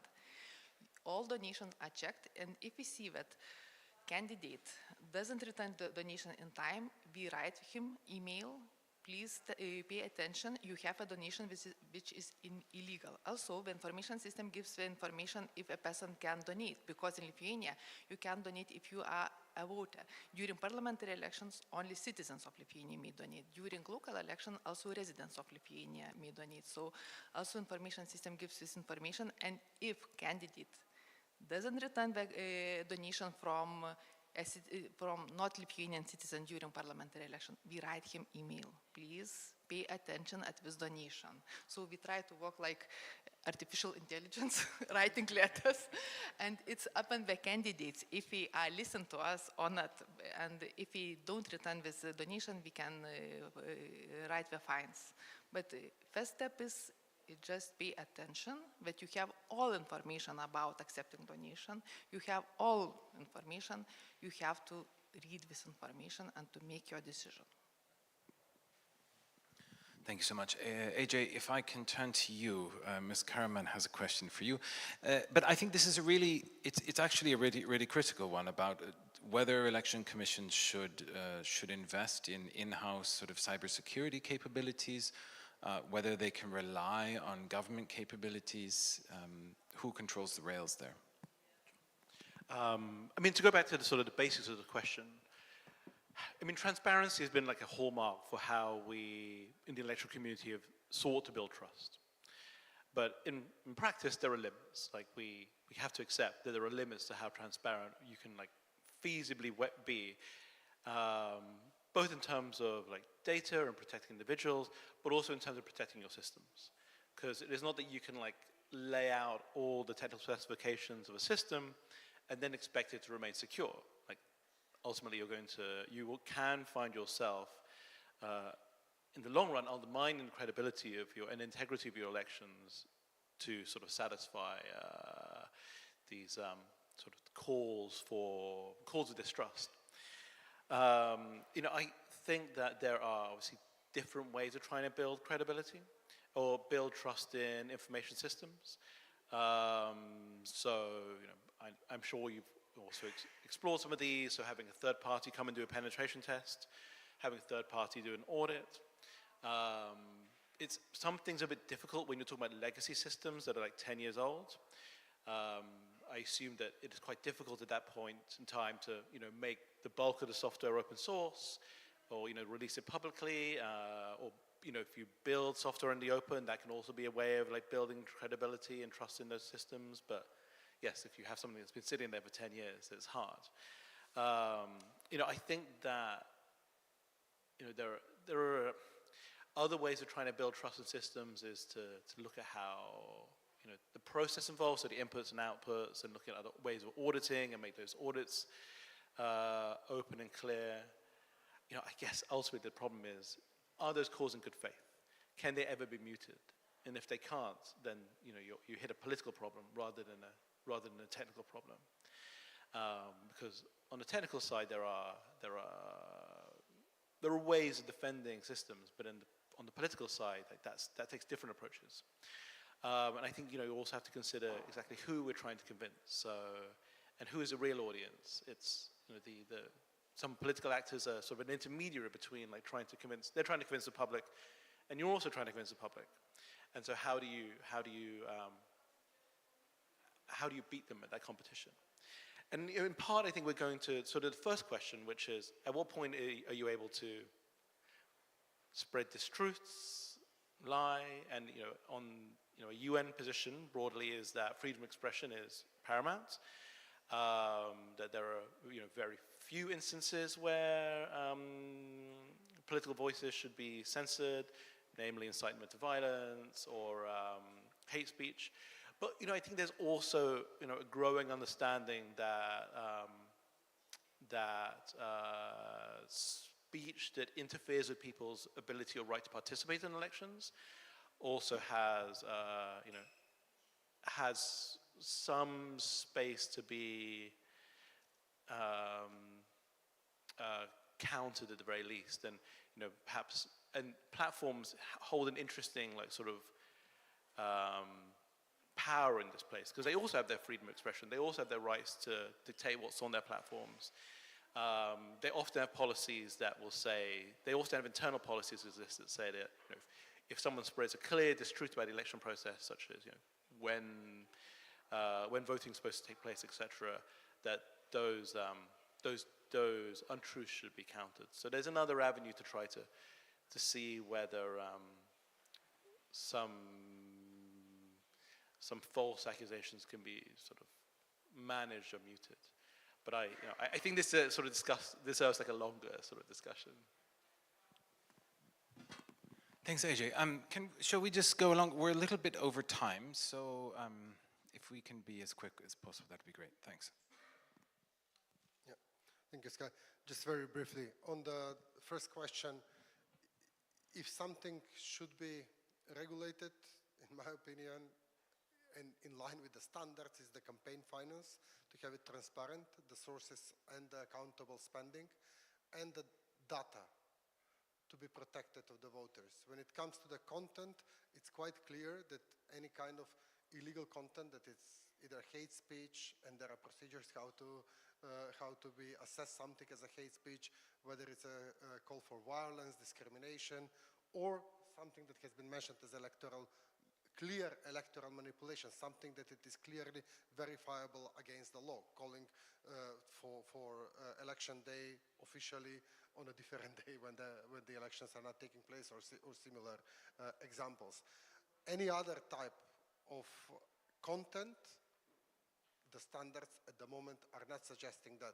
In that sense, I think the DSA, in my opinion, goes a little bit too far when it's asked for regulating a civic discourse at some point, and I think that we should be careful in the approach in relation to that. And in that sense, for me, it doesn't matter whether the content is actually the content that is manipulative in nature, whether it's foreign or domestic. What if it is domestic and funded by illegal sources? So it's the impact on the voter behavior is the same, and that should be something that should be dealt with. And the last point on the liberalization or the state structures, who should be monitoring, I think definitely we agree that there should be some level of cooperation, because the issues are so complex that there is not a single institution or entity that can deal with this. But we should also remember that elections are state-driven processes, and election management bodies and oversight bodies do have responsibilities for the election processes to be run. The DSA, again, requires risk assessments and risk mitigations by the platforms, but what if these are not appropriate, right? So somebody has to make that call and has to be able to do proper assessments.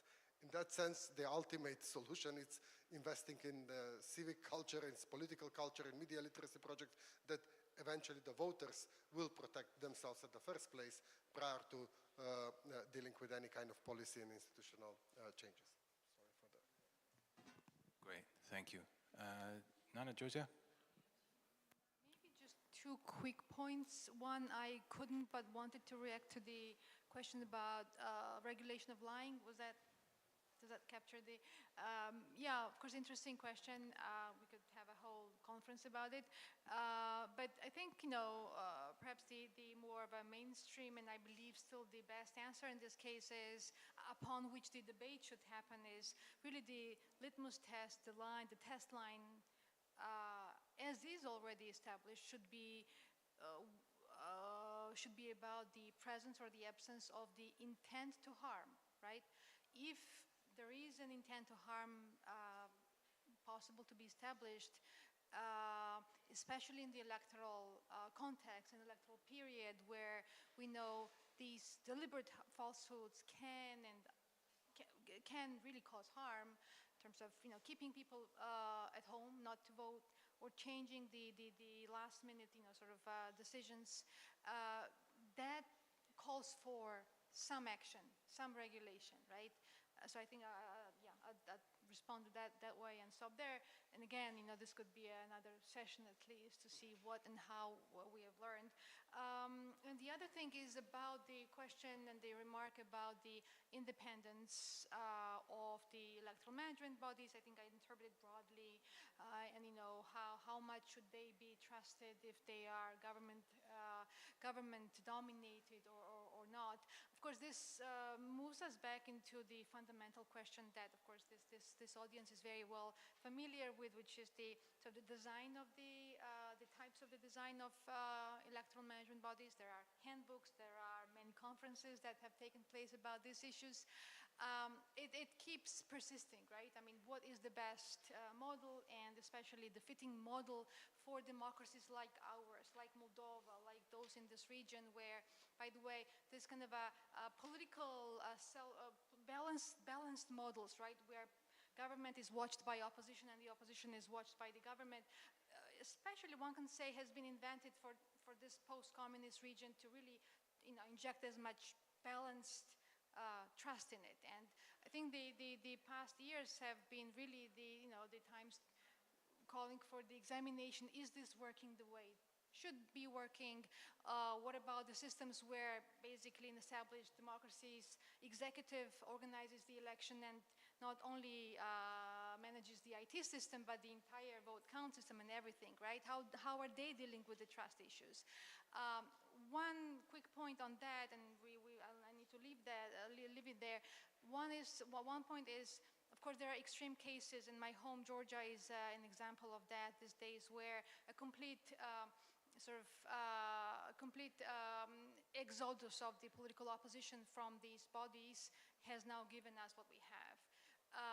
Until that's the case, and hopefully that's not the case in any other country in the region, but it is also incumbent on the political opposition to not just criticize the decisions taken without engagement, which I think we see very often as the patterns, but really engage, educate yourself about the basis of these various decisions, engage with the institutions you have, and work with the processes that exist to correct, modify, and work with it.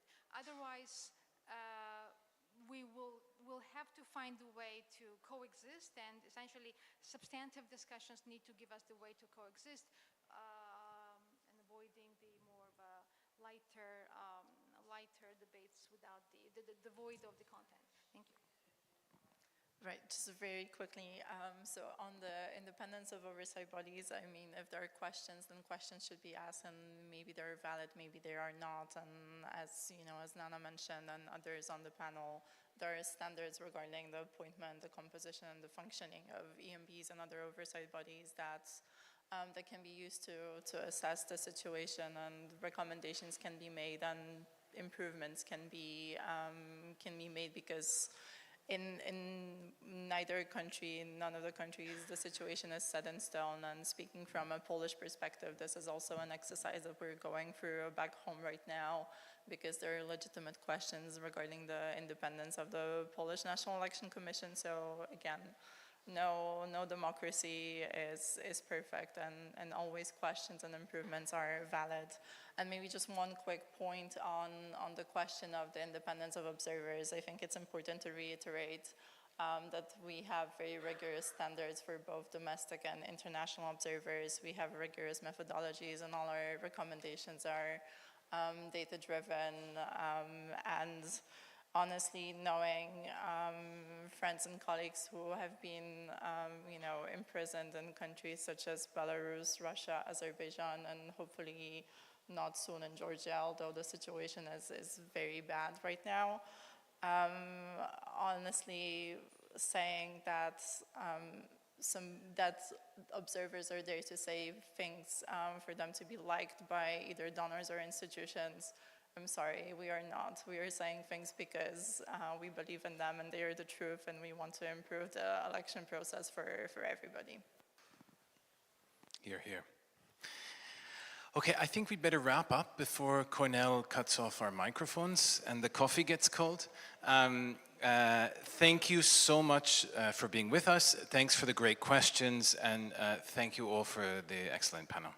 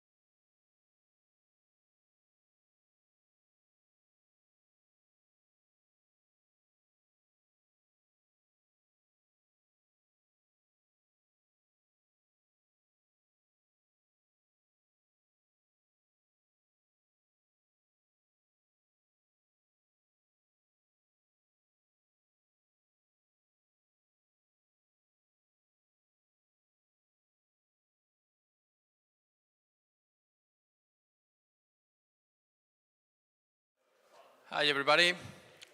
So I've been instructed to ask people to slowly make their way back here. Some people will not hear me because they are on the other side, but they're also getting some passive-aggressive looks to make their way back.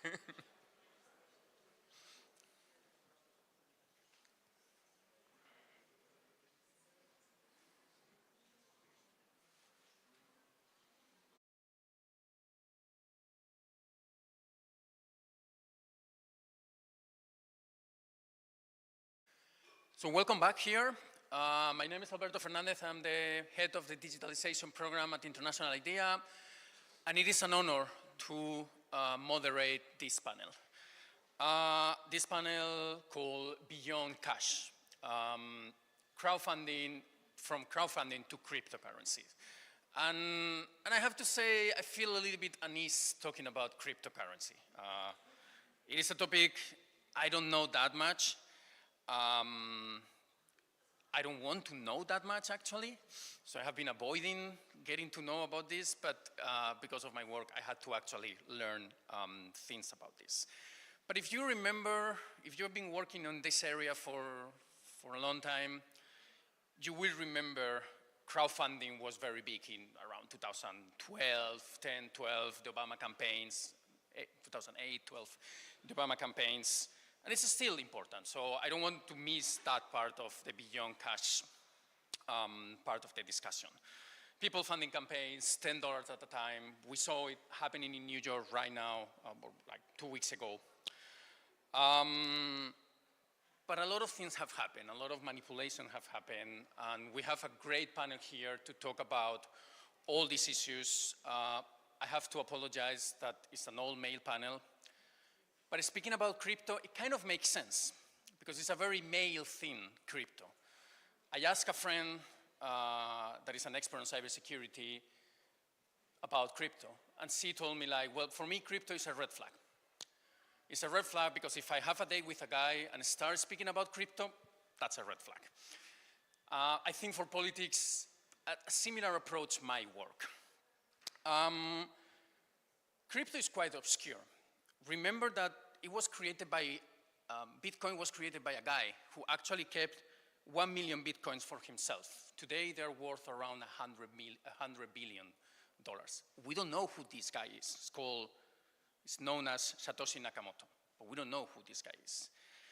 It has been used mostly at the beginning, during the first years, to buy drugs online. That was the only reason it survived the first years, cryptocurrency.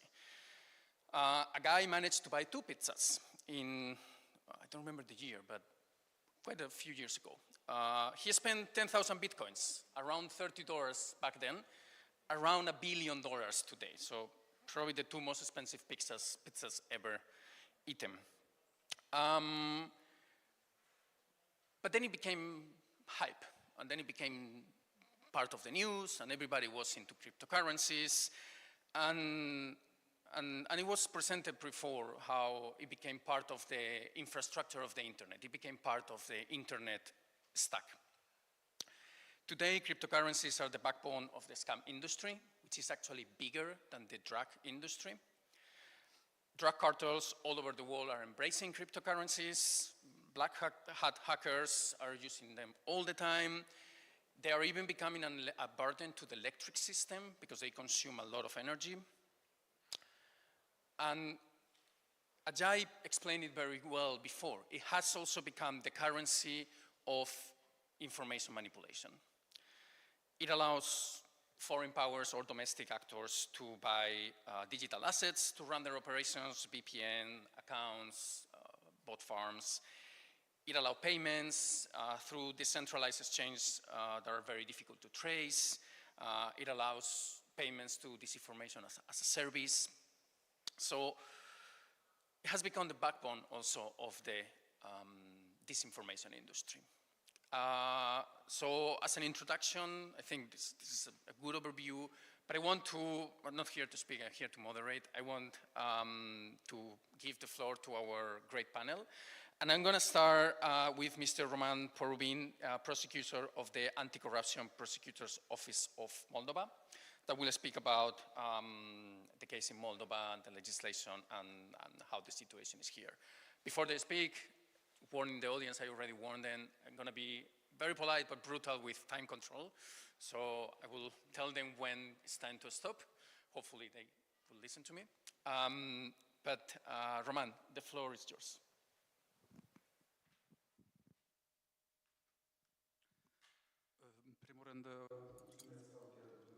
First of all, thank you, Alberto, for this quite interesting introduction of me.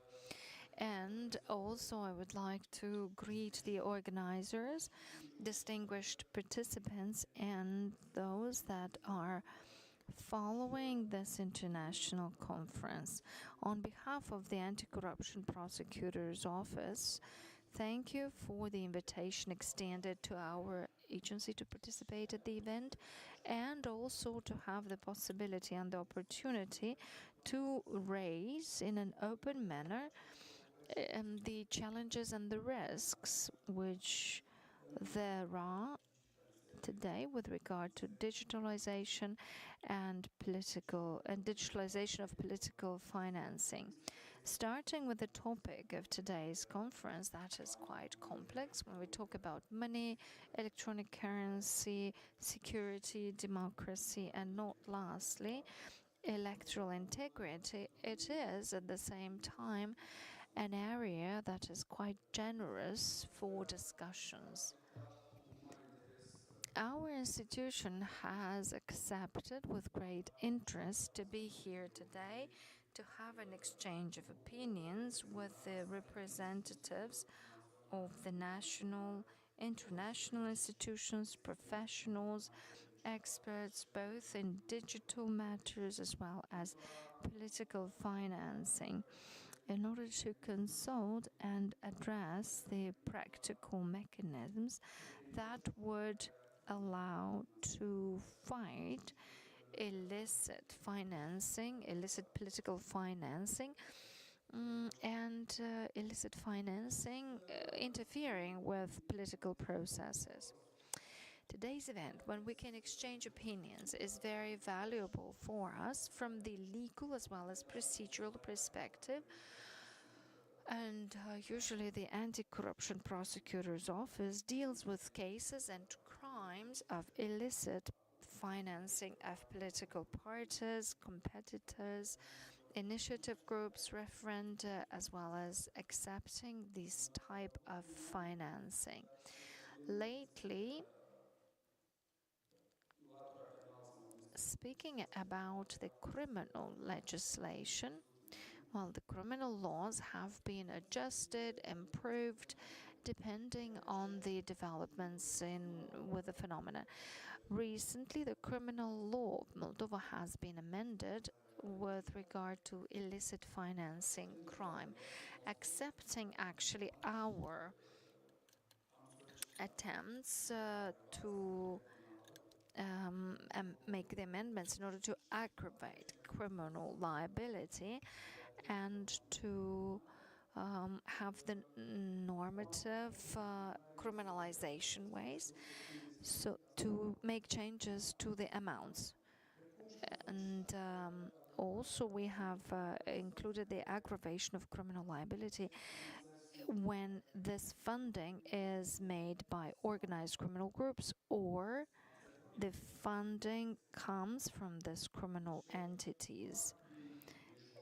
And only through strengthened legal means and adequate legal means for today's realities, we can ensure the protection of social relations with regard to a proper political matters and electoral matters. Another very important aspect that I think we have to raise here is the process of researching and preventing this kind of crimes. And even more, it's when these facts, these actions are done through virtual assets, because that is basically the topic of today's of this panel. In case of traditional financial means that are used both for financing political activities, money laundering, corruption, embezzlement of funds, the authorities and the competent authorities, competent institutions, have a framework of actions that are well settled. Well, once this new financing phenomenon appeared, the financing through the virtual space, it is necessary for us to revisit our intervention mechanisms and the measures that could be put at the disposal of the state. We have discussed interesting topics earlier, topics that are pertinent to the market of electronic currency, the way of monitoring, the regulatory procedures, the developments on the market. Nevertheless, from our perspective, from the perspective of the prosecutors, when we make the accusations of entities or individuals committing these crimes, we would have to go point by point in the bill of indictment is to expose through evidence all the signs that refer to the component elements of this crime. So the key element of the illicit financing crime that has to be proved, as it has been identified a bit earlier, refers to the material object, which is made up of financing means. Therefore, the burden of proof needs to be met through objective information so that these sources come from uncertain sources, not from the sources allowed by the law on political parties and the regulation of the CEC, or in general, those sources come from illegal activities. What was the path of this virtual currency in the electronic space, how they were integrated into the activities and the needs of the parties or electoral competitors. And not lastly, the causality connection between the financial means and the consequences of its use. Another quite important element too, which is related, by the way, both to the evidence gathering processes as well as the light pouring on the facts, is the identification and the seizure of these assets. These activities referring to the apprehension of or the seizure of these assets used for criminal activity, we need to act rapidly because the state needs also to manage these resources, to capitalize on them, given the volatility of the market for this category of products.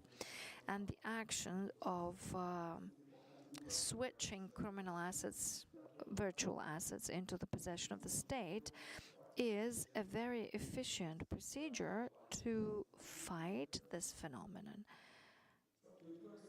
because the perpetrators or the criminals are deprived of these assets, and once these assets end up in the possession of the state, they can be reallocated to the institutions having competences to be capitalized on and be more intrusive.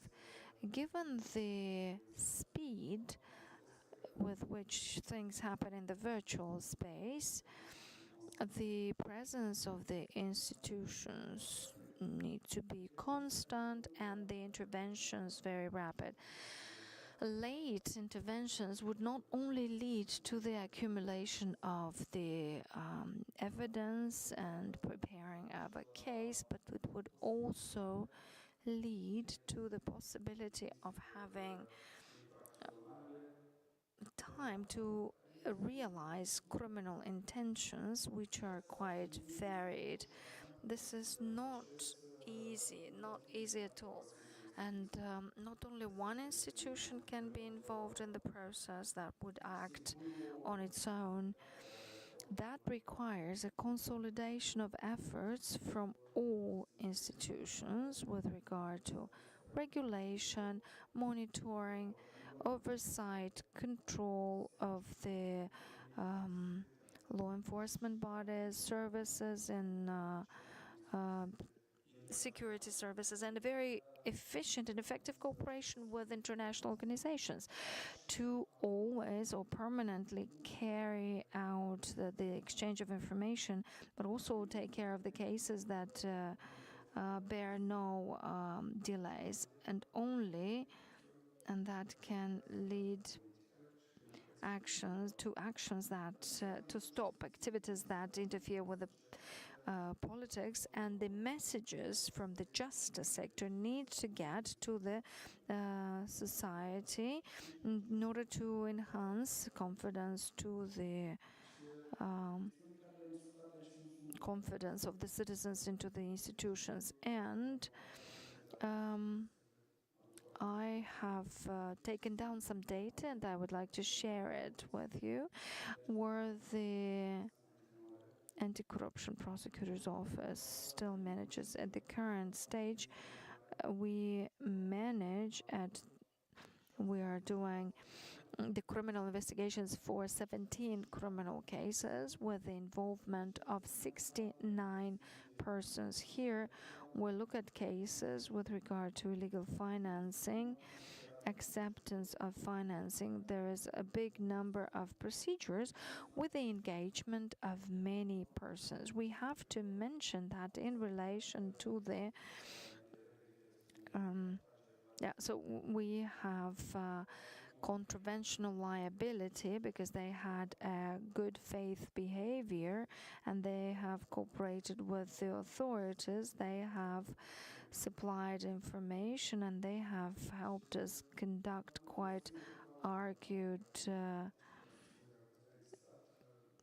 in bills of indictment, and I know certain data and the evidence was examined in the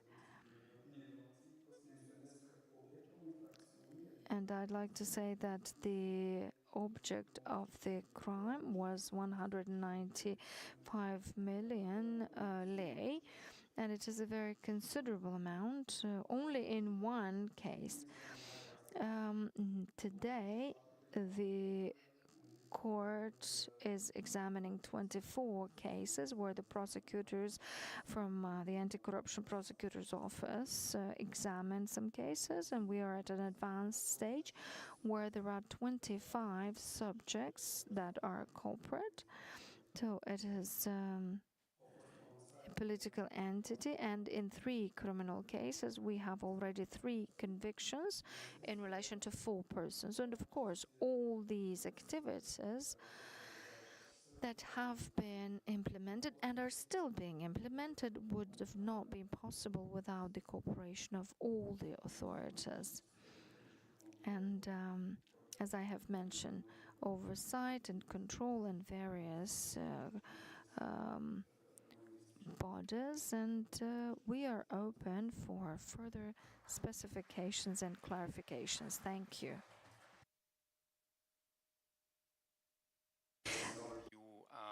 And the data on this.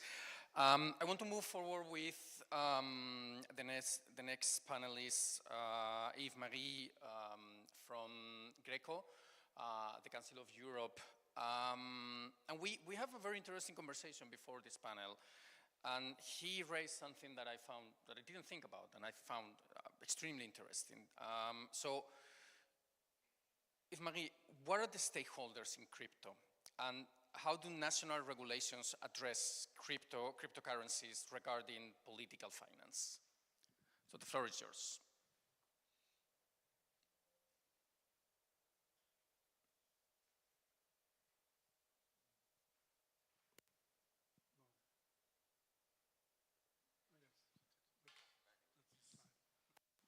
Thank you, Alberto. From an historical and ideological perspective, the biggest supporters of crypto are libertarians, and from Australia to Iceland with the Pirate Party, for instance. That's the first type of pro-cryptos and stakeholders. The second type of stakeholders are populist radical political parties in Europe, such as the AfD in Germany, or the Nigel Farage with its party Reform UK. Last month, Farage said that he will accept donations from in bitcoins, and he wanted to make the United Kingdom a world leader in crypto. So I don't think it's very ideological. It's just a way to collect more easily money. And there is a third player on the playground, which is the crypto industry, which has been growing very, very rapidly in the recent years, especially in the US. Here I show you some figures. You have the amount of donations made by the crypto industry by the general election 2020, just $5 million US. And by the last elections, November, that's 133 million of US dollars. And it gets across the partisan line, and this money was not just spent for the presidential election, but it was spent too for the Congress. And in particular, there was a target of the crypto industry to defeat the incumbent senator, which was a banking committee chair in Ohio, because he was very critical concerning crypto. And at the Bitcoin conference in Tennessee last July, Donald Trump changed completely his mind. It's not. We have a further example for that, but before he was totally hostile to cryptos, and by this conference he said he wanted to be the first crypto president. And what are the targets of the crypto industry? The first target of the crypto industry, in my mind, is to build a business model and freeing from burdensome regulations, which was imaginated at this time by the Biden administration. That's a general target. The second target is to prevent dissemination of digital currencies which compete with crypto, which are an alternative to crypto. We shall talk on that later. And there is a third target, which to strengthen the dollar as an international currency by purchasing treasuries. One example, the seventh investor in US Treasury, it's Tether, which is a platform of crypto. Tether purchased more treasuries than Mexico and Canada. There is another tool to strengthen the power of the US dollar with crypto, is to promote the use of the purchase of stable coins in the portfolio of the Federal Reserve Bank. We shall see if the Federal Reserve Bank will resist or not. It will be an additional test of the independence of the Federal Reserve Bank in its dispute with the Trump administration. But there is a will promoted by Republicans at the moment to promote stable coins backed by US dollars. And last but not least, during the debate in the Congress on the Big Beautiful Bill, there was an obvious will of the Republicans to diminish, to decrease the tax on crypto. And at the moment, there is an ongoing process in the Congress to regulate the stable coins in the Senate and in the House of Representatives. But we have to move now to Europe on the European scale.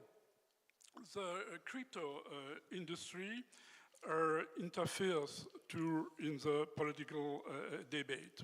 And we have here the German example,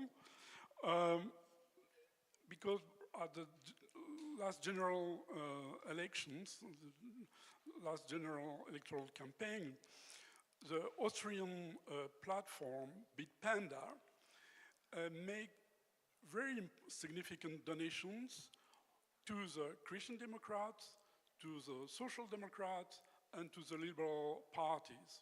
And each time it was 500,000 euro, with the idea that political parties had to have to develop clear crypto strategies. And Bitpanda is a huge platform which got 4 licenses at the moment in Germany, in the UK, in Austria, and in Malta.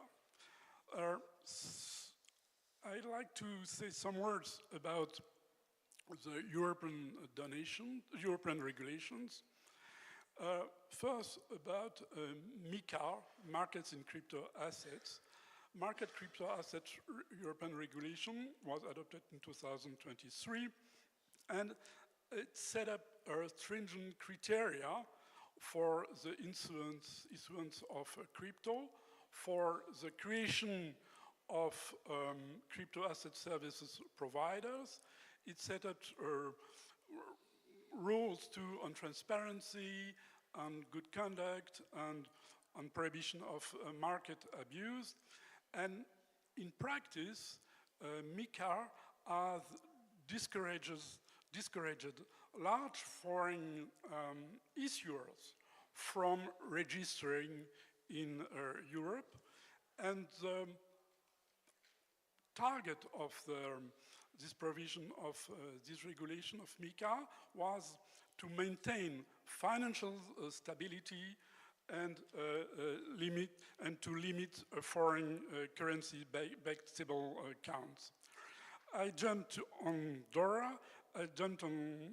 skipped DORA, and I jumped to the digital euro, which has an alternative to private and to foreign means of payments, because there is a big concern of the European Central Bank about the risk of dominance of backed stable coins in Europe, and the impact that these stable coins should have on the European monetary policy and the European sovereignty. So we have at the moment a double competition.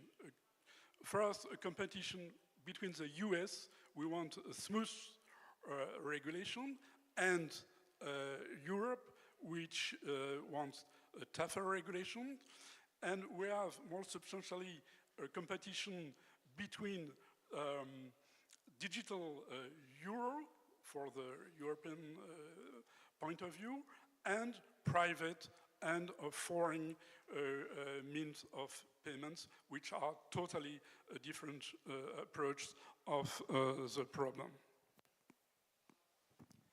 Thank you very much. I think it's very surprising when you're in the US and you see the presence of publicity everywhere of cryptocurrency companies.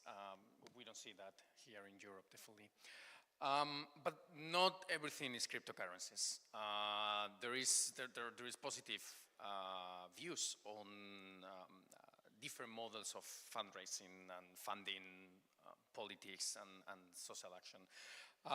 So for that, we have here Benjamin from the Westminster Foundation that will tell us a little bit, if you can tell us a little bit about innovative ways in which digital technologies are being used to raise funds, to increase accountability, to protect electoral integrity, and all those things we all desire for.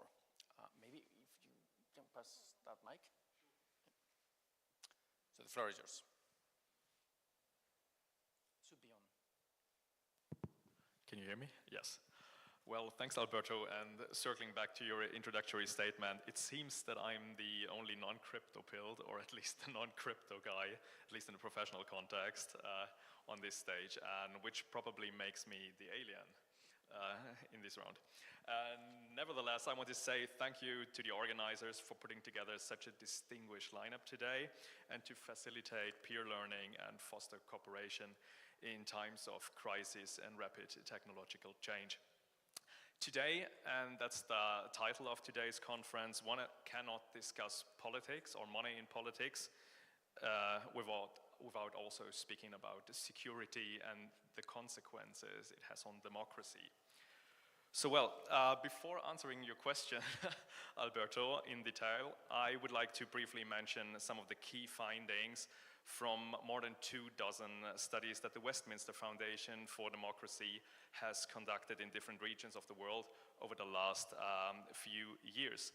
And I'm sure that many in this room are familiar with the Cost in Politics reports.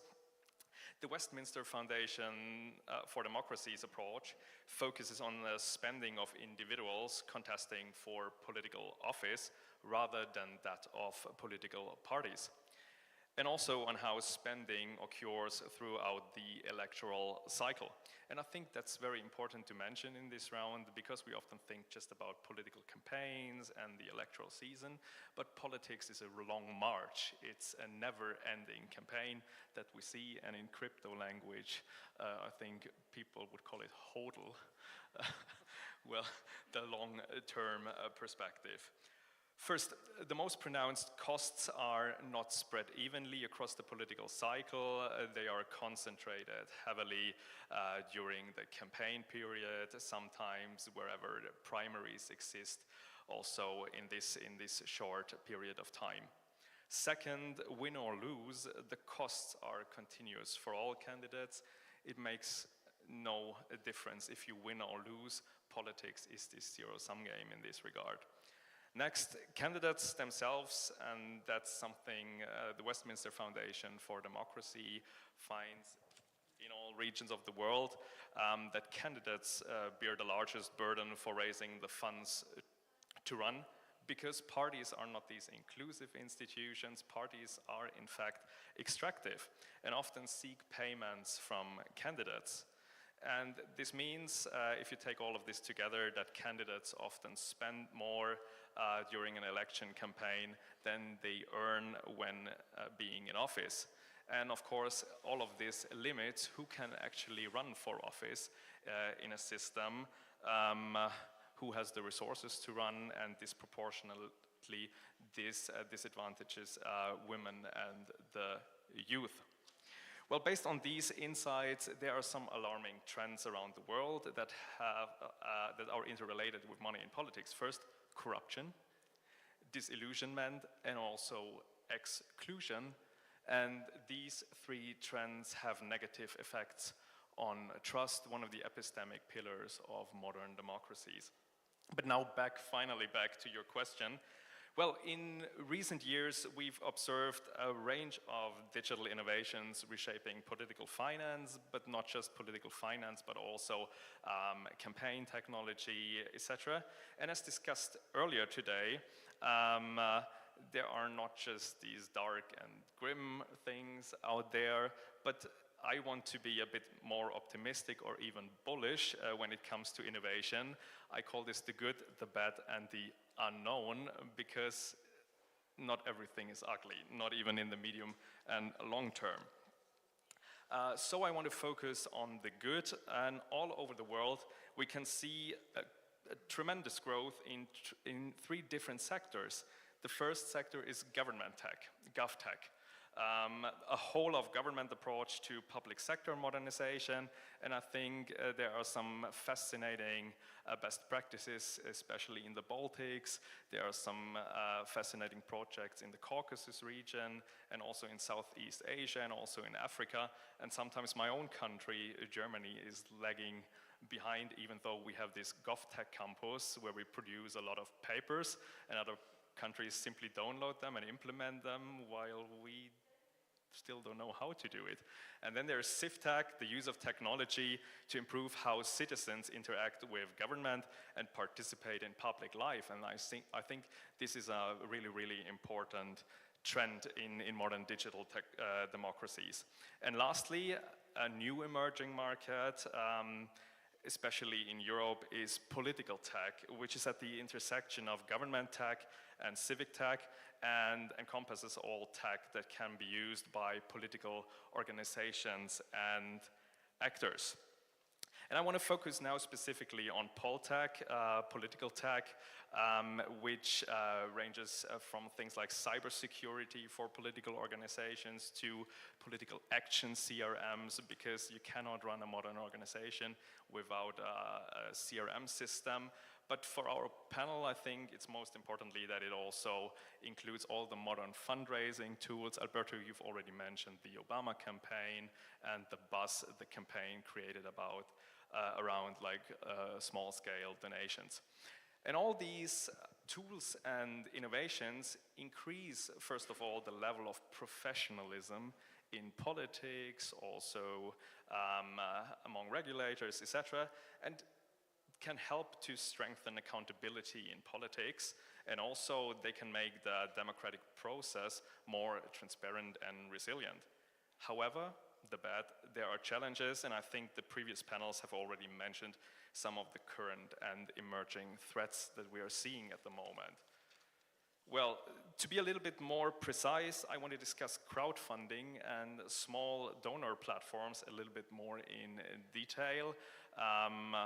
Crypto is really not on my list because we have two more crypto bros. Apologies for that, to my left. So these crowdfunding campaigns and small donor platforms, they have really enabled new movements and parties by including people into this continuous campaign logic. And I would say it was essentially the democratization of campaign finance through technology. And if we look especially in countries where there exists a large diaspora, it also helps you to include your citizens abroad who cannot participate in like party chapter meetings, etc. But you can help them to still be engaged in local politics. And this fundraising is nowadays mostly done via social media and dedicated crowdfunding platforms. One example from Germany is the campaign of the Green Party in Germany. They did it more or less for the first time, and they raised $10 million just before the federal election in Germany. Another example includes Romania. Maybe you can speak a little bit more about that, because the diaspora there was also activated, but probably not in a way that, not in a similar way. So yeah, and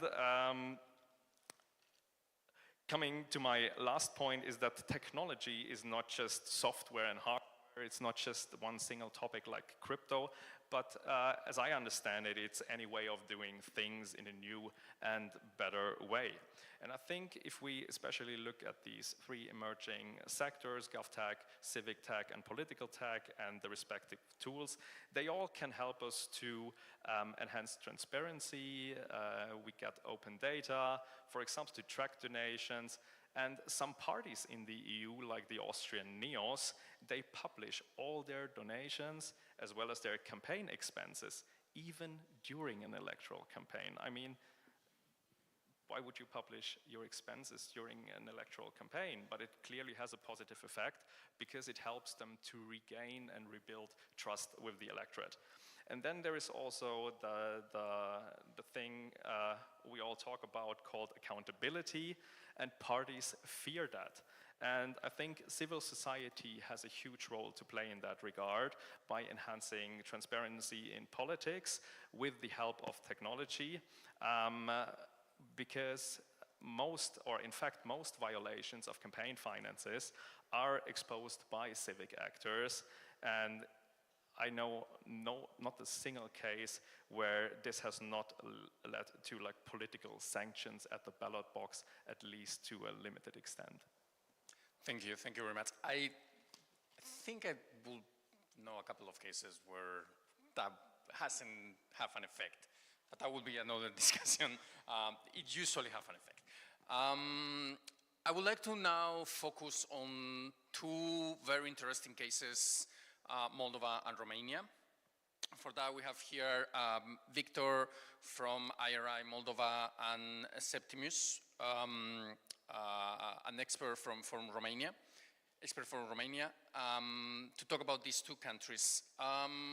So, Victor, I see you already got the mic, so I will start with you. Can you tell us a little bit about what is the public opinion about cryptocurrencies here in Moldova? How people see the potential misuse or the potential benefits of it to influence the electoral and the democratic process? Thank you for the question, Alberto. Indeed, this is a very complex and tough subject, and I already see that maybe I will risk to get into fight with multiple skeptical and critical persons regarding the cryptocurrencies. But I have a positive view on cryptocurrencies, the one that are used in legitimate ways, of course. And there is totally different reality in the global crypto market. Of course, we have to understand that cryptocurrency was made for a certain purpose. It was not made for official transactions. It was made by people who wanted to have more freedom. So of course, maybe to mix cryptocurrencies with politics is not a good idea, because politics require transparency, it requires full disclosure, and that's why maybe cryptocurrency is not a good fundraising asset. I totally would agree and would say that even the cryptocurrency users, I think, will not agree to fundraise political parties through their virtual assets, because they will not get their personal data disclosed. So, digging into the concrete focus on Moldova situation, I will invite you to explore the investment in the crypto market that we have right now. I would invite you also to explore the legal framework, how it shaped up in Moldova, and what is the role of crypto in Moldova. We are talking about cryptocurrencies as is it something new? Is it like it is an innovation built in recent years? But actually, cryptocurrencies have been around since 2008, and the global market of the global crypto market has developed steadily for over 17 years. And in Moldova, still cryptocurrencies is an unfamiliar and unpopular territory. There are just few persons who really understand what cryptocurrencies are and how they operate. So I think we need to work on it and to educate people. However, it's important to recognize, as Yves-Marie said, that there is a real world, cryptocurrency world right now. And the global crypto market now is valued at $3.4 trillion, which represent basically half of the annual budget of USA.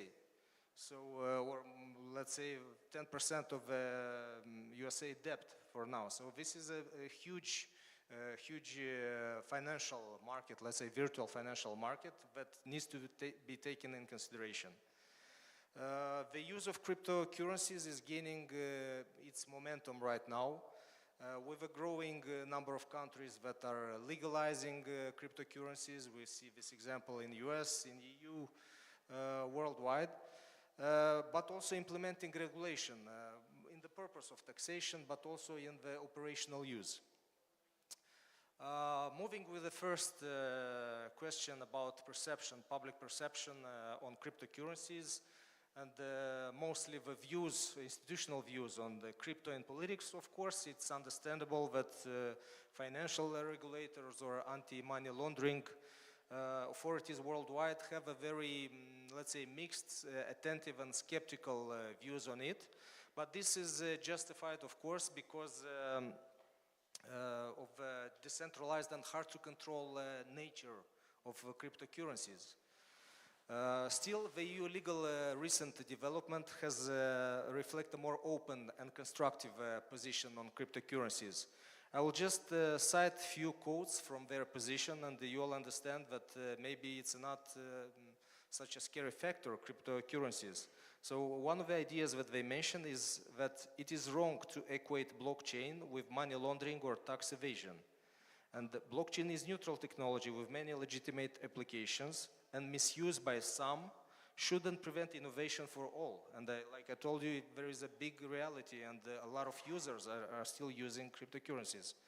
And also speaking about regulation, regulation should target just illegal behavior and not to limit, prohibit technology itself, because this is a real technology, it's not something illicit. It exists, and many people are still using it in a legitimate purpose. As such, the EU continues to integrate and regulate cryptocurrencies and within its broader economic system. By contrast, Moldovan institution keeps and remains skeptical of cryptocurrencies. So just the National Bank of Moldova has warned multiple times citizens that even though these virtual currencies are representing digital value asset, they are not guaranteed by any central banks. So this is the main problem. And usually the users of cryptocurrencies are exposed to multiple risks, such as fraud, scams, which is happening even now because of people not knowing how to use this cryptocurrency. Also, another risk is unfavorable exchange rates, wallet hacking, data loss, high volatility, and also lack of merchant acceptance. Also, we will not exclude the risk of money laundering, financing, terrorist financing, and other financial crimes. Another very important investigation was made publicly recently. Also, it refers to the chapter of Moldova. Was made by Center for Information Resilience when they investigating how some cryptocurrencies built in Kyrgyzstan was used especially by bad actors to bypass international sanctions and anti-money laundering laws. So this example includes the A7, A5 cryptocurrencies that even I'm an active user of cryptocurrency, I never heard of it. So of course there are thousands of cryptocurrencies that nobody knows, maybe unofficial, but the one that is well recognized but worldwide, I think people should trust to them and use them into personal purposes. Going to the legal framework in Moldova, we can say that in 2022, the parliament adopted first time legislation regulating cryptocurrencies that entered into force in July 2023. And basically what this legislation did, it defined the term of virtual asset service providers. It finally allowed individuals and legal entities to hold cryptocurrencies. But on the other hand, it banned the provision of cryptocurrency services to provide their services under civil and criminal liabilities. So the fine for conducting this kind of crypto services is very big, as Roman told. So basically, because of this, you could lose your entire money put into the capital of the company. And also it imposed a monthly limit on transaction with foreign platforms and required additional enhanced digital due diligence from banks. So no banks have any intention to start and to provide services for individuals right now and offer a possibility to people in Moldova to hold and buy crypto because of these big fines that they will receive. I have to say that the Parliament in 2022, in its first reading, they published the draft of the bill, and it has a very liberal aspect. So it was more regulating crypto, but not prohibiting. But on the last reading, they changed everything, and they just include briefly a couple of legal provisions, just banning crypto sector into Moldova, because there were big risks. We are close to a very dangerous neighbor, and we could be affected of this. What is interesting that the Parliament cited and referred to the strict EU anti-money laundering and anti-terrorism standards, but on the other hand, in EU, it's possible to have crypto. It's not prohibited, it's just regulated. So we could say that Moldova's stance therefore appears more restrictive than necessary.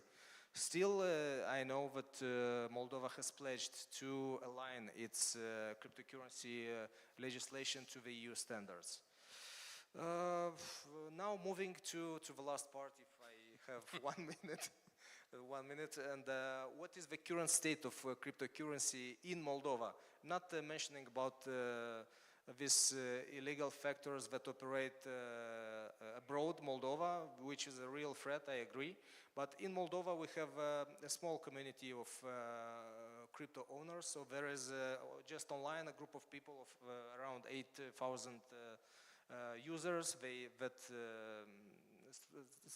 want to develop this sector. They possess crypto, but it's not sufficient, and believe me, they will not have a desire to get involved in politics.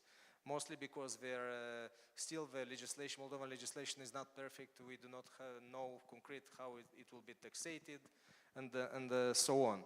Also, before the 2023 ban, we had one company which is operating crypto services, exchange services for Moldovans. They were saying that they were applying this anti-money laundering and KYC, know your customer standards. But of course, they had to stop their operation because of the legal ban. And right now, they are just gathering signatures for a petition in order to lift this legal ban. And last, the final idea, this petition was examined into one of the parliamentary commission in Moldova. I was surprised to see a lot of interest from state institution. Basically, all the state institution stakeholders relevant to this sector were present. We had National Bank of Moldova, we had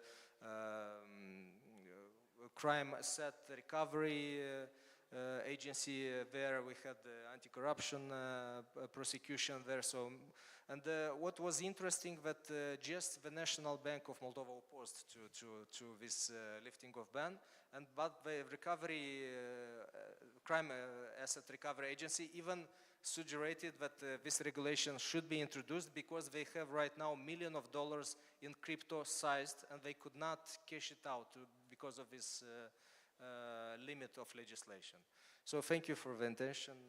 Thank you very much. It's very interesting to get this approach. I didn't want to cut you, so the internet crypto community doesn't start hating me. No, but thank you very much for this snapshot of cryptocurrencies here. I think we're going to see the other side. So Septimus, tell us about the case of Romania and what should we learn from the case of Romania.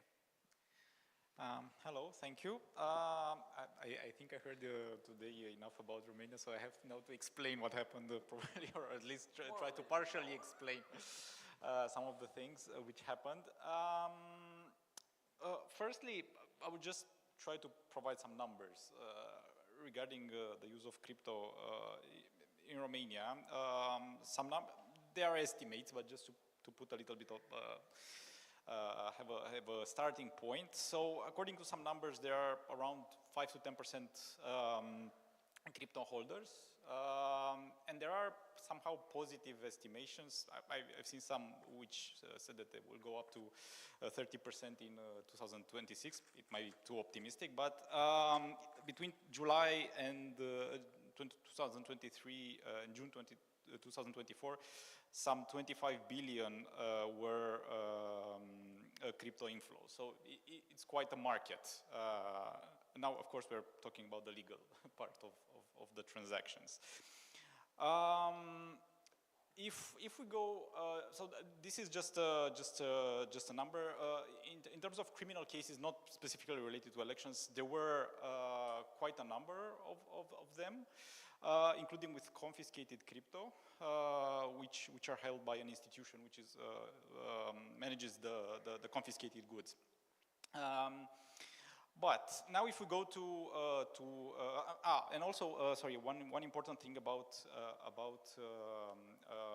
Romania and investigating crypto cases. There is a Manival report in 2023 which states that there is not enough capacity to investigate crimes related to crypto. Actually, the report was referring to institutions using Excel and Word to draw the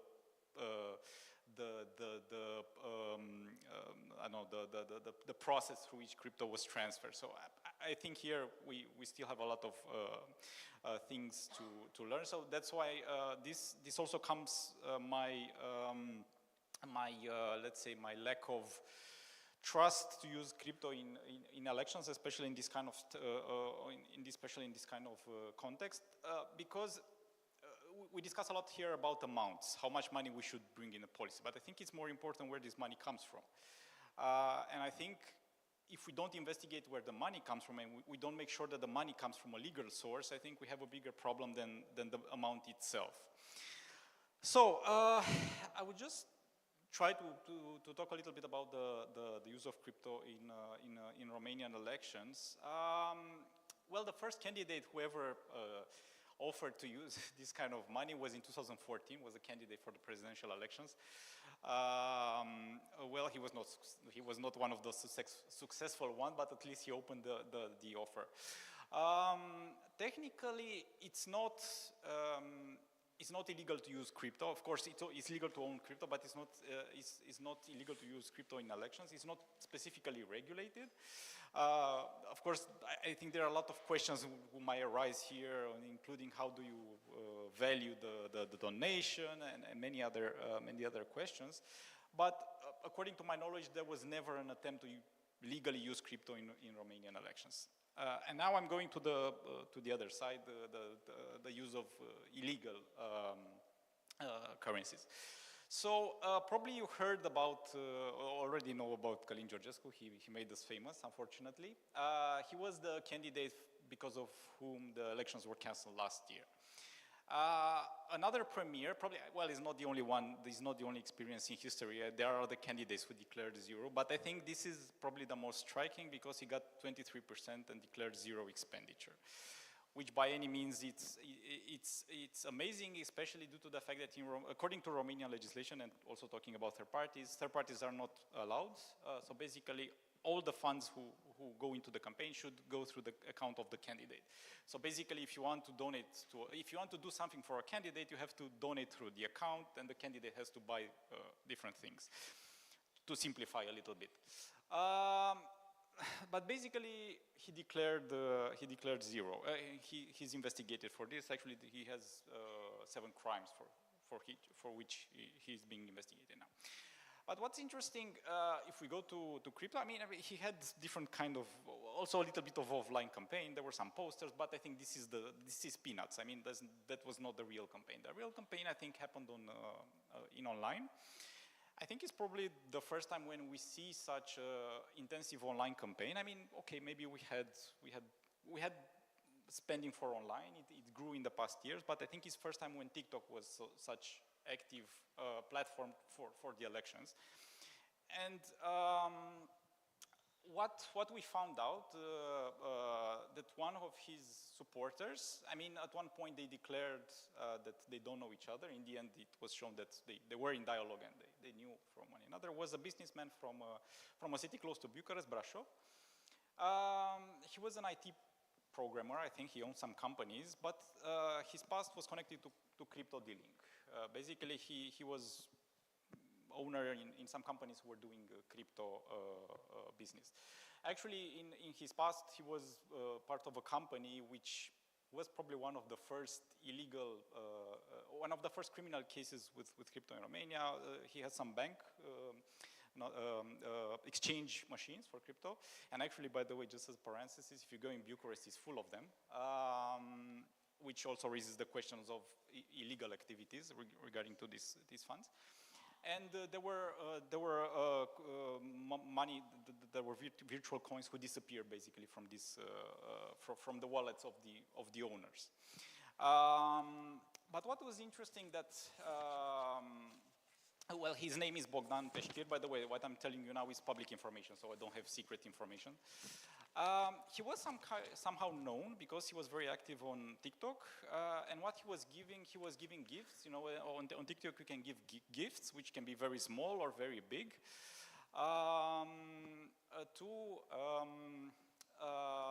well, from the for the colleagues in the regions to manele, singers, turbo folk. I don't know how to explain. But he was giving important money to this kind of singers on TikTok.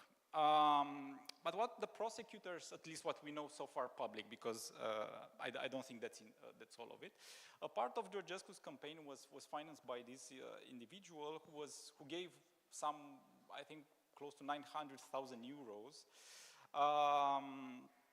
through different kind of gifts through TikTok.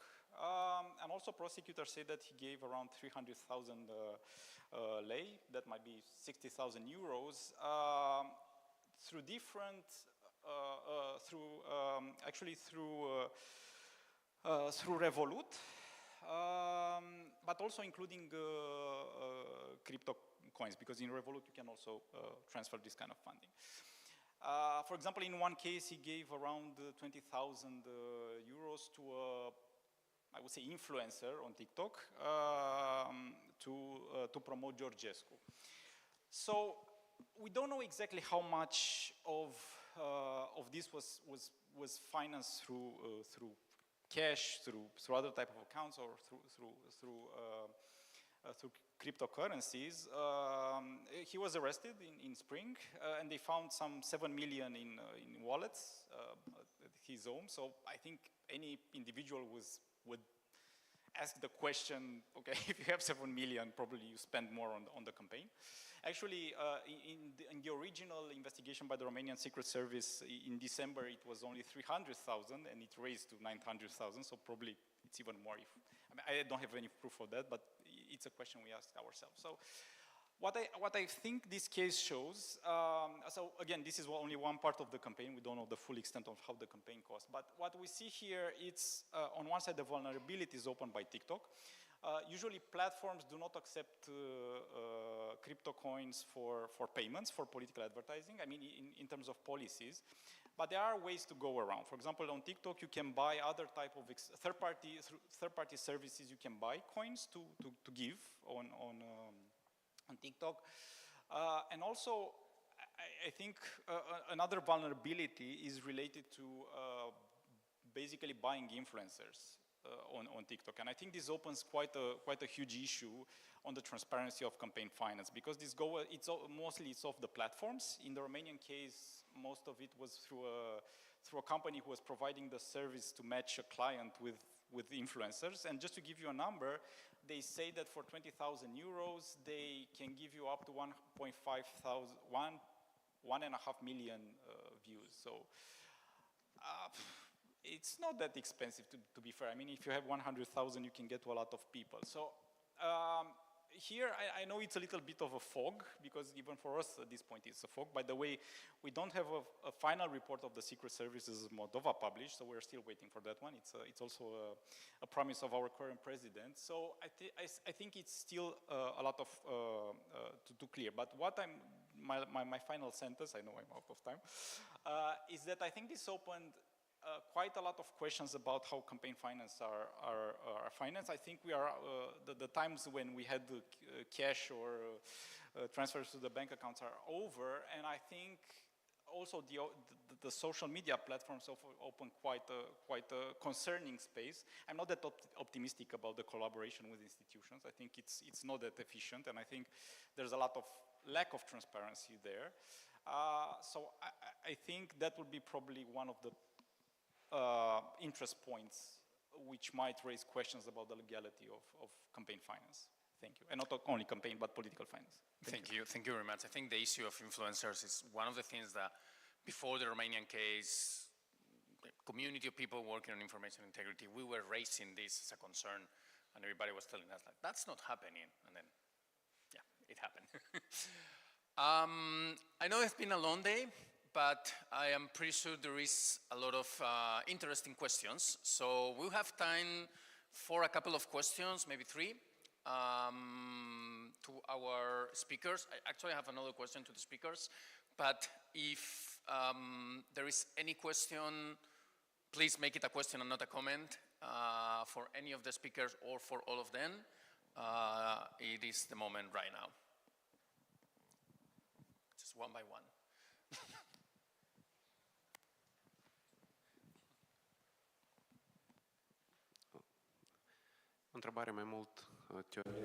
It is rather a theoretical question to all the panelists when we talk about crypto, especially given the examples which Mr. Duble mentioned, and given the notion of financial support of electoral competitors through donations, or the essence of donation is handing over free of charge of resources or assets without getting anything back. In reality, we see that big donations in crypto have been accompanied by certain conditionality, provided that it would legalize some things. And can we see that these attempts of transfers as donations in the full meaning of the word donation? Other questions? I think they're bringing you a microphone. Thank you very much, Pavel Kabachenko. So I have probably not a very interesting question, but a very practical one. Thank you for great presentations and your opinion about the cryptocurrency. Very optimistic one from Victor, I think. And Septimus, it was interesting to hear that, okay, the times of cash and bank transfers are over. So now we have only cryptocurrency, which is also interesting. But for question for me is, from my side, is that what actually are then solutions for us as election administrators, as prosecutors from anti-corruption prosecutors office. So and how quickly it's going to develop into like main source of funding for political campaigning. So your opinion, of course, and what you think would be the solutions for us as election administrators and prosecutors and like law enforcement. Thank you. Very easy question. Any other question? We have time for one more. Don't be shy. Okay, there we go.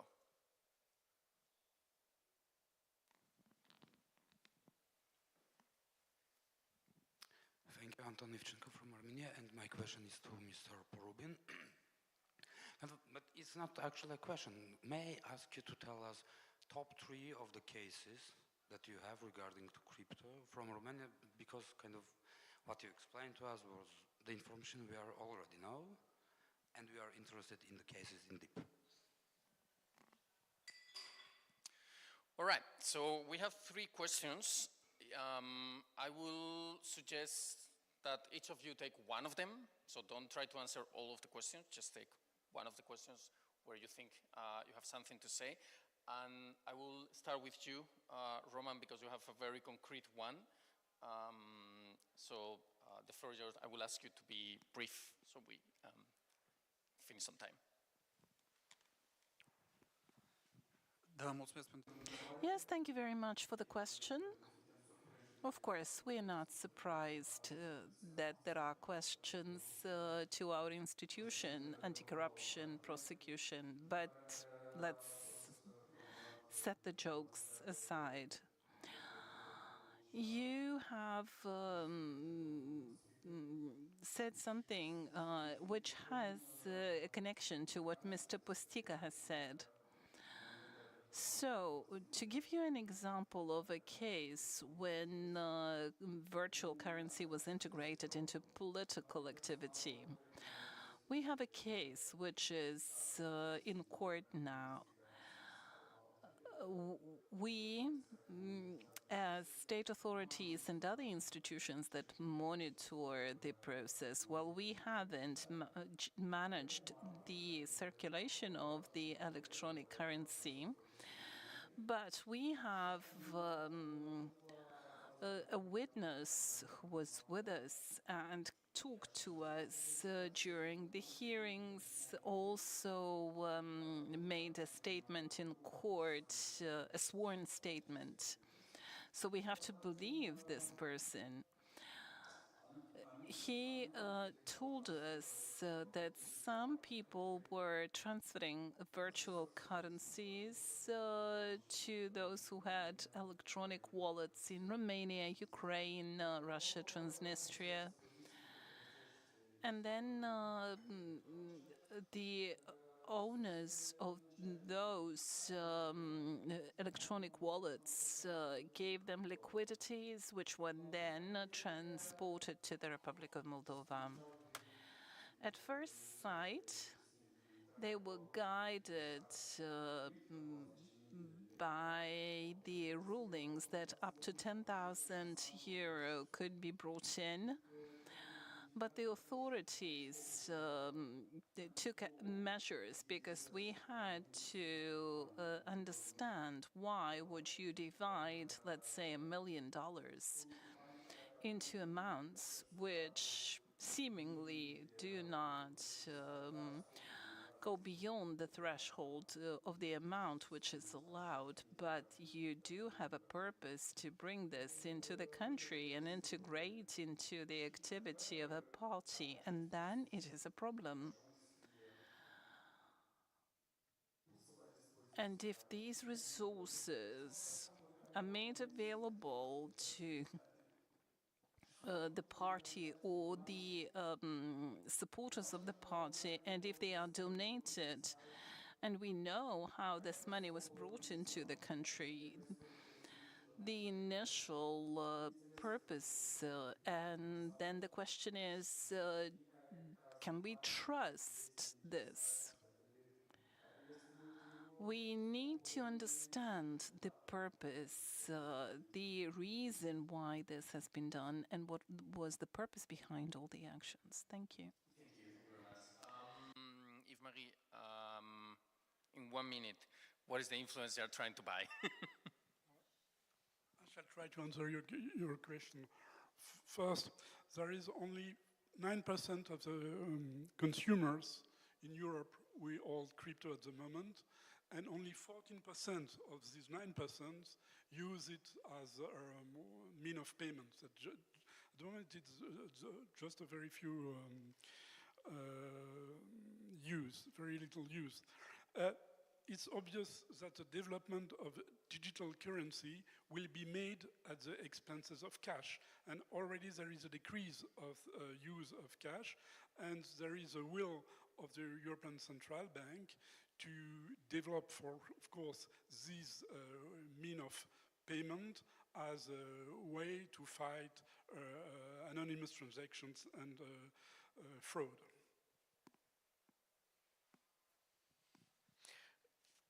Well, I think I will make a more general statement to combine all the different crypto things.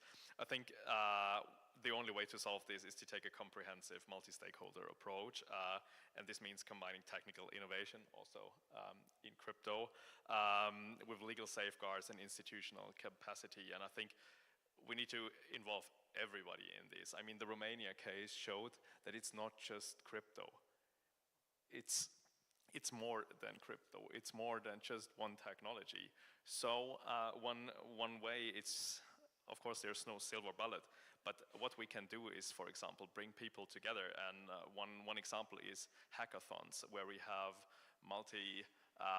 multidisciplinary teams who work on different things from different angles, and we can develop then monitoring tools. We can probably track influencers because we,